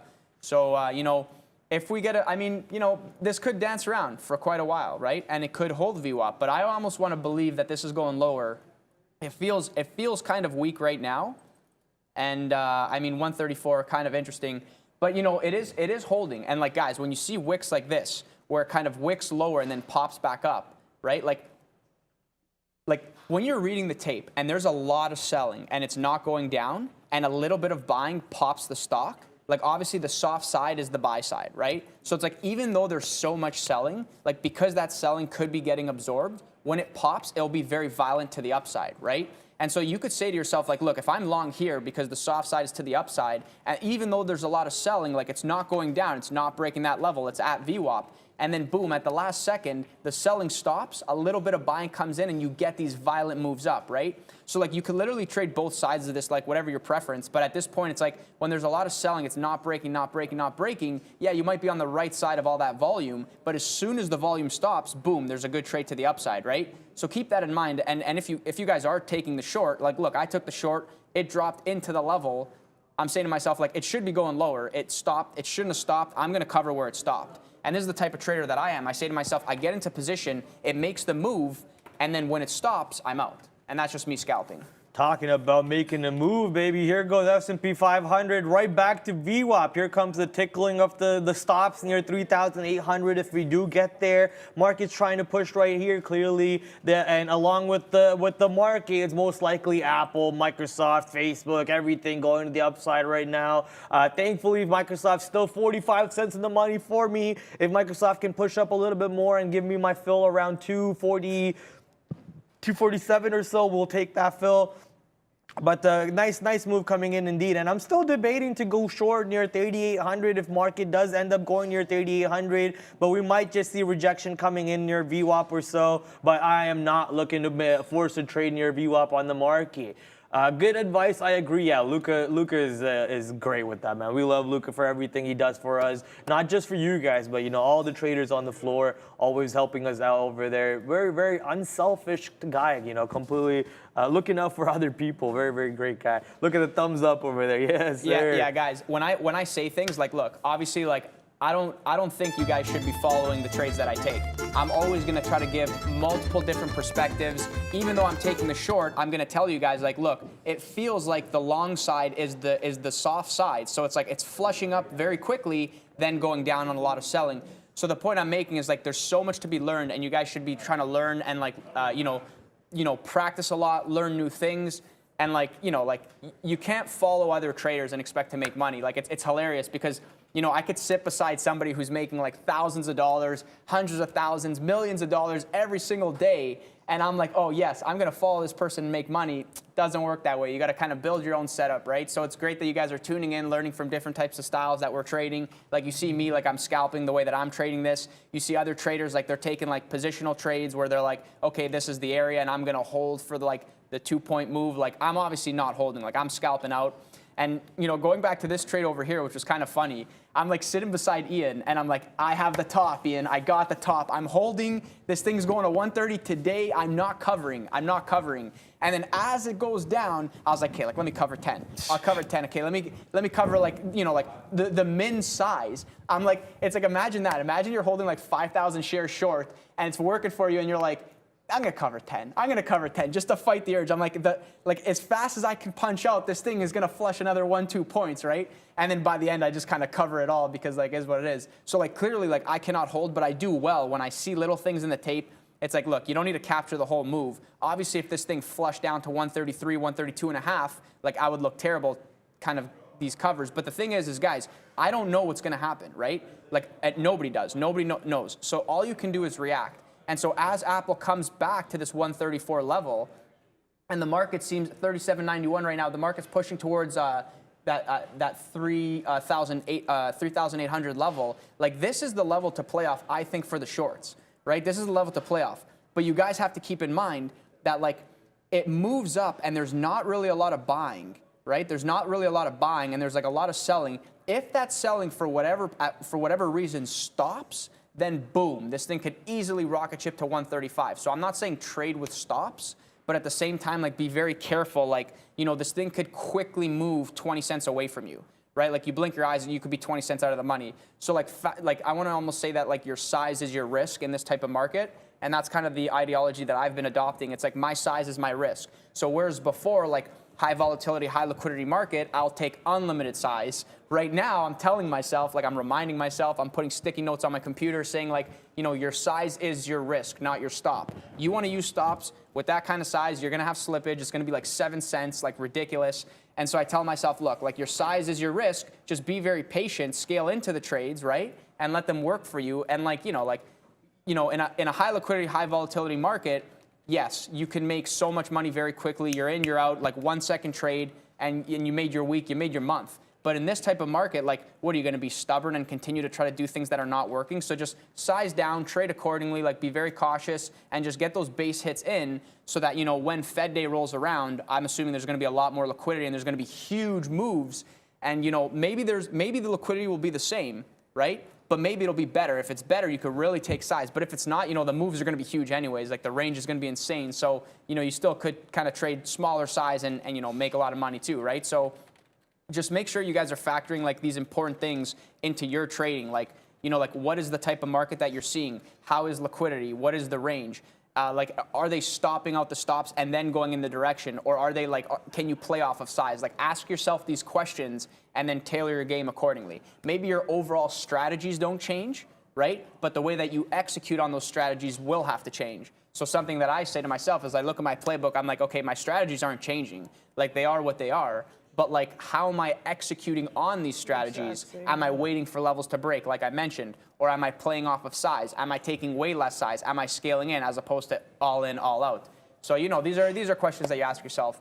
And Omar, yeah, no pain, no gain. You know, like you gotta keep working hard. It's gonna be a lot of pain. You know, nobody said trading would be easy, right? It's very difficult to make easy money, but it's very easy to make money. It just takes a lot of work, right? So you can apply that same ideology to trading. Just put the work in, go through the pain, and then the gain comes after. Luca, real quick, I'm gonna need you to shorten your level 2. Your level 2, shorten it, and then make the layout look a little bit similar to what Sean has. That's what I'm hearing coming in from our work messages. I'll make it a lot cleaner. Just give me a second here. Maybe you're looking at anything? Yeah, I'll take over from here. Luca was made for the show, indeed, man. I've been trying to get this guy on here for God knows how long. You guys have no idea, and he just has been hesitant. I guess he's been a little shy, but now he's very open. He's very comfortable, and I've been enjoying having this guy next to me. Tons of fun, tons of knowledge being dropped on a daily basis. So make sure you're smashing that like button. Make sure you're hitting that subscribe button. Make sure you're hitting all those buttons that need to be hit in order to help us with the YouTube algorithm overall. We appreciate that very, very, very much. How can you guys talk so much? I mean, listen, it's a job, we're doing the job. That's all it is. You know, if it's not the job, then maybe Luca would be talking to himself and I'd be rapping music while I'm trading. But, you know, the job requires us to do trading and talk about positions and, you know, have some fun with you, ladies and gentlemen. And that's what we try to do. It is difficult, but, and you know, yeah, we're having fun doing it. That's why it looks like it's not hard work at all, right? Guys, it's a lot of fun, and it's kind of funny because like we could literally talk for so long, right? Like right now, like I'm not in a position. I'm kind of chilling. I'm just watching Apple here, but I'm looking at the chat, and I appreciate all the kind comments that you guys are saying. But it's like sometimes I'm in a trade and Prad's in the trade at the same time, and we're like, Prad's like, oh, what's that? And I'm like, yep. So we're sorry, what was that? So that's kind of where we like slow down a little bit. But yeah, always a pleasure to talk to you guys, answer questions or whatever. And I see here, Bick, thank you for the super chat. Facebook 160 put for the end of the week. Any thoughts? I mean, at this point, like, look, the market flushed. Everything is so weak, right? And I want to believe that if buyers are going to come in, they're going to come in on Wednesday, right? Maybe we get like a huge kind of washout and then like pop. So like, you know, if your strategy is like, I'm going to take a short into like where I think buyers are going to come in because there's no buyers right now because everything's uncertain and the surprise really could favor the downside. And if that's the case, then we really will get that flush, right? Like, yeah, you know, I mean, at this point, everything kind of looks like it's heading lower, but perhaps there's better names to take short.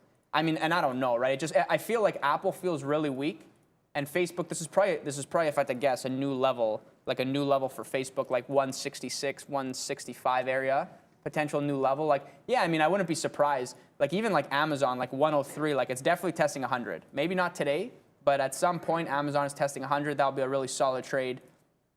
And yeah, so I mean, my kind of, I mean, look, whether it's Facebook, whether it's Apple, whether it's Microsoft, it seems like everything is just moving down. So like, you know, take your shot where you want to take it. But personally, like I mentioned this on Friday, like the liquidity on Meta was absolutely terrible.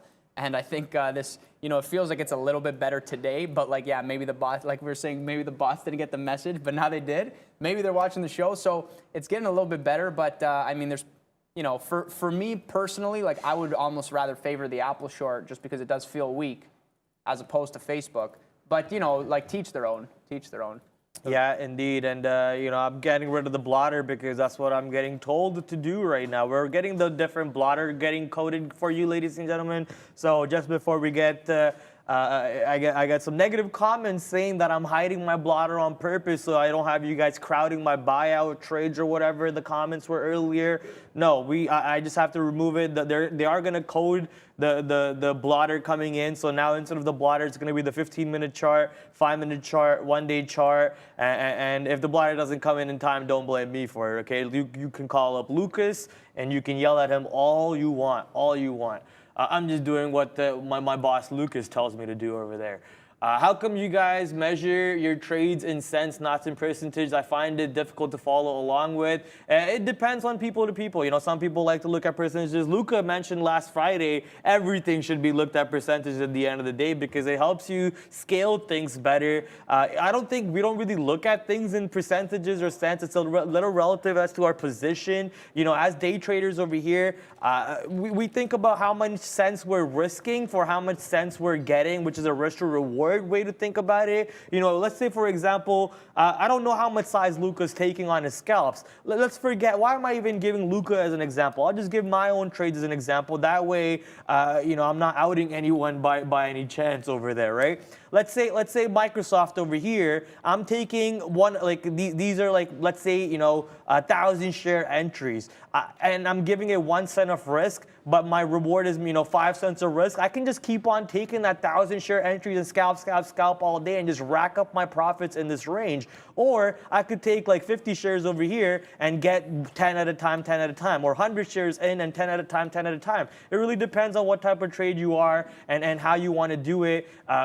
For him, maybe he thinks about cents because he's thinking about how much he's risking to how much he's making. I like to think about it in that way for that purpose. Percentages really come into play for me at the end of the day to see how much of the percentage of the move did I really get, how could I improve on it. But I guess if I thought about that a little bit earlier, it would be probably better for myself on that side. And I just have to do this because my size is getting blocked. So let me just decrease. Yeah, guys. So I love that question, and it's something that I talk about all the time.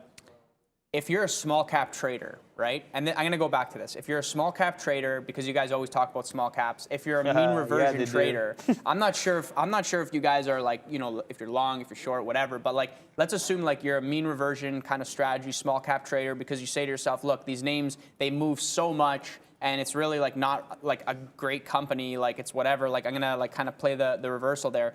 I say trade percentages because in the long run, you will be more successful if you prioritize your setups based on percentages, right? Like, and especially if you're trading like a smaller account, like let's say a stock's at like $15, $20, like you really want to, like the A+ trades, in my opinion, from what I've seen from my experience, the A+ trades are like 25%, like a 25% move. So like if you think that there's a potential that something could see a 25% move, you say to yourself, this is an awesome setup. I'm going for the 25% move, right? And so I'm going to scale up on this. But sometimes, you know, you get like subpar setups, and you know, it's you expect like maybe there might be like a 10% move. It's like these 10% moves, like the tighter the spread that you're playing, the less edge that you have because of algos and because of the way that fills happen. So like when there's a 25% move, even if you only capture 22%, it's huge, right? You made a lot of money.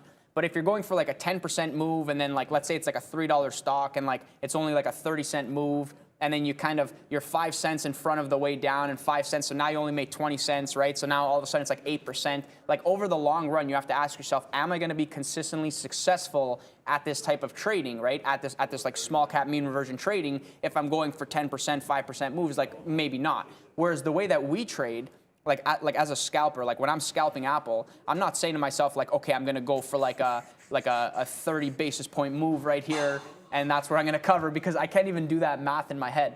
So like when I'm trading large caps and I'm like scalping them the way that I'm scalping them, I just say to myself like, okay, that 134 level, maybe it's interesting. Oh, it popped 20 cents and then it went back down. Okay, so like if I short it here, then it gets up to here, then I'm going to be wrong. What is that? That's like 30 cents. And then I quickly decide, okay, this is how many shares I'm going to take, and I'm going to go from there, right? And so like if I did that in percentages, it wouldn't make any sense. It wouldn't make any sense. And the reason I say that is because I'm not going for a move down to 130. I'm not saying like, okay, like Apple is down 2%. It could potentially finish down 5%. So like I'm going to short here and go for like an additional 3% intraday move. Like I'm not thinking like that because I'm a scalper. And so like as a scalper, scalping large cap, kind of playing off of size, or like taking more size, getting in and out, and like factoring, trying to decide like how much risk I'm going to apply. Like this is how I'm thinking. I'm thinking in cents. But I would definitely encourage anybody who's trading small caps with a smaller account size, like think in percents, not in cents, because cents don't make sense on small caps. Cents don't make sense. That's a saying, on small caps, because the moves, I mean, like it touches so many different prices, whereas like Apple, you know, like cents makes sense. Like you see the same pattern. It's like, okay, 134, once it breaks, it'll flush, it'll drop down. Like a 40-cent move very quickly is a lot, right? Like very quickly, in like a 1-minute flush on 40 cents on Apple, like that is quite a bit, right? If you get like a 70-cent, like a $1 flush on Apple, like you better cover your position, because the whip back is going to be huge. It's going to be fast, right? And so like it just depends what you're doing, right? So going back to your question, it's like, why not percentages? Why cents? This and that. It really just depends the type of trader you are. It depends like what you're doing, what your style is. Like I don't trade small caps personally. I don't trade them a lot. I don't trade them effectively. I don't really have like a kind of setup there. But like if I do trade them, when I do trade them, I am thinking in terms of percentages.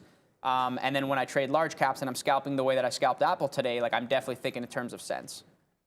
Cents, baby. Let's go. It might not make sense, but it makes dollars for me. So that's all that I care about.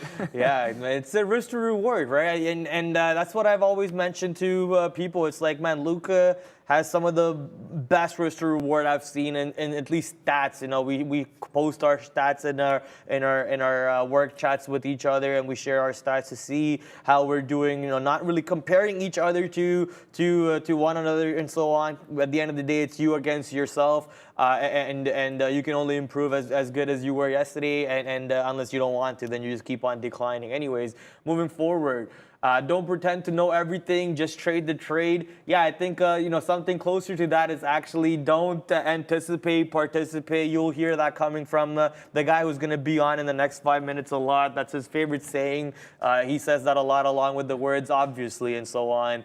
He'll be coming on in 5 minutes. Tons of stocks to see what stocks he traded today, to see what stocks he's looking to trade for the rest of the day. Some Formula One conversations maybe. We can even talk about some ball when he's on. So don't go anywhere. Stay tuned. Volume in the market clearly sucks at the moment. Nothing really going on. S&P 500 trying to stay above VWAP, but NASDAQ is under VWAP right now. Here's S&P 500 down 2.7%. Here's NASDAQ, which is also down 3.5% or 3.3%. Both of them under VWAP. Market's just playing around over here, not really doing anything exciting. Microsoft just hanging around for me. Also, nothing exciting going on over there.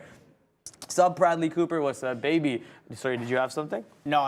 Okay, No. I can keep on going. Unless you want to say Well, something. no, yeah, guys, it just kind of feels like, look, the market's approaching the VWAP area, and I've seen this before. It like tests. I should show it as opposed to using my hand motions, classic Italian. So look, it's kind of testing, right? It's kind of testing, coming back below, testing, coming back below, just right below that 3,800 area. So like I said, what I would love to see here, is a fast push into the 3,800 level and then a break moving like 5 points higher and an instant slam down. If we get that pop and drop, like we're going lower, right? But if we like slowly just kind of continue to do this and then we start to go lower, like we're gonna very slowly go lower. So like I'm building into another Apple short here. It kind of feels weak. But this isn't something like I'm not taking size here because I want to be able to hold this if it pops. And if we do get that pop, like we easily could get to like 135. But I think to myself like, okay, 134.50 area is interesting. I don't think we'll get there. I mean, even if the market does that kind of pop, I don't think we'll get to 134 like 60 to 80 because it just feels like every time we're popping up, we're kind of slamming back down. But you know, volume's a little bit lighter now. But and guys, like, you know, like it's funny, like I talk about the same names over and over again, and I kind of like cycle through like what name is doing the most volume, what has the best opportunity. And like today, on a day like today, I wanted to come in, I wanted to short everything. But like as you wait and the day progresses, you say to yourself, okay, of all the names, of all the large caps that I'm looking at, like Apple is doing the most volume, and Apple has that 134 level to play off, so I'm gonna favor like Apple for now. And again, guys, this isn't something that I'm saying to myself like, oh yeah, like I'm gonna short this and hold all the way to low of day. Like if we get a nice move towards VWAP, I'm probably gonna take some off there and then like maybe try and hold some. But again, you see how I'm trading. It's like I'm scalping. There's a little bit of a range that's being created here. Feels weak. I think we could break 134 and then flush like 40 cents. So then that's kind of like my target for this one. Yeah, so just waiting to see what goes on over here in the market. Luca, thank you for your trade so far and your knowledge so far, man. We appreciate all the help with the trading over here. For at least I do. You know, I appreciate everything. So MSTR comeback. MSTR is a micro strategy, and that one is obviously struggling because Bitcoin. So I actually heard. Sharif in the back talking earlier in the morning.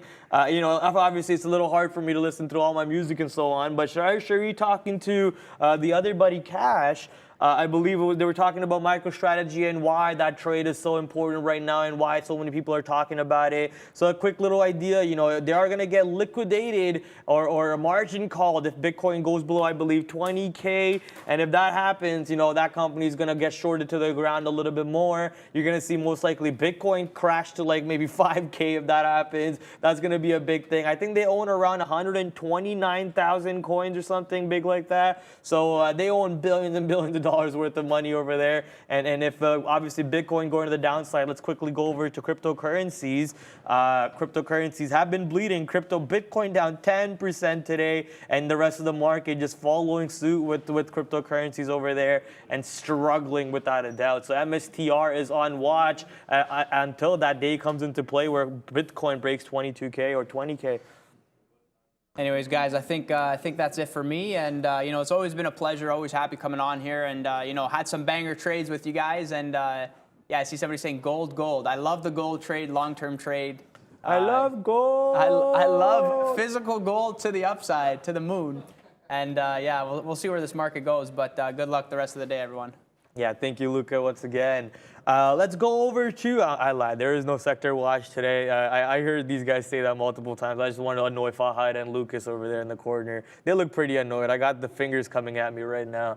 But yeah, seen you been looking at gold. Yeah, let's go check out gold. You know, I think, I don't know if it's an American thing or a Canadian thing. It's the I love gold guy. It's a sorry? It's a gold member thing. Yeah, that meme is always hilarious for me to see that one. But yeah, here's gold, man. This is Barrick Gold on New York, ABX on Toronto. Still down on the day, down 2.6%, but has been taking off a little bit, ripping up to the north side, 20.5. 20.5, yeah, 20.4, 20.5 right now coming into play for gold, which is ABX. I do remember talking about ABX on Friday, and look at that move on Friday over here. Crazy move, breakout of 20 all the way up to the high day of 21.22. But today we're just stuck in Friday's range and trying to see what happens for the rest of the day for gold. Sector watch all red, baby. Yeah, exactly. You know what? Since Brando is not here, Brando's busy with some meetings, I can do my own sector watch now. So let's bring in this guy, Finwiz. This is how you look at my sector watches. Let me see if I can even find out where there it is, sector watch. Full screen because it looks better that way. Obviously, everything is red, bleeding, bleeding, bleeding. I see McDonald's, which is up on the day. We got Coca-Cola. I know you guys were talking about Coca-Cola partnership with Jack Daniels for pre-mixed drinks. All right, baby, let's go. Rum and Coke's coming into play over there. I believe Jack Daniel is rum, right? Whiskey? Yeah. All right, I thought it was rum and Coke for a second. And clearly, yeah, I know nothing about that side. We got CME, which is the Chicago Mercantile Group, up on the day, and TFC. But besides that, everything has been just bleeding, man, struggling. For some reason, IBM is very much flat on the day too, but its partners in crime are red. This is sector watch for you without Brando at the big TV. Let's go check out what Ian's looking like today. Ian, man, looking sharp. Looks like you came ready to play today. Yeah, it's funny that, no, I was always come ready to play, man. Always come ready always to come play. ready to play. This guy's the GME power to the players, but no, hey man, more importantly, let me cut you off real quick because we have some announcements over here. Let's clap it up for Ian. Ian graduated, ladies and gentlemen. This guy graduated today. Hit that restriction, that limit that we need to in order to become a new trader now. He's going to start losing more money than previously and also making more money than previously. So Ian, cheers on your graduation, my friend. Welcome Cheers, to a guys. very select group of people guys. in the Let's sport go. so far. Cheers. Oh, man. Congratulations, show. buddy. Congratulations. Thank you, man. Thank you. Man, it's Let's crazy go. because I was, when I started on the show, I was like, it would be so cool to graduate on the show and be part of it.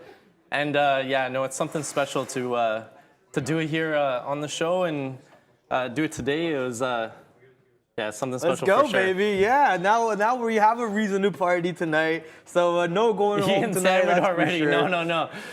Thank you guys for congratulating me. No, I'm not hammered off that one drink, but yeah, maybe later we're gonna have to have a little bit more drinks. We'll see.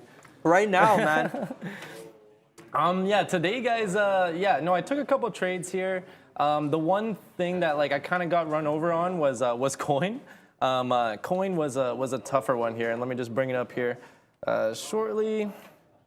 You know, obviously I had a little bit of short bias going into the day on coin, but that was clearly wrong just because it bounced so hard. You know, it was SSR in the morning there, but you know, obviously the big dip in Bitcoin, you know, caused this thing to really go down a lot. I was trying to short in front of 50. But then just kind of get stopping out, but you know, minimizing my risk, of course, you know, managing my risk that way. But yeah, eventually just got run over, and now look at it, it's like 54. So, you know, instead of trying to keep going at it, you know, having that bias or having a bias or a directional bias or something like that and being stubborn with it, I kind of just left it after that. And, you know, yeah, exactly. Just accepted my loss on that and just kind of left it. I did trade Tesla as well, and that was my best name, really, just because it was funny because I had shorted. Oh, my chart's kind of messed up here. Let's see. Let me talk about Meta first, then, since this is kind of messed up here. What you just reload the chart? Right click on your chart, go to chart data. Right click on your chart, go to customize, go to chart data at the bottom. You hit clear data, hit apply, and then reload your chart by closing your chart. Okay, In the meantime, let's quickly go to Brad then. In the meantime, while you reload your chart, I'll go to me right now. Microsoft moving to my next target of entry and giving me more fills over here. So Microsoft now moving back to a little bit higher to looks like 246.89 is where my order was. So getting that order filled. Now my average price is 246.69. I have more orders layered up over here, but my legs are shaking right now a little bit because the speed of this move in the market is kind of worrying me about my Microsoft short, and that's why you'll see my body bouncing up and down, kind of out of nervousness a little bit. But it's cold as hell over here, man. It's not cold in hell, but it is cold as I don't know whatever it's supposed to be cold as, and I'm freezing, right? AC needs to be brought down, but market is not coming down at the moment. AC, like the AC, the market's blasting to the north side and taking out multiple levels to the upside. So remember how I said I might think about shorting 3,800, and I said, nah, forget that. I'm not going to touch it. I think I made the right decision by not touching that trade, but I am loading up more on Microsoft, as I did mention. So Microsoft's heading back above VWAP. Apple pushing right back to 135 here, which is about to be a double top on the day. Apple holding up at VWAP or above VWAP for most part over here and trading around VWAP also. So let's see if the market can wake up over here and really show me that kangaroo movement that I was talking about, man. A pure V-shaped recovery coming in after the European close or so, and market waking up. Now I'm 47 cents out of the money on my Microsoft trade, so not looking good. And even DocuSign, which was $2 in the money, now heading back to VWAP, about to be only $1 in the money on DocuSign. But that means, as we're heading back to $60 on Docu, an opportunity for me to reload on my shorts on DocuSign all the way up to $61 or so,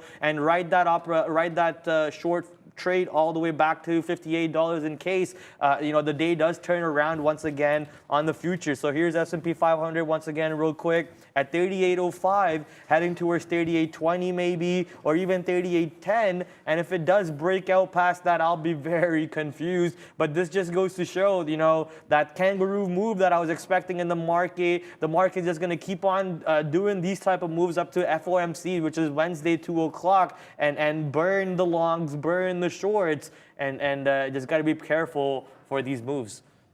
Yeah, no, I got my charts up here, guys, and a lot of people just saying congratulations again, and thank you so much. It really is special, and this is what we strive for on the floor, and a goal that I've been working towards for the past few months. I don't know, does that beat your record, quickest grad, or what? Well, if you ask Sean says he graded in like 1 month or 1 day. If you ask Saj, he'll say 30 seconds, right? But I think 3 months. If you were to think about our level, me, we were starting around the same.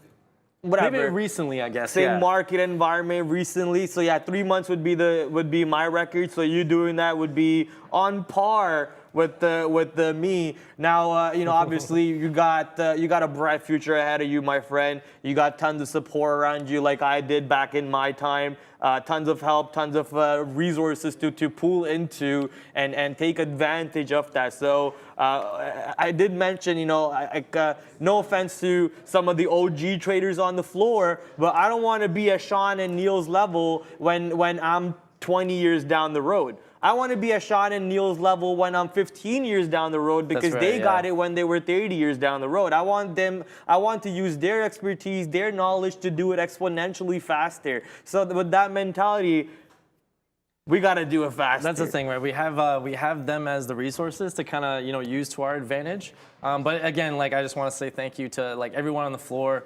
All the graduates that was here, Prad, myself, or Spencer, Brankles, Luca. Greg, of course, right? Am I missing anyone else that was here? You got to do a speech eventually. You don't have to do the speech here. But you got to do a speech. Just thank you to all those guys who kind of took me under their wing and all mentored me as I was kind of coming up. One thing that you had to do on the show before you graduate, though, you promised the viewers something. I don't know if you want to talk about it right now, but you promised the viewers something. We'll see if I'm down. Yeah. We'll see if I'm down. You promised the viewers a little something. We'll see if I'm down. Do we even have a beer? I don't know. We'll see. You're not killing your Yeezys for that. You're not killing your Yeezys for that. These are old shoes. Anyways, guys, let's get back. Yeah, let's get back to the market. Let's get back to the market here. Let's get back to the market. And I apologize if I'm a little bit distracted. Obviously, I'm like super happy now. Hey, man, it's your day. It's the Ian day. It's the Ian but day. yeah, no. Okay, so here I took. This was my better trade on the day. It was a Tesla 650 break, and we were kind of talking about it a lot. Kind of leading up to this, and 60 or 650 could have been a good breakout on the day for Tesla. Tesla is more of like a breakout stock. Right, so took the 650 break. I scalped out most for about like $2 wins, so that was solid, and I just stopped out the rest break even. So that kind of got me back, to flat on the day. But obviously super ecstatic, and just.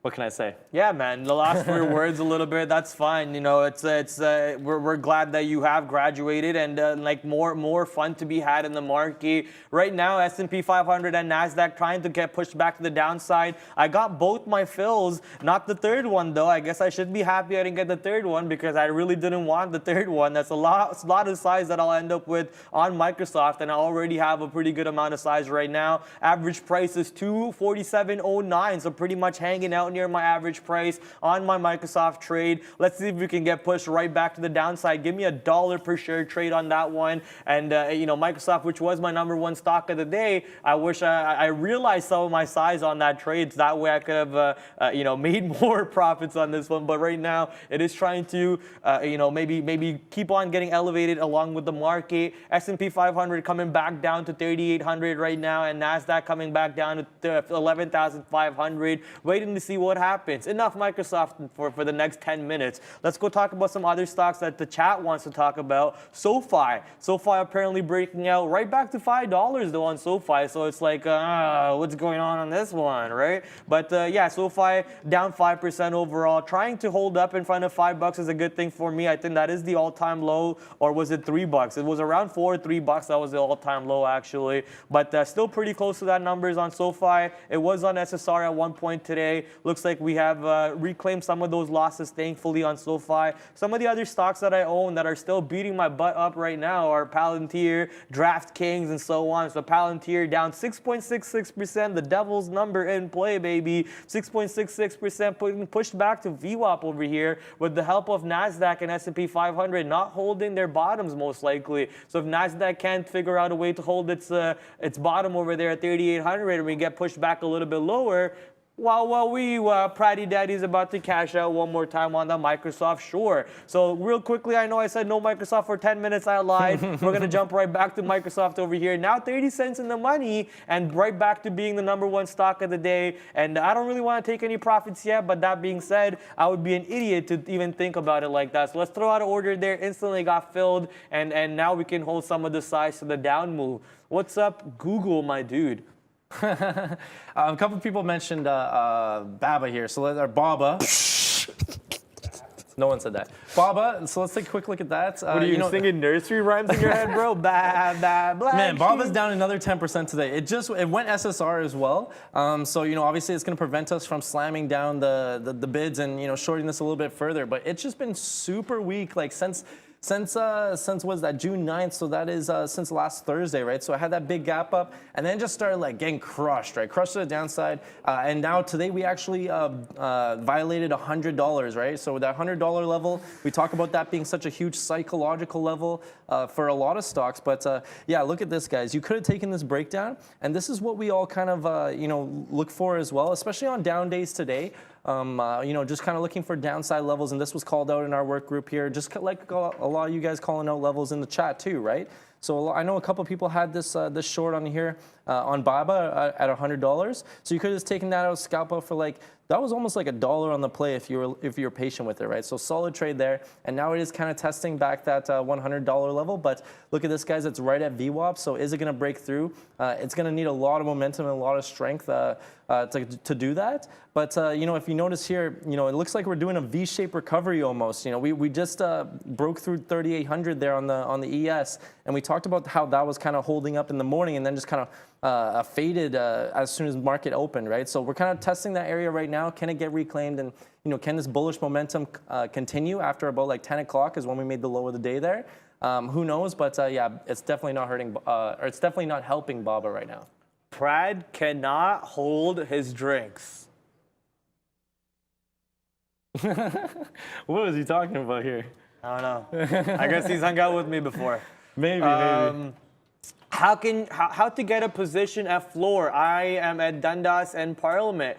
You could perhaps email the marketing at TraderTV.live and see if they can fast forward your is it called fast forward? CC your email to Greg or Brankles or something. But I don't know if we have any open positions right now on the floor. Sadly, I think we have a new class coming in soon already, so I'm not sure if we have any seats. But if we do, I'll confirm with Brankles and Greg and get the email in the chat for you guys tomorrow or so, unless I forget it. But right now, man, Microsoft, let's go. 70 cents in the money. Average price 247.17 because I already covered 2 orders to the downside. I have another order to cover over there, which I should probably remove that order. I don't know why I'm covering every 10 cents like a dummy when I could just hold on to all of my size and get $1 per share in the next 10 seconds over here. But, you know, scalp some exits, scalp some profits, get in, get out, get in, get out, making sure that we're capitalizing on our trades over here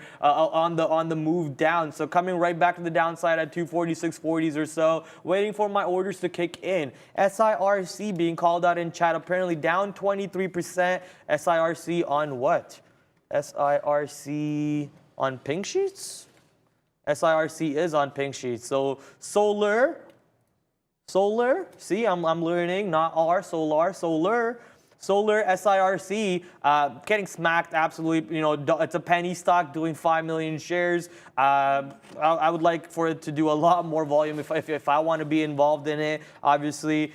Something that I haven't looked at today, and, you know, Greg taught me this setup over here on pink sheets, which is trading GBTC and ETHC. Every time Bitcoin moves around pretty volatile, you'll see GBTC and ETHC having a ton of volume in there, giving you somewhat of a decent trade. You know, you just look at the cryptocurrency market moving, which is Bitcoin if you're trading GBTC, and Ethereum if you're trading ETHC. You trade at the spot market and you basically just go long and short along with the overall market. And real quick before I throw it right back onto Ian, $1 per share on Microsoft now. As I said, just wait another 20 seconds. Don't take more exits. You're about to get $1. But nope, I didn't listen. I took my profits. But yeah, here we go. It's getting pushed down a little bit more. Time to take some more profits for me and capitalize on this move that I'm getting right now. Yeah, it looks like I'm just looking over at Pratt's chart. It looks like he's been very, very patient with that one. So good on you to kind of capitalize on that. You know, it looks like you're like I still have an order hanging in there. You're literally selling the peaks there and buying the lows. So that's awesome. A couple people wanted to talk about Amazon. So let's take a quick look at that. I've kind of left Amazon alone since last week. So obviously we traded it really, really well those first couple days after the split, just because it was giving a lot of momentum to the upside, you know, a lot of dip buyers and whatnot. But then after then, it just kind of like faded. And, you know, I had that big down day on Friday as well, just kind of fading with the market there. And today, just having like an inside day, right? Not really making many moves. I mean, like you could have taken a short early on, just kind of shorting off these highs. But, you know, that's not necessarily like a key level or anything, right? So, you know, you're kind of almost taking like a shot in the dark, taking a little bit more risk on that one. So just kind of left it alone. We're going to be watching the $100 level big time on this one, just because, you know, that would have been $2,000 pre-split, right? So that's obviously going to be a huge level. So we're kind of anticipating that. That being said, we've had multiple meetings now, and every time we've said, you know, Amazon has been terrible on breakouts, right? Like there's been huge size on there, but you know, maybe we just got to limit our expectations a bit. You know, maybe it's only going to go in the money like 10, 20 cents, and you got to kind of scalp it out quickly. But yeah, no, that's kind of on hold for now. Some people calling out Meta, so let's take a look at that one. I was watching this one as well. It did show early strength in the morning, kind of getting a bump up. But once the market really started to kind of accelerate to the downside, this one just kind of faded with it. But again, you know, taking breakouts on this one to the downside, and that's something I personally really like to do. It was tough, right? So, you know, it's easy to get kind of chopped around.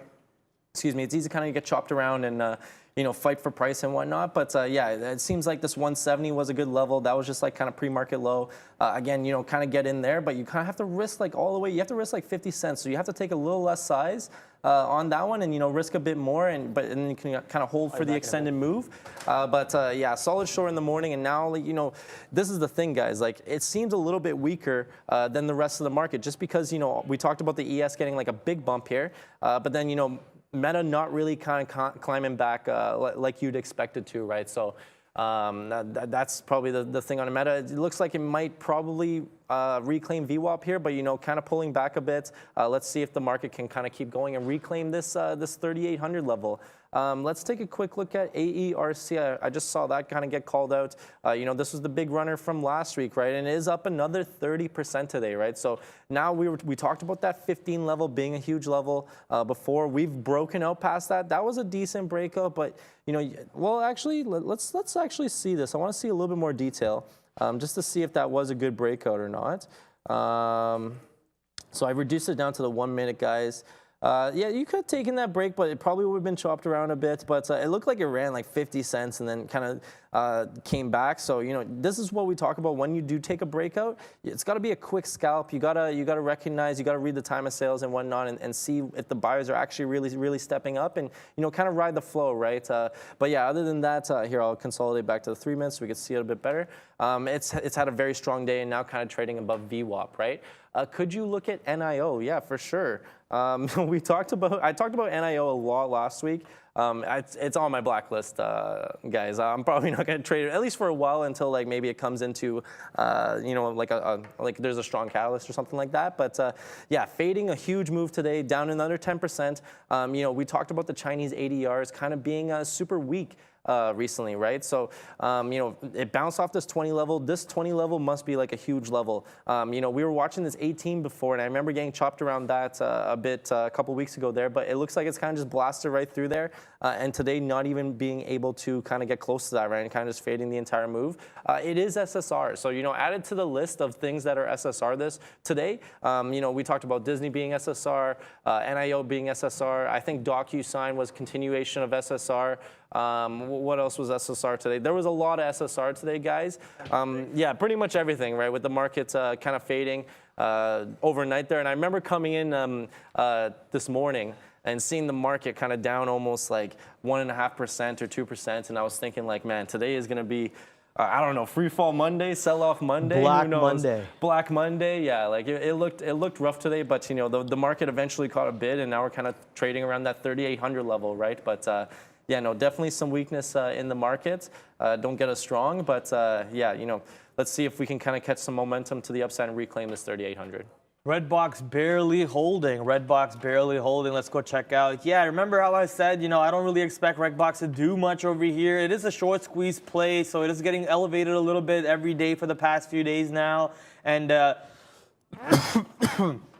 just from watching the movement of the stock today and how it's been trading around VWAP, I don't really expect it to do much. So we'll see if this $18 level, which seems to be a pretty solid level, will behave as tomorrow. I might actually even pay for shorts on the stock tomorrow just so I can trade it around this $18, $20 level. Seems to be forming a pretty good barrier around there. And real quick, I want to show you my DocuSign stock. So I just wanted to, I don't really use these trend lines for trading much, but it's always a good way to just throw it out there to see what the trend of the stock is doing, not to make trades out of it, but just to see the overall channel that the stock has been creating. So DocuSign has been moving to the north side over here, but now it's getting ready to get pushed back down with the help of the market, which is struggling to reclaim 3,800. So S&P 500 near the 50-period EMA, near 3790 or so, below VWAP, and might get ready to push even more lower, which means my Microsoft short, woohoo! $1.50 in the money, baby. Let's go, Microsoft. Right back to the downside. And DocuSign is still $1.80 in the money for me, but no real opportunities to load up on this trade. I was waiting for $60 to come into play, never came into play, so I guess I shouldn't have been so stingy for it. But part of the reason why my trades on Microsoft today have been so good is because I've been stingy for it. So I've been haggling my price, I've been patient for my price, and patience has been paying right now. What is SSR? Yeah, that is Ian's fault for not even mentioning what SSR is. I'm joking. I can explain that one. Yeah. SSR means like short sell restricted, right? So essentially, for example, if you're gonna short a stock, there's two ways you can get in, right? You can wait on the offer, which would be the ask on your level 2. So you like post your order there, wait on the offer. Maybe if we show my screen here, we can kind of walk through it here. So I'm just looking at BABA. So I wait, let's say 99.05. I post my order to get short. And that would be like kind of passively waiting for it. If it's not SSR, I can cross and slam the bids, right? So I could get in at 99.11 if I really, really wanted to short it, right? Let's say I really, really wanted this price and I thought it was going to go down quick. I would just cross and go short at 99.09 or wherever the bid was, right? SSR means you cannot do that. SSR means you have to passively wait on the ask or on the offer here and get filled that way, right? So it's a lot harder to get short just because, like I said, like if you really, really want to get short, you have to wait. You have to be patient and wait for your order to fill. Whereas if it wasn't SSR, you can just kind of cross and just slam it and go from there, right? But it's also harder to take breakouts SSR when a stock is SSR, right? If you're taking it to the breakout to the downside, so for example, if you're taking this 100 level to the downside, you'd have to let it break and then wait for it to kind of get you on the way back up. So that being said, you'd have to like take less risk, take less size and whatnot, right? So and when is an SSR triggered? SSR is triggered when it's down more than 10% on the day, like intraday. Okay, Awesome. so we're seeing here BABA's only down 9.8% on the day here, but that means it is triggered SSR. So it means at one point today it was down more than 10%, right? So yeah, a couple of people saying bye BABA, so that's why I kind of brought this up and used it as an example. We talked about it being super weak, and it looks like the shorts are kind of working now. Like the market's pulling back pretty hard. Nicole's asking, they said Redbox was extremely expensive to short. Is that true for locates? I don't know. I can't look it up. I did see it today. Yeah, I know. I heard like someone kind of asked for shorts and it was like 27 cents a share. 27, that's not that bad. 27 cents a share. That's pretty expensive. If you're on like a smaller shutdown or something like that. Yeah, because like 100 shares and you got to pay like $27. Like it's, yeah. So looks like it is a little expensive then. Yeah, $27 a 100 shares. I paid more than that before, but it depends. It depends on how relative. much you think you can make, right? It's always relative. How much you think you can make on it, and kind of go from there. Indeed. Congratulations. Yeah, congratulations to the homie over here, man. It's a Thanks, great guys. time. Fun. We've been waiting for this day for a long time now. We just need an excuse to get drunk. Yeah, exactly. You guys have we been just like, need an excuse to get drunk. The last time we had like a sig grab party, it was like we went to the Jays game, right? That was for Spencer and Brankles, and then ever since then, like I've been like the closest. And these guys are like, yo, when you graduating? We need to go to another party. We're going to the Las Vegas circuit now that you graduated, baby. We're going straight to the Las Vegas circuit on the company's account, and we're balling out on the company. we're gonna go Hard Rock Cafe Penthouse. You know what I mean? Just straight up penthouse. But no, all fun and games over there. Real quickly, talking about the Las Vegas circuit, I want to go over to race over here. We saw the race cars, which is Ferrari cars, absolutely go up in flames yesterday. Yeah. And that made me very happy. I know you like Charles, so you probably were not happy watching that. Honestly, I'm fine with any result if it's not Max winning. Right. I'm fine with any result if it's not Max winning. Obviously he kind of lucked into the win yesterday. Seems to be the story of the team right now, just lucking into wins. And that's a thing, like, Checo was leading, right? Checo, I think he was a little bit slower, but just the fact that they were like no fighting and he couldn't even defend, it's only race 8 guys, and it looks bad on them for sure, I think. But Ferrari over here down 5% today. I don't know if a part of the reason why these guys are down today is because of the 2 engines dying up on them, or was it 4 engines? I don't know if there's any sort of correlation there. I was actually, while I went to P-Break, I was thinking, I was like, what if there's a correlation when Ferrari wins and if Ferrari's up, and then when Ferrari loses or, their engine shut off, they actually go to the downside. This by puts, guys. As soon as Monday starts, it's a back test. Yeah, we're going to have to back test that one and see, right? Yeah, too much rear deck. Yeah, I think you're right there. I think he was struggling with his tires a bit. Checo, that is. Checo. So, he was slower, but just the fact that he couldn't even fight for it, that was a little disappointing. And this weekend we have it at our backyard. Yeah, here we go. We're coming to Montreal. I've been to the Montreal Grand Prix. It's something really special. Yeah.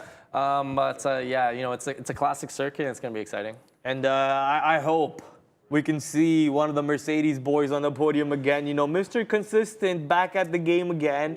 Top 5 ever since the top 8 races have gone through, and actually had 3 podiums, Mr. Consistent? I think it's 3 or 4 actually. Okay. He's he has lucked into it, obviously. If not for the Ferraris blowing up, they're obviously like a little bit further back, but he has to be there, right? He has to be there. He has to, be consistent and, putting in good laps and whatnot, and be there to kind of take advantage when some of the people drop out. That's racing, right? That's racing. You never know what's going to happen. If Red Bulls kind of crash and take each other out, then Russell's winning. Oh, yeah, baby. Right? So, never know. You never know. That's why you never quit. You never quit. Never, Just like trading, you're not you never even quit, shut guys. down. Why You're not even are shut you down, leaving? exactly. You're not shut down. And that race, they came up, what, 8th? Even his engineers are like, yo, listen, you're not shut down. Keep on trading. Keep on going, trading. Guys. Keep going. Keep being determined and keep going. Right now, both my positions, ladies and gentlemen, Microsoft and DocuSign, $2 in the money. So Microsoft now $2.50 in the money, keeps on dropping like it's hot. Bring me that money, bring me that cash. I need to go buy myself a Goyard backpack tonight, baby, because that's a type of money we're cashing out tonight on. Here comes Microsoft to the downside. I'm going to start thinking about taking some more profits over here on Microsoft to the downside just because I'm $2 of the money. So why would I not think about doing that? So heading back to the lower days for 254, 255. Let's see if we can actually crack that on my trades. S&P 500 did go as high as the pre-market levels, and now we're getting pushed right back to the downside. So that 3,800 did not hold, 3,790 did not hold, no EMAs held, and we're getting pushed right back to 3,770s, or even all the way to the lower day of 3,749, 3,750 on the futures, which means more money for my Microsoft shorts, more money for my Docu shorts. Brad, you are looking very handsome today. Thank you. Thank you very much. Where are we going next? RDBX, RSI. I don't really look at RSI and MACDs and stuff like that, but those are indicators that you could use to help you make a trade over there. Looks like you're talking about the RXI needs to cool before you go long again. Yeah, could be something to think about. It's not a bad indicator to use, but I just stay away from those for the most part. What were those oil plays? We didn't really play any, but I think someone in the chat was talking about HUSA, IMPP, and the crude futures in general, which is CL, N22, NM, all of them which have been getting elevated to the north side a little bit ever since the midday show started, which is the 11 o'clock till 2 o'clock show. And now we have Ian with us, who just went on his pee break, I guess. It is 1 o'clock Eastern Standard Time. We're expecting market to show us some volume across the board. Microsoft short now $2.50 in the money. Futures are pushing down. Everything's pushing down. Market's giving me more profits to trade with at the end of the day over here. You know, now that I have more money to gamble with, okay, maybe that's the wrong word to use. Now that I have more money to risk at the end of the day trade, risk it. No risk. No risk, no Rari. But that being said, it's good to secure some profits though. So don't give it all back. Don't LFT. I feel like getting shut down on LFT, and that's loss from top. So let's say you make like $100 in a day. If you lose $20, then your LFT is $20, right? So that's kind of quick explanation from there. I feel like if you get shut down off of that, it feels worse. I don't know about you. If you get shut down from LFT, not really. No, not for depends. me. Not for me. It depends. If you're up like $1 million and you get shut down off LFT, you still made like a lot of money. Like LFT shut down for me means I took shots and those shots didn't work, but I still get shut down in money. That's now, true. If I get shut down off the open where I've been making money, then I start losing money, and I just continue losing money or something like right? that. Yeah, that's something I'll be very upset about. But after making the money that I've already made and risking that money a little bit more and getting shut down off of that, whatever. I think the key here is, if you are going to take shots, that's what we're here to do. Like, we're here to take shots, we're here to take trades, and put risk on, risk it for the biscuit, no risk, no Rari, but, take good shots. Take good shots within your strategy, within your plan, and you'll be just fine, right? Always manage your risk. Real quick, Trader Lexi is asking how to join a class and how long does it take to graduate. So the class is technically only the traders who are on the floor. It's the traders who get to join the floor through the interview process and the other, whatever that they have to do to get the job. Once they land the job like Ian did, you end up, working on the floor, going to some training classes and so on. This is where all the training classes are at the end of the day. You'll see Greg show a trade and talk about his idea behind the trade. You'll see Ian show a trade, talk about his idea behind the trade. And now all the other traders are watching these guys trade and are learning from their ideology, from their mentality, from their setups and so on. And then they try to use that and create their own setups for themselves to work with. That's what at the end of the day everyone's doing. You're learning something from Greg, you're learning from from Sean, from Neo, and you're changing that to make it set up work for you. And that's kind of trading your own book at the end of the day. Real quick, Microsoft, I'm covering a little bit more Microsoft over here. I'm now $2.70 in the money on Microsoft. Only 30% of my size left on this trade. So now I don't even want to cover anymore. This last 30% of my trade, I'll just hold on to it and I'll let it ride to see how big of a move I can get. And if we do come back to my average pricings, anywhere close to average prices, we'll load the bag on that trade more and more and more. So coming back to Trader Lexi's question though, sadly you will not be able to join the class unless you're on the floor. And how does graduation work? Ian is only allowed to lose $50 a day. Not anymore though, baby. Now you can lose a lot more money. Yeah, right? so you have like a limit that you have to reach to graduate. But it is tougher on a tighter shutdown, right? So it is a very, very tough challenge. But once you do it, then obviously your risk gets bumped, you get more money, and so on. You get to keep going, right? So how long does it take? It took me. I started at the beginning or halfway through March. Like 2 months of paper trading, 1 month of paper trading. Yeah. So when you start, obviously Greg teaches you a bunch of things, strategies, and how to use the program and whatnot, P-Pro. And then you get tossed into the fire. You get tossed into live trading. You go straight to the league, so to speak, and then you start trading there, right? So I started live like halfway through March, and now we're like second week of June. So what is that, like 3 months? 3 months and a bit. So, it depends for everyone how long it takes, but it's kind of up to you, right? It's kind of up to you and your own speed and how you kind of progress. But again, I'm super happy to have done it now. Well, in that case, I'm 2 months, baby, because November paper trading, December live trading, and January of live trading. Graduation. Yeah, there you go. 2 months. That market was kind of crazy, though. Our market's been really got good. Better March. Okay. That market but that's the thing. You really hit some got big good trades. March. You hit some big trades that boost your confidence, and you start. I'm nasty with it, baby. Yeah, there you go. There you go. Someone wanted to check out MSTR, so let's take a quick look at that. We talked about how these guys have a large Bitcoin holding, so that's why it was down quite a bit today. Triggered SSR, of course.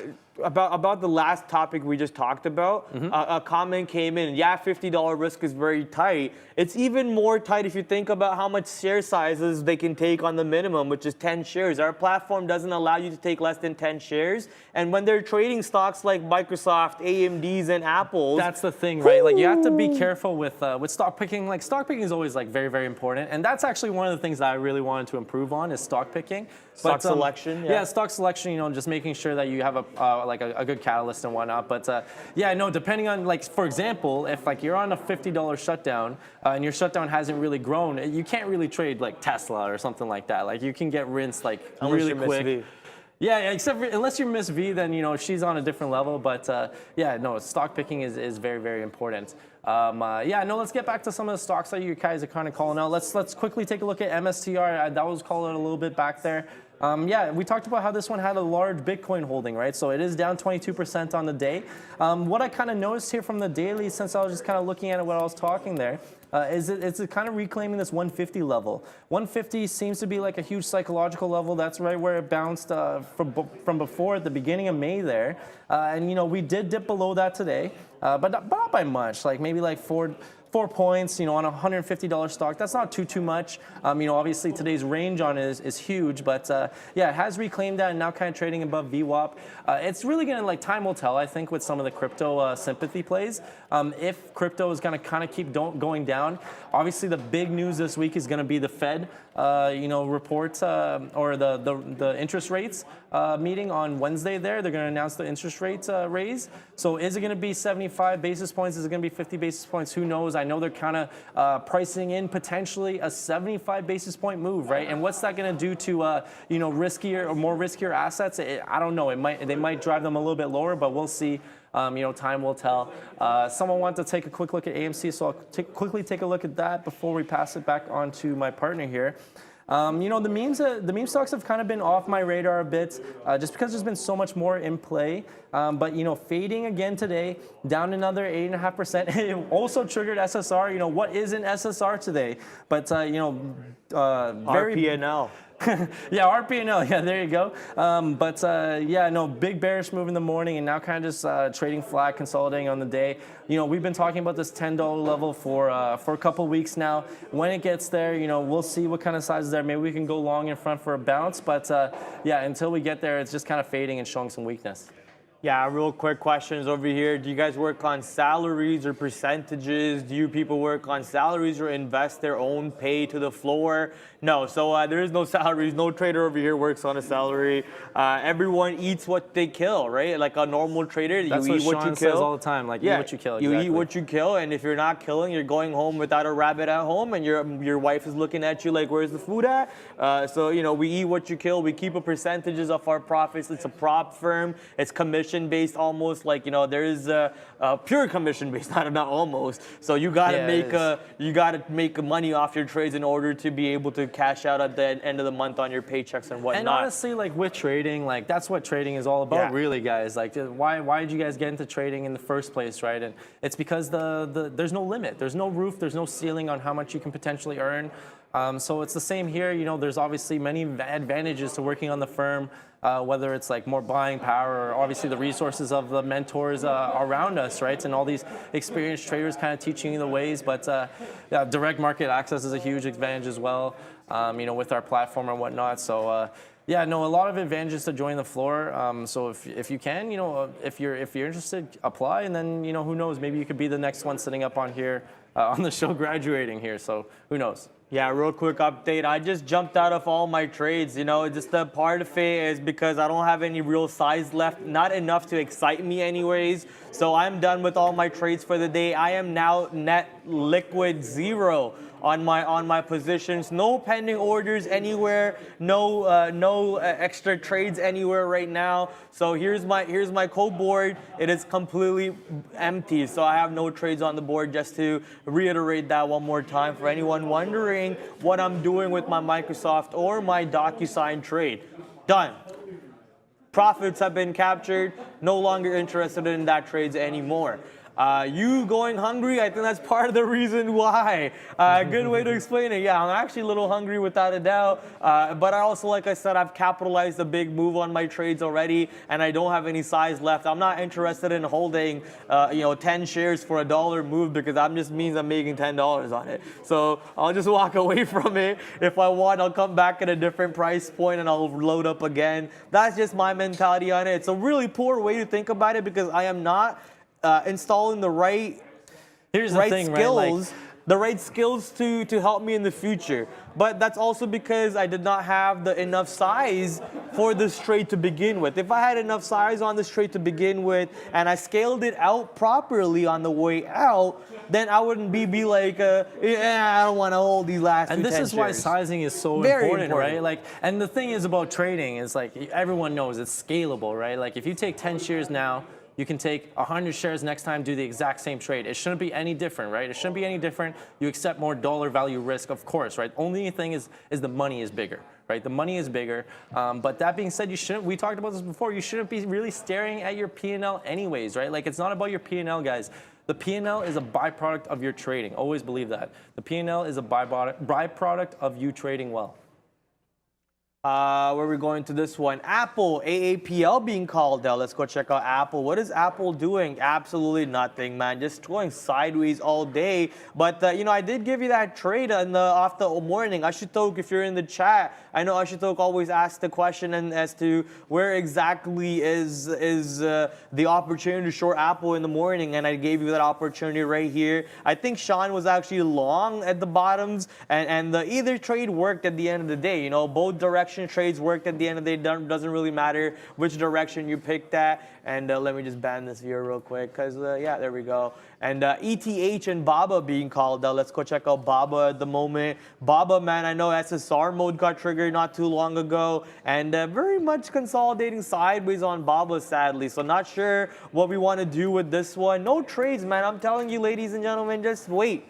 Patience is the name of the game. You don't need to force a trade over here in the middle of the range and get caught up by these positions. For example, if you're going long on BABA, I would have to give it to the low of day. If I'm going short BABA, I would have to give it to VWAP or at least slightly above VWAP. That's a 1:1 trade. That is a poop trade if you ask me. I never take 1:1 trades. That's just not worth my time. If I'm thinking about taking a trade, you know, as soon as Ian came in and sat down, he was like, "Looks like you're waiting for your fills. You're sitting there and waiting for it." Yeah, you know why?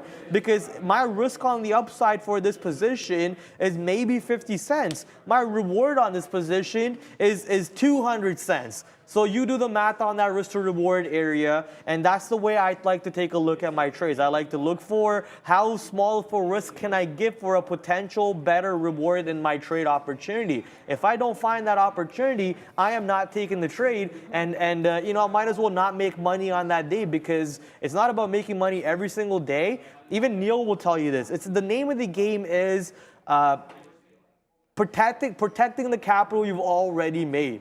Right? Because it's very easy to give that money back. It takes a trade or less than a trade for you to lose all that money that you made. It's a lot about, you know, what you have to keep at the end of the day, right? That's what's important, what you have to keep and roll into the next day, right? So obviously here at the prop, you know, we don't have like a running account or whatever, like our buying power always stays the same.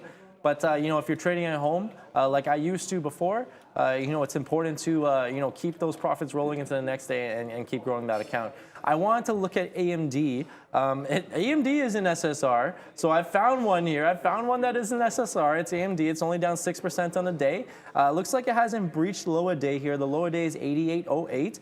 But I was actually looking at the 89 level or 90 level if you know, kind of want to round to like a whole increment of 10 there. But the 90 level was like this lower, or this low here from you know, end of May. We've kind of blasted right through that. Now we're like showing some weakness below. The daily on this looks like just brutal, guys. Like, look at the daily. It rejected this 108, 110 area after this big pump up, and now, you know, obviously broke below 100 and now testing lower lows, right? We're now making lower lows on the daily for AMD. You know, is this going to suffer further when, you know, the Fed meeting comes out on Wednesday there? Who knows? But it's not looking too hot for AMD right now. Obviously, you know, we're still looking at 85 area, 84. That's like the low on the daily, the most recent low, right? So until we kind of break that, then, you know, it won't be super bearish. But yeah, past week or so, past 2 weeks, it's been pretty rough for AMD for sure. How's block going? Or is that's square, right? Or SQ and Y, my bad, guys. There we go. Let's take a quick look at SQ here as it loads. It is down 10%, so, you know, triggered SSR. You know, obviously potentially trading in sympathy with everything going on with crypto, but now it's kind of broken below that 70 level, right? And now even broken below 65. It looks like 65 was this wick from May 12th there, so the beginning of May, and now we're kind of breaking below there. So, you know, considerable weakness for sure, and now kind of trading below VWAP. Just kind of looking at the intraday chart here. Just kind of seeing like what levels we can potentially play off of. It looks like the 66 was a level just because it kind of held here in pre-market and then broke down and rejected further on from there. I think kind of rejected 60, 65, 50 as it was kind of rallying back up and couldn't really hold above VWAP, right? So look for that level maybe if you want to like kind of play the range and short off there, you know, for a continued down move. But again, it is SSR, so you're going to have to wait on the bid and be a little bit more passive.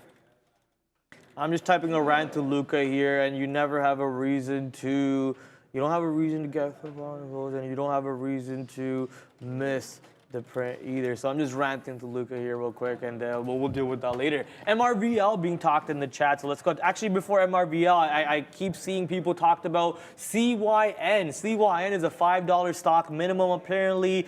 They have some sort of a deal that you guys are talking about with what is it again? With Qualcomm, I think is what you guys are typing in the chat. I don't have Brendo here with me, and neither is Neil or Sean, who usually help us with helping at looking at the news and so on. So CYN obviously getting elevated ever since 11 o'clock or so, or 12 o'clock right here.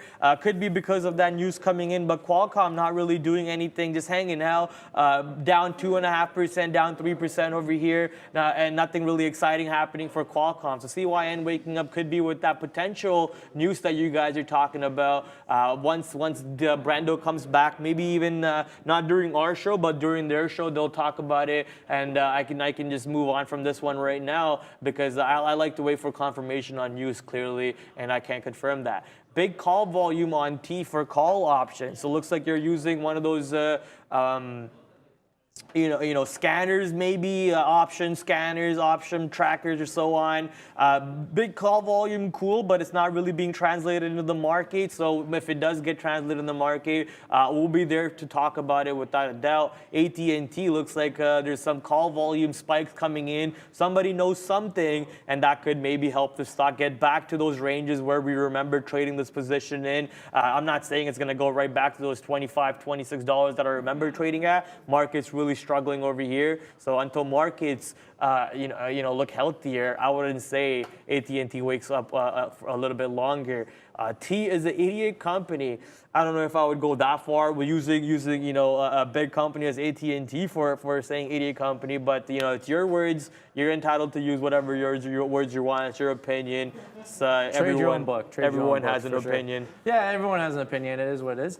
Let's talk about Marvell. Let's talk about that. It was called a couple times.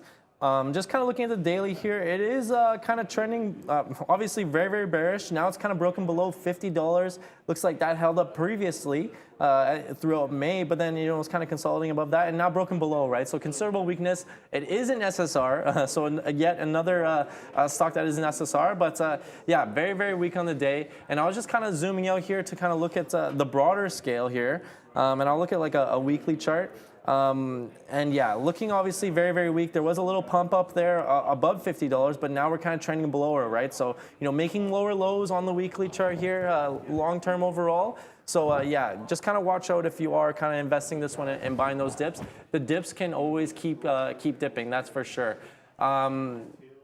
Still woke. Let's look at Disney. I heard that was SSR as well earlier, just from the morning show there. Oh no, it isn't. Someone said it was SSR, but I guess not. Yeah, again, more weakness below $100. Like that $100 broke briefly on Friday there, but it looks like it was never like really in jeopardy of like getting above there again. It did gap down this morning. It looks like, but never really kind of got remotely close there, and shorted in the morning, and showed weakness with the overall market there, right? But yeah, no, obviously trading below $100 a level again. Hopefully you can get above there and show some bullishness above there. But yeah, I'd definitely be bearish on that one below 100. There's no real reason for Disney to kind of be down this much. But, I guess it's just kind of trading in sympathy with the overall market and the market conditions. Well, it's got China issues. So Disney has a lot of Chinese exposure. So China getting beat That's down, true, yeah. Disney gets beat down along with it. But yeah, Disney in the near future, I see nothing but upside for Disney from the lows, right? Along with a lot of other companies out there, I see nothing but upside for some of these companies when the market decides to wake up, that is. So just got to be patient. Surprisingly, my brother and I were having a conversation yesterday. My brother was talking about, just go long S&P 500. It's going to give you 10% this year. And I look at him like, yo, chill, bro. I don't what know kind about of drugs this are you year. smoking? I don't know about yeah. this year. I said it's not even going to give you 7. It's not even going to give you 5% this year, okay? And this man is like, yeah, it's going to give you 10% this year. I was like, okay, chill out. Maybe you know something that I don't. So I was sitting there having that conversation a little bit in depth. It involves a little bit of politics and so on, so I don't want to go on live about it. But, it's very interesting to see other people's opinions. And, he could be right, I could be wrong. I could be wrong, he could be right. Doesn't really matter. Only time will tell. Not like he has a position to he has money where his mouth is, and nor do I have money where my mouth is. We're just talking about theories, just throwing it up in the ether over there. But, yeah, overall, the question started with, are you going to buy Google on the split, brother? And he said, no, I'm just going to buy Vanguard or BlackRock or S&P 500 and just call it a day. It makes sense. Why am I going to go out there, spend my brain power, and try to beat the S&P 500, where 90% of the people lose trying to beat the S&P 500, right? So just go sign up with Vanguard, go sign up with BlackRock or S&P 500, and let those geniuses handle your positions for you overall. Nothing wrong with that mentality, but I think I'm a god in this market. I'm going to beat S&P 500 eventually. Maybe not this year, maybe not this year, next year, 5 years from now. Eventually, I will beat S&P 500. That's why I'll be building my own portfolio. It's funny you mentioned that because I do have Google. Yeah. I do have Google in my portfolio. You know, I'm obviously investing in it because one, it's a good company, and then two, you know, it is going to get the split. But now after the Amazon split, you know, maybe it won't be. Yeah, a little questionable, but yeah, we'll see. Obviously, it's tough market conditions this year, guys. So don't get down on yourself if you take some losses or whatever. But you know, it's definitely a tough market this year. That being said, it's a good market too. For opportunities and for volatility, and you know, this is a day trader's market for sure. Let's take a look at Microsoft here as the market kind of consolidating and kind of you know, bouncing off these lows made around 10:30 there, right? And a couple of people said Microsoft could potentially bounce here. It hasn't really breached low a day, like low a day is 244.20. So you know, that was earlier at around 11. Is it going to it is kind of testing that now, but you know, it looks like it potentially could bounce here if the market does bounce. It looks like we couldn't really reclaim VWAP. That being said, look what's happening, guys. It's kind of more selling is coming in and pushing towards that lower day, but you know, obviously the market is weak today. But yeah, you know, it looks like we are going to break a new low. I don't think we did there.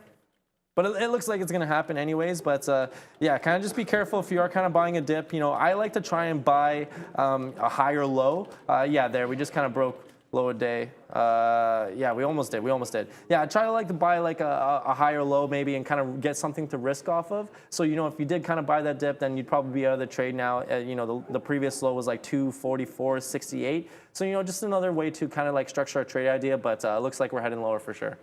Yeah, market's going lower. I see Microsoft and Docu getting ready to push to the downside. Obviously, I'm not in that trade, so it's going to go there without me, and I'm not worried about it.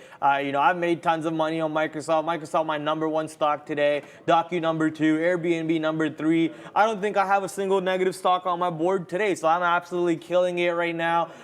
3 markets traded positive in all 3 markets. In North American market, I have 3 stocks traded positive on all 3. So I can't stop, won't stop today. I want an absolute game-changing trading mode right now. Brad, does your platform charge per trade? It doesn't charge per trade. It's dependent on your size. So you know, you can collect size on your trades. So you can collect fees for the amount of size you're offering, or you could pay fees for the amount of size you're taking out. So it really depends on your trading setup over there at the end of the day on our platform. So fees are almost non-existent. We don't care about fees on our trading, and that offers us the mental capacity to not even think about the extra slippage as you guys have to. For example, I know my dad trades with RBC, pays $7 in, $7 out. That's like $14 round trip right there. Like add up super quick, right? So, you know, obviously being at the prop, we get the advantage of, you know, not necessarily having to worry about that. And like Brad was saying, if you sit passively on certain gateways, then you could actually get paid, you know, to collect fees and you know, provide liquidity to the market. I wanted to talk a little bit more about the market here. It looks like Apple's kind of dipping further as well, right? And you know, some people are saying like, "Oh, I'm short ES. What do you think's going to happen?" You know, we haven't broken down the low, but we are kind of breaking down this consolidation area. And you know, maybe just some fade, some selling as you know, volume kind of dies down here in the market, right? So you know, maybe some people who bought this dip, you know, maybe they're just kind of getting trailed or whatnot, and you know, just kind of covering the rest of their position before we get back to like their break even or whatever. But yeah, you know, possible low a day test, definitely not off the table, that's for sure. Someone said long Apple 133. I don't hate that idea. You know, Apple is down like almost 3% on a day, weak with the market, whatever. But you know, if you do go long 133, the low of the day is 132.50. So we always kind of talk about R&R. and like risk to reward and risk management and whatnot. What can you risk? So you can risk about 50 cents on that trade, right? And then obviously if it breaks a new low, then you're probably wrong on that long. And you have to kind of restructure your trade or manage your trade, right? But if you kind of just look at R&R, if you go long 133 and the market kind of rallies and pushes up, you got till 135. So that's like that's what, like a 4-to-1 trade if you're only risking 50 cents. So that's not too bad, right? This question's perfect. Yeah, that question's perfect. This one here, okay. Why they have the screen keep showing red and yellow of the price? So that's the level 2 here, guys. No, time of sales. Oh yeah, the time of sales, yeah. So basically, anything that you see green, that's on the ask, so that's getting executed on the ask, and anything you see red, that's getting executed on the offer here. Anything yellow is like a mid-print or somewhere in between. So you see these like 35.5, 35.7, 37.09. That's not like on the ask or the bid. That's mid-print, and a lot of them are dark pools. Do you have over the bid and under the bid? Over the ask and under the bid? I don't think so. That's when it's like darker red. Yeah. No, I don't have that set up here. So if you can go to my screen over here, you'll be able to see that, sometimes you'll see yellows coming in and dark blues coming in on the time of sale. So as he already mentioned, it's just a basic idea of where the trade is going through. If it's going on the bid, on the ask, above the ask or below the bid, kind of shows you where aggressive trading is. So notice how the size came in below the bid and shows you that they're pushing the stock even lower. They are being aggressive in order to take the price. They said, you know what, 45 is not good for me. I'll take 39s and 32s because that's how many size that they're trying to push, and they'll just wipe out all these levels. Vice versa for the ask and so on. If the yellow comes on, each person has their own different coloring for it. Just from that question alone, it seems to me that you are trading off of charts. Now, nothing wrong with trading off of charts. I've yet to see, okay, maybe I wouldn't say that. Maybe I shouldn't say that. I'll just shut up about it. But trading charts, nothing wrong with it. But you gotta learn to incorporate level 2 and time of sales into your trading methodologies without a doubt. I've had multiple kind of traders, more experienced traders, kind of tell me this. The chart shows history. Right, so that's kind of what's happened. So from there you can pick levels, you can see where the price has reacted and how it's reacted to certain prices. All the chart is the time of sales being painted on the chart. Yeah, exactly, right? But at the end of the day, it is a lagging indicator, right? Yeah. If you look at the level 2, that shows potential, right? If we see size on the offer, the bid, potentially you have a trade idea that you can surround around that price. And maybe if there's certain interest around that price, you can create a trade, right? And the time of sales, that's what's actually happening. So there's 3 levels to it. The chart, level 2, time of sales. You have to kind of combine all to, create a trade and, create a trade plan and execute on it. Yes, sir. He was going to say that you had to see someone be profitable from just with trading indicators. Yeah, you know what? Technically, I was trying to say something close to that. I've yet to see someone be really extremely profitable just by using, MACDs and RSIs in a chart. It's almost a unicorn to find someone who does anywhere close to that. But I was gonna say anyone. That just means I haven't met anyone who does that, because most of the people I hang out with use level 2 in time of sales and really read the book to trade and talk about reading the book to trade at all times. But that's just my insight on it. That's why I stopped myself from saying that, because I could be very easily wrong on it. That just means I haven't met anyone doing it. And if I do meet anyone doing that, the chances are I'll probably be ignorant a little bit and not listen to them, but I'll listen to them later. That's going to be probably an honest truth about it, right? Because I've seen multiple traders on the floor day in and day out, the way they make money, and I actually see money being poured into their accounts because they're buying me shots every day. So, I can see it happening. That being said, guys, you know what kind of trader you are, and you know what works best for you. If something's working for you, keep doing it, right? That's all we do here. If I have a strategy or something that I like to trade off the level 2 that keeps working for me, I'm just going to keep doing that. Rinse and repeat. We mention it all the time. If you have something, an indicator that you really like using, keep using it. But maybe it's good to kind of take away from what others say as well, and kind of apply it to your own game, right? That's what I've kind of done at the firm, talking to the more experienced traders that I've been surrounded with, and kind of picking and choosing what I've liked about their trading style and how they trade, and applying it to myself, and kind of growing from there. But still a long road ahead, of course. The graduation is still kind of the first step in your trading career. But yeah, definitely excited to kind of grow and keep going from here.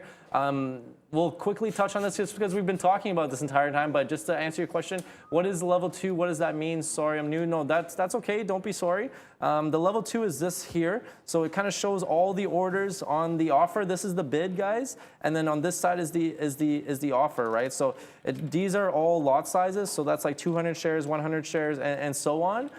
So these are people actually, or bots or whoever, placing their orders on the bid and the ask, waiting to get filled. It's essentially supply and demand, guys. Just kind of think of it like that. I'm a Momo day trader, and time of sales is one of the most important things to watch. I could barely trade without it. Yeah, exactly. Luca trades a lot of Momo, a lot of scalping, time and sales, reading time and sales. Luca's a robot. Yeah, he's a robot, but all he does, guys, is just read time and sales. Like, literally, that's all he does. And it's funny because I'm sitting beside him while we're trading, and he trades with headphones in, likes to stay focused and keep on his game, but he'll be talking to himself and calling out, like, all these prices he's seeing on the time of sales. Is he there? He's probably in the back giggling. He's calling out all these things, and I'm looking over. I'm like just watching him, and I'm like thinking like, yo, this guy's crazy or something. But no, obviously he's successful, right? But yeah, time of sale is super, super important.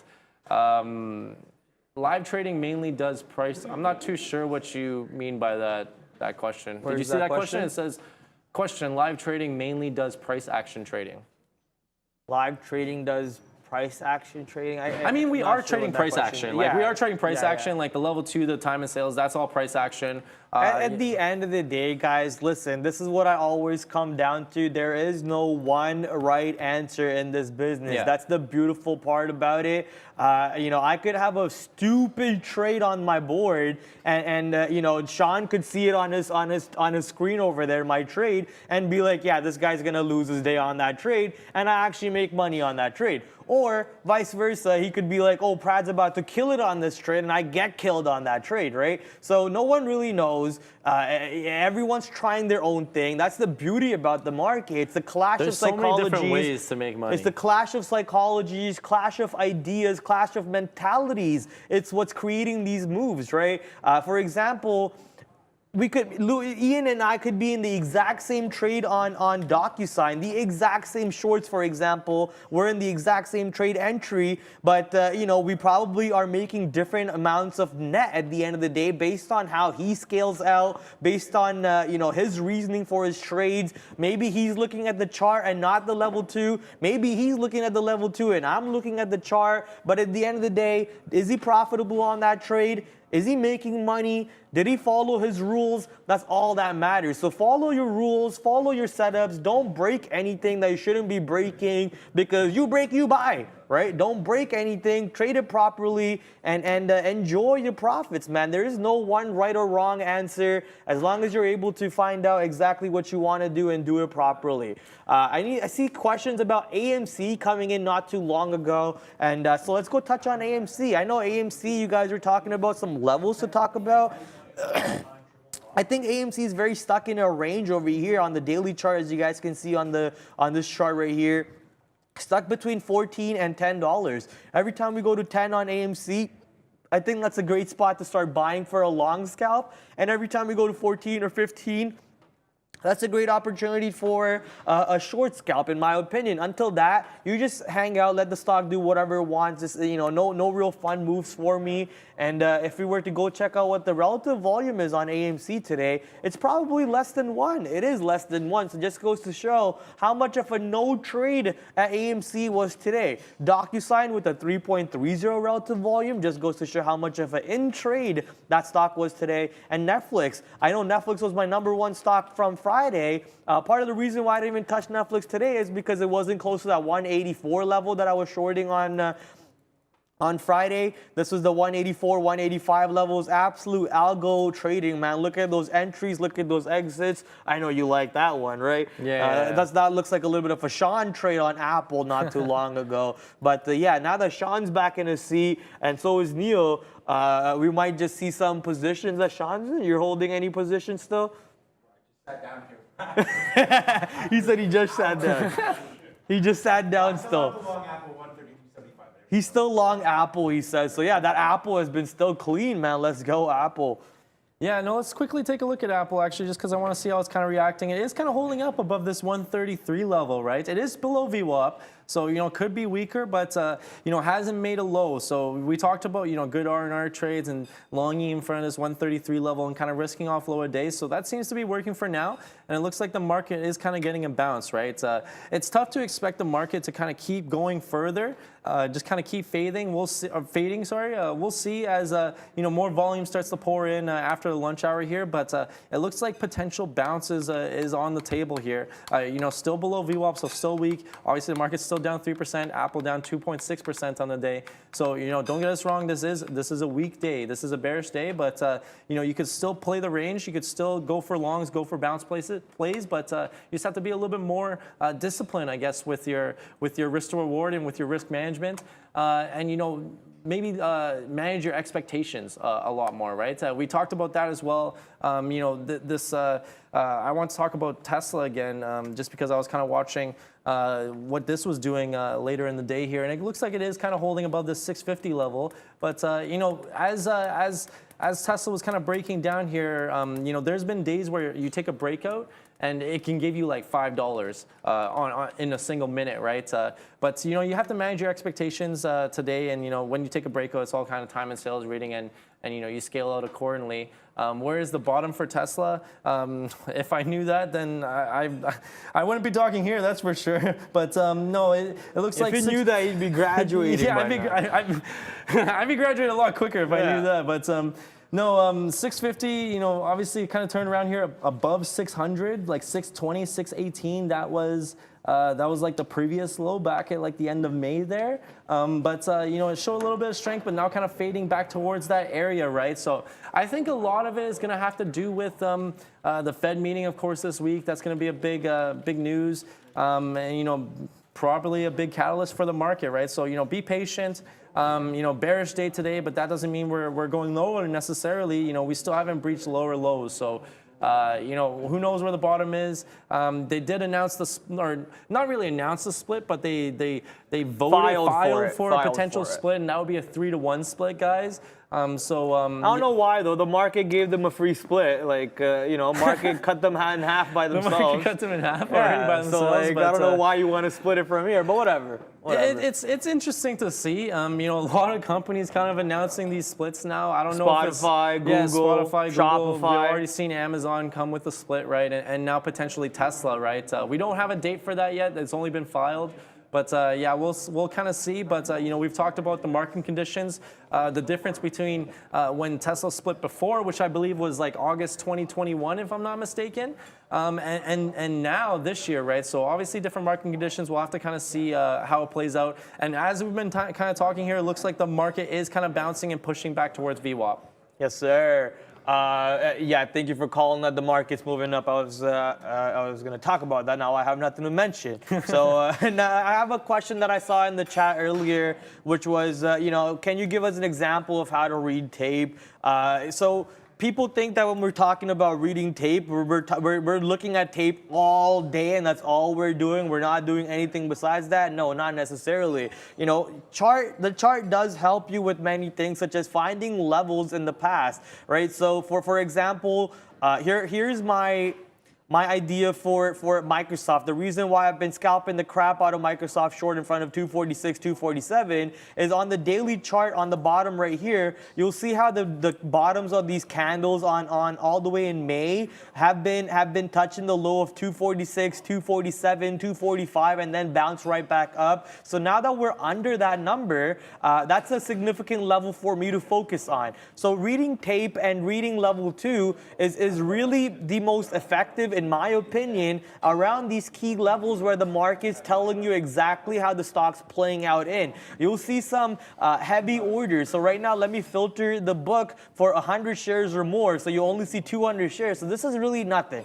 right? This is just algorithms throwing out orders out there. Some retail traders throwing orders and algorithms following those retail traders on either side of the book. So this is nothing. But once you see, big size on the book right here, for example, Palantir has some size on the book over here. That's showing you that buyers and sellers are about to fight for a price over here, and one of them's got to win at the end of the day eventually. Right now, with the help of the market going up, looks like, see how this orders just keep on increasing and these orders keep on decreasing. The prints are coming in off the bids, and now a little bit on the mid prints. Oh, look at that, below the bids for dark pool, but not enough size of anything. And that's where you want to focus on, where the size comes into play. How much size are they really taking off that level on that trade? And incorporating all of these around key levels, such as, you know, Amazon 100, AMZN near the $100 level should have a good amount of size on the bid. At least that's the idea. Amazon near 110 on the way up should have some good size on the ask. At least that's the idea. So around those levels, you're looking to see how the stock trades, if there's any sellers on the book, and if the size is being taken on the level 2, how much of the size is being taken, the velocity of the tape, and the characteristics. If the characteristics start changing near 110, instead of, you know, going rapidly through 110, the closer we get to 110, the tape starts slowing down. The speed of the green starts going into white and then slowly into red. Everything starts changing, then that's telling me that go short at 110, we're not breaking 110, or wait for 110 to break, show us some a weak break of 110, and then flip short on the way through 110 to the downside, getting instantly $3 per share trade on Amazon near that level. So those are the type of ideas that you try to look for. You know, no one's really standing there looking at level 2 all day unless you're Luca maybe battling Apple, right? That's the only way I can see an explanation coming in for that, which is understandable. You know, Apple's very liquid. You can get it in and out 100 million times throughout the day, so it makes sense why he does what he does. I want to take a look back at Microsoft. It looks like it actually didn't breach low a day. The low a day was like right at the open there, like right pretty much at 9:30. But yeah, it looks like it didn't breach low of day, and it kind of bounced off that, and now it's kind of pushing up towards like 245.50, right? So that kind of area, making a push towards VWAP. So it is kind of rallying here with the market. A couple things really bouncing nicely here. So in that sense, let's take a look back at Apple, and look at Apple. It's reclaimed VWAP now. It's reclaimed VWAP, breaking out 134. So Sean's really liking that trade, and you know, maybe a bull rally coming up for the closing hour here. I saw a thing here. It said we're going back to the weekend gap. I don't know about that one. Like there was a larger gap down over the weekend there, overnight. From Friday, but that key level is obviously around 3,800. If we can kind of reclaim that and, you know, start showing some bullishness above that, then, you know, maybe the pain will go away for a little bit. But yeah, definitely a lot of pain in the morning here, but potentially you know, we can make a push to recover some of that back. What else do you guys want to take a look at? I know kind of the midday show is kind of ending here. In that sense, guys, let's take a quick look at the like count. It is 3.5K likes. Wow, I forgot about that. Look at this guy, man. This guy's stepping it up over here. Let's get that boosted up a bit. Like, you know, hit the subscribe button, hit the notification bell, and you know, no, keep going. You got to do the whole spiel now. Yeah, you started it. You got to do the whole membership. spiel. You know, check out our store. I don't have the store here, but you know how to go to the store? You go to the channel. Yeah. Okay. And then here we go, guys. Yeah, we do have the store, so we can check out the store. There's a lot of cool merch here. And now that the guy who's supposed to... I'm still waiting for a little bit of care package, you know, coming from Sean. You know, maybe a hoodie, when's his hoodie coming in, bro? We'll see, but... I asked him, you said no. What? So I asked. He graduated today. He deserves a hoodie now. Anyways, guys, check out the store. We got a lot of stuff on there, but also, you know, obviously a lot of content and whatnot, a lot of educational content. You know, is how I watched these guys a long time before I actually came on the floor. Scan my Xbox Pass from me. Yeah, scan Prad's Xbox Pass from him. No, it's all fun, but yeah, thank you for all the support, guys. Man, I feel like an absolute genius closing my Microsoft short at the bottom over there. You know, I guess I am a genius. I am what I am. My name is my name. So DocuSign 2, look at that genius exit, right, exact same exit as the last one. But no trades left for me on the board right now. I'm out of all my trades. I've been out of all my trades since 1 o'clock or so. But yeah, market coming in with a nice bounce over here. Ian already mentioned it. Right back to 3,800 goes S&P 500 with a lower low created, and this might just be looked at as a head and shoulders, maybe? I don't know. I would not look at this as a head and shoulders, but some of you might just agree with that. Let's see if that's what you guys think. So likes, matches, watch numbers. Let's go. That's what we like to see. Brad, how much did you make today? 0, baby. I make $0 every single day. I just come here to look good on the show, and I do a great job at it. A real goddamn job good at it. All right. Likes matching, okay, we already read that. Bros is bouncing up. Dutch Bros. I haven't looked at the stock in a while, and the last time I honestly remember taking a look at the stock was the IPO, or a proper look at the stock at least. Today, down 2.5%, 1.3 million shares, 1.4 million shares traded, and looking like a little bit of a market beta move up till 1 o'clock, and then it just died off, not really doing anything. I want to go quickly take a look at Starbucks because we took a look at Dutch Bros. Not that they both have anything in common besides coffee. Both of them are down on the day today, and they do look like a similar move overall. So and maybe something that I could take a look at or learn about. I don't know if there's a coffee ETF, but if there is a coffee ETF, I could write it down over here. Maybe and a learn SPRO about that. ETF. A SPRO ETF for Luca. It would just be SPRO. No, it'd just be $LUCA. $Luca. Someone wanted to check out Roku, so let's take a look at that. They were in the news last week with that potential Netflix deal or something, and there was that gap up. Broke through 100, couldn't hold it the next day, immediately down. It was down earlier by more than 10%, so SSR is triggered, but down 9% on the day today, so considerably weak. And on the daily, we are breaking new lows, guys. So it is a lot weaker, and we are continuing to the downside, right? So kind of just be careful with that if you are kind of buying the dip on that. I feel like if GME and AMC really make a move up tomorrow, it would be huge. SSR got triggered. Yeah, maybe we've talked about these SSR bounces. So once that SSR does get triggered, we talked about how it's harder to kind of short it and how it's harder to hit the bid and drive the price a lot further down, right? So if there is any sort of buying momentum, you could get a short squeeze to the upside. You could get more buying coming in, and it is easier to take breakouts to the upside, right? So once that momentum really starts to kind of go, then you could get a squeeze to the upside. But we always kind of look for that as well. It is kind of an idea as well, like an SSR bounce play. If it is triggered SSR and buying does come out to the market, or if it's at some sort of support, then you could buy that. You could buy it there and risk off any size that can't really get hit on the level 2 on the bid there, right? So that is a potential play, but who knows? We'll see. I like how you guys took the original SSR bounce play and turned it into a completely different play. The original SSR bounce play is waiting for that stock to come down to negative 10% marker on the intraday level and then going long off of that negative 10% marker. But slowly the market has been morphing itself into a way where we saw these stocks go into SSR and then show some big bids on the level 2 and going long off of that. So the market has been kind of showing us a whole different new setup in these last few days. And the first time we saw that setup actually play out was, what was that stock on?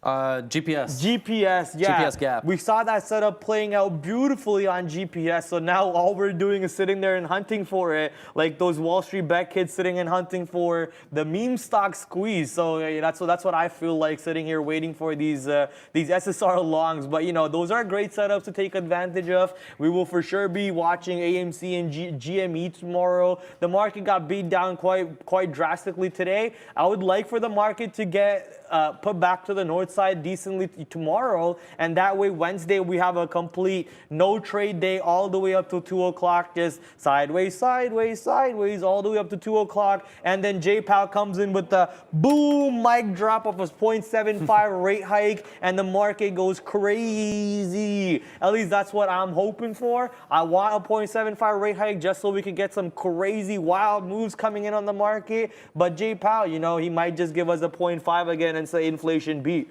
There should be a move regardless. There's going to be some volatility for sure, so it's going to be definitely something to watch. But yeah, that would be the ultimate market shaker if it did come out with a 75 basis point raise. I know they're kind of in that CME tool. It's like a 20%? Yeah, it's up to 20% now. I think like last week it was only 12%. So Zero. Oh, zero, yeah. So there you go. Like, Off the table. Anything can happen, guys. Anything can happen. But yeah, we're definitely going to be watching that come Wednesday at 2 p.m., I believe.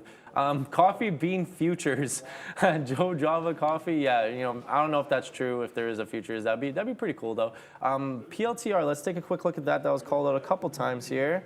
This hasn't really been, has many catalysts recently, but fading back towards that $7 level again.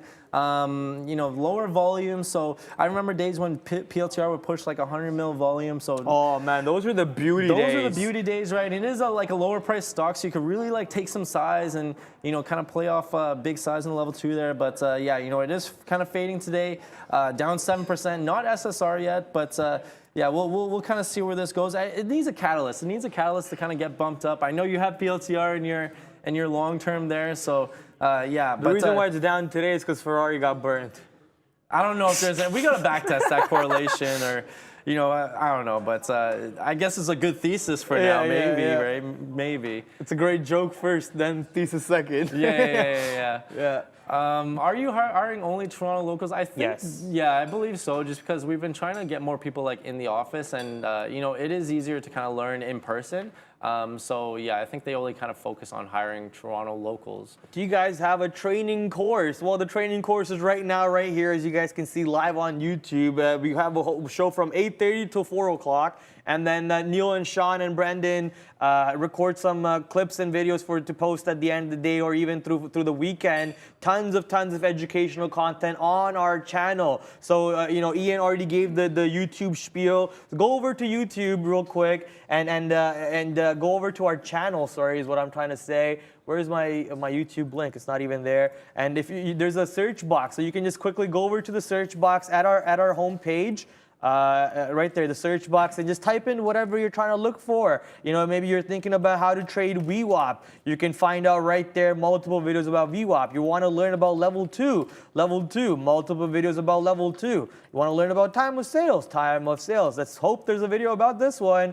Oop, looks like I found you guys a new topic, ladies and gentlemen. How to read time of sales. It's probably going to be a 1-minute video anyways, though. But, you can literally search in our homepage any topic, moving averages, and you'll find some good educational content about moving averages, tons of videos. And here's the number one tip that, most of you are probably not taking advantage of. There is a trade of the day video posted almost every day on our channel.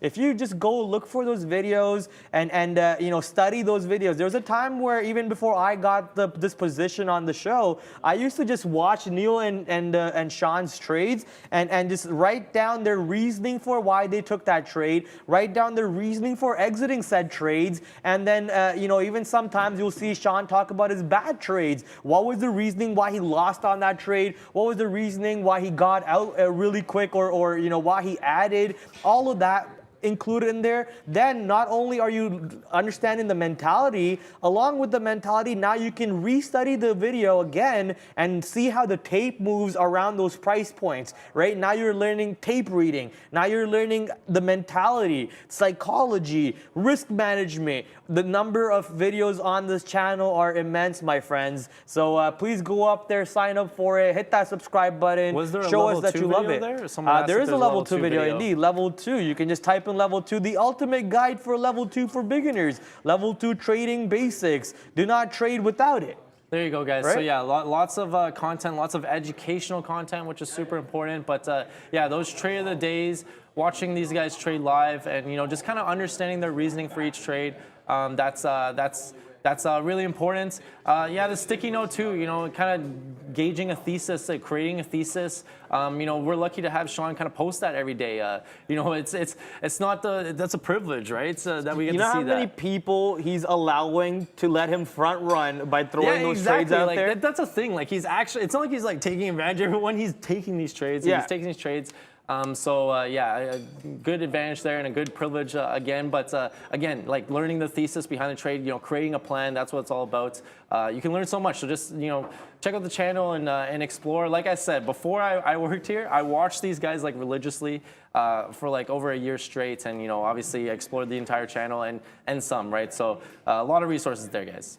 Yeah, only a minute left here for us, so let's see if you guys have any positions for us to talk about. I know you guys talked about Roku with Ian a little bit. Yes, Roku, keep on burning. You guys know how much I hate this company over here, but yeah, all fun and games when I'm saying that. We saw how that scam of a news for Roku came out that they're getting partnered with Netflix played out. Ever since then, it's been just on a straight downhill over there. Faded the move entirely, right? Faded the moves ever since then. Super weak. Real quick, guys, someone said the SPY might make a bounce, so I wanted to just kind of make like a broad market analysis here. We did put in a higher low rather. Now we are kind of reclaiming VWAP. If we're kind of looking at the high here, it was around like 381 on the SPY, and that was like the pre-market levels, right? So if we can kind of break out there, start pushing up to the upside, then maybe we could have a bullish finish to the day, and hopefully carry that momentum into tomorrow or something like that. But yeah, looking a lot brighter in the afternoon here versus the morning there. It was looking quite bleak in the morning there for a second, but yeah, potential bounce on the table for sure. Well, Ian, my friend, last but not least, yeah, Mr. Graduate. Thank you. Yeah, now the real journey begins. Now the real journey begins. Yeah, That's right. We'll keep going, and yeah, it's a nice milestone for sure. But yeah, thank you. Congratulations, baby. For sure. Hope you guys had a great time with us. We for sure did. Come back tomorrow, same time, same place, and don't go anywhere because you'll be thrown on to the closing show with Neil, Sean, and Big B. Hey guys, welcome to the close. Couple hours left on a Monday trading session here, still in negative territory. Unfortunately, pretty ugly afternoon developing here, although we are trying to bounce currently back towards that 3,800 level for the S&P. Seems to be a bit of a sticking point. Once again, 2.7 here for the S&P right now to the downside. The Dow 1.8, 3.25 for the NASDAQ, leading the way so far. Not a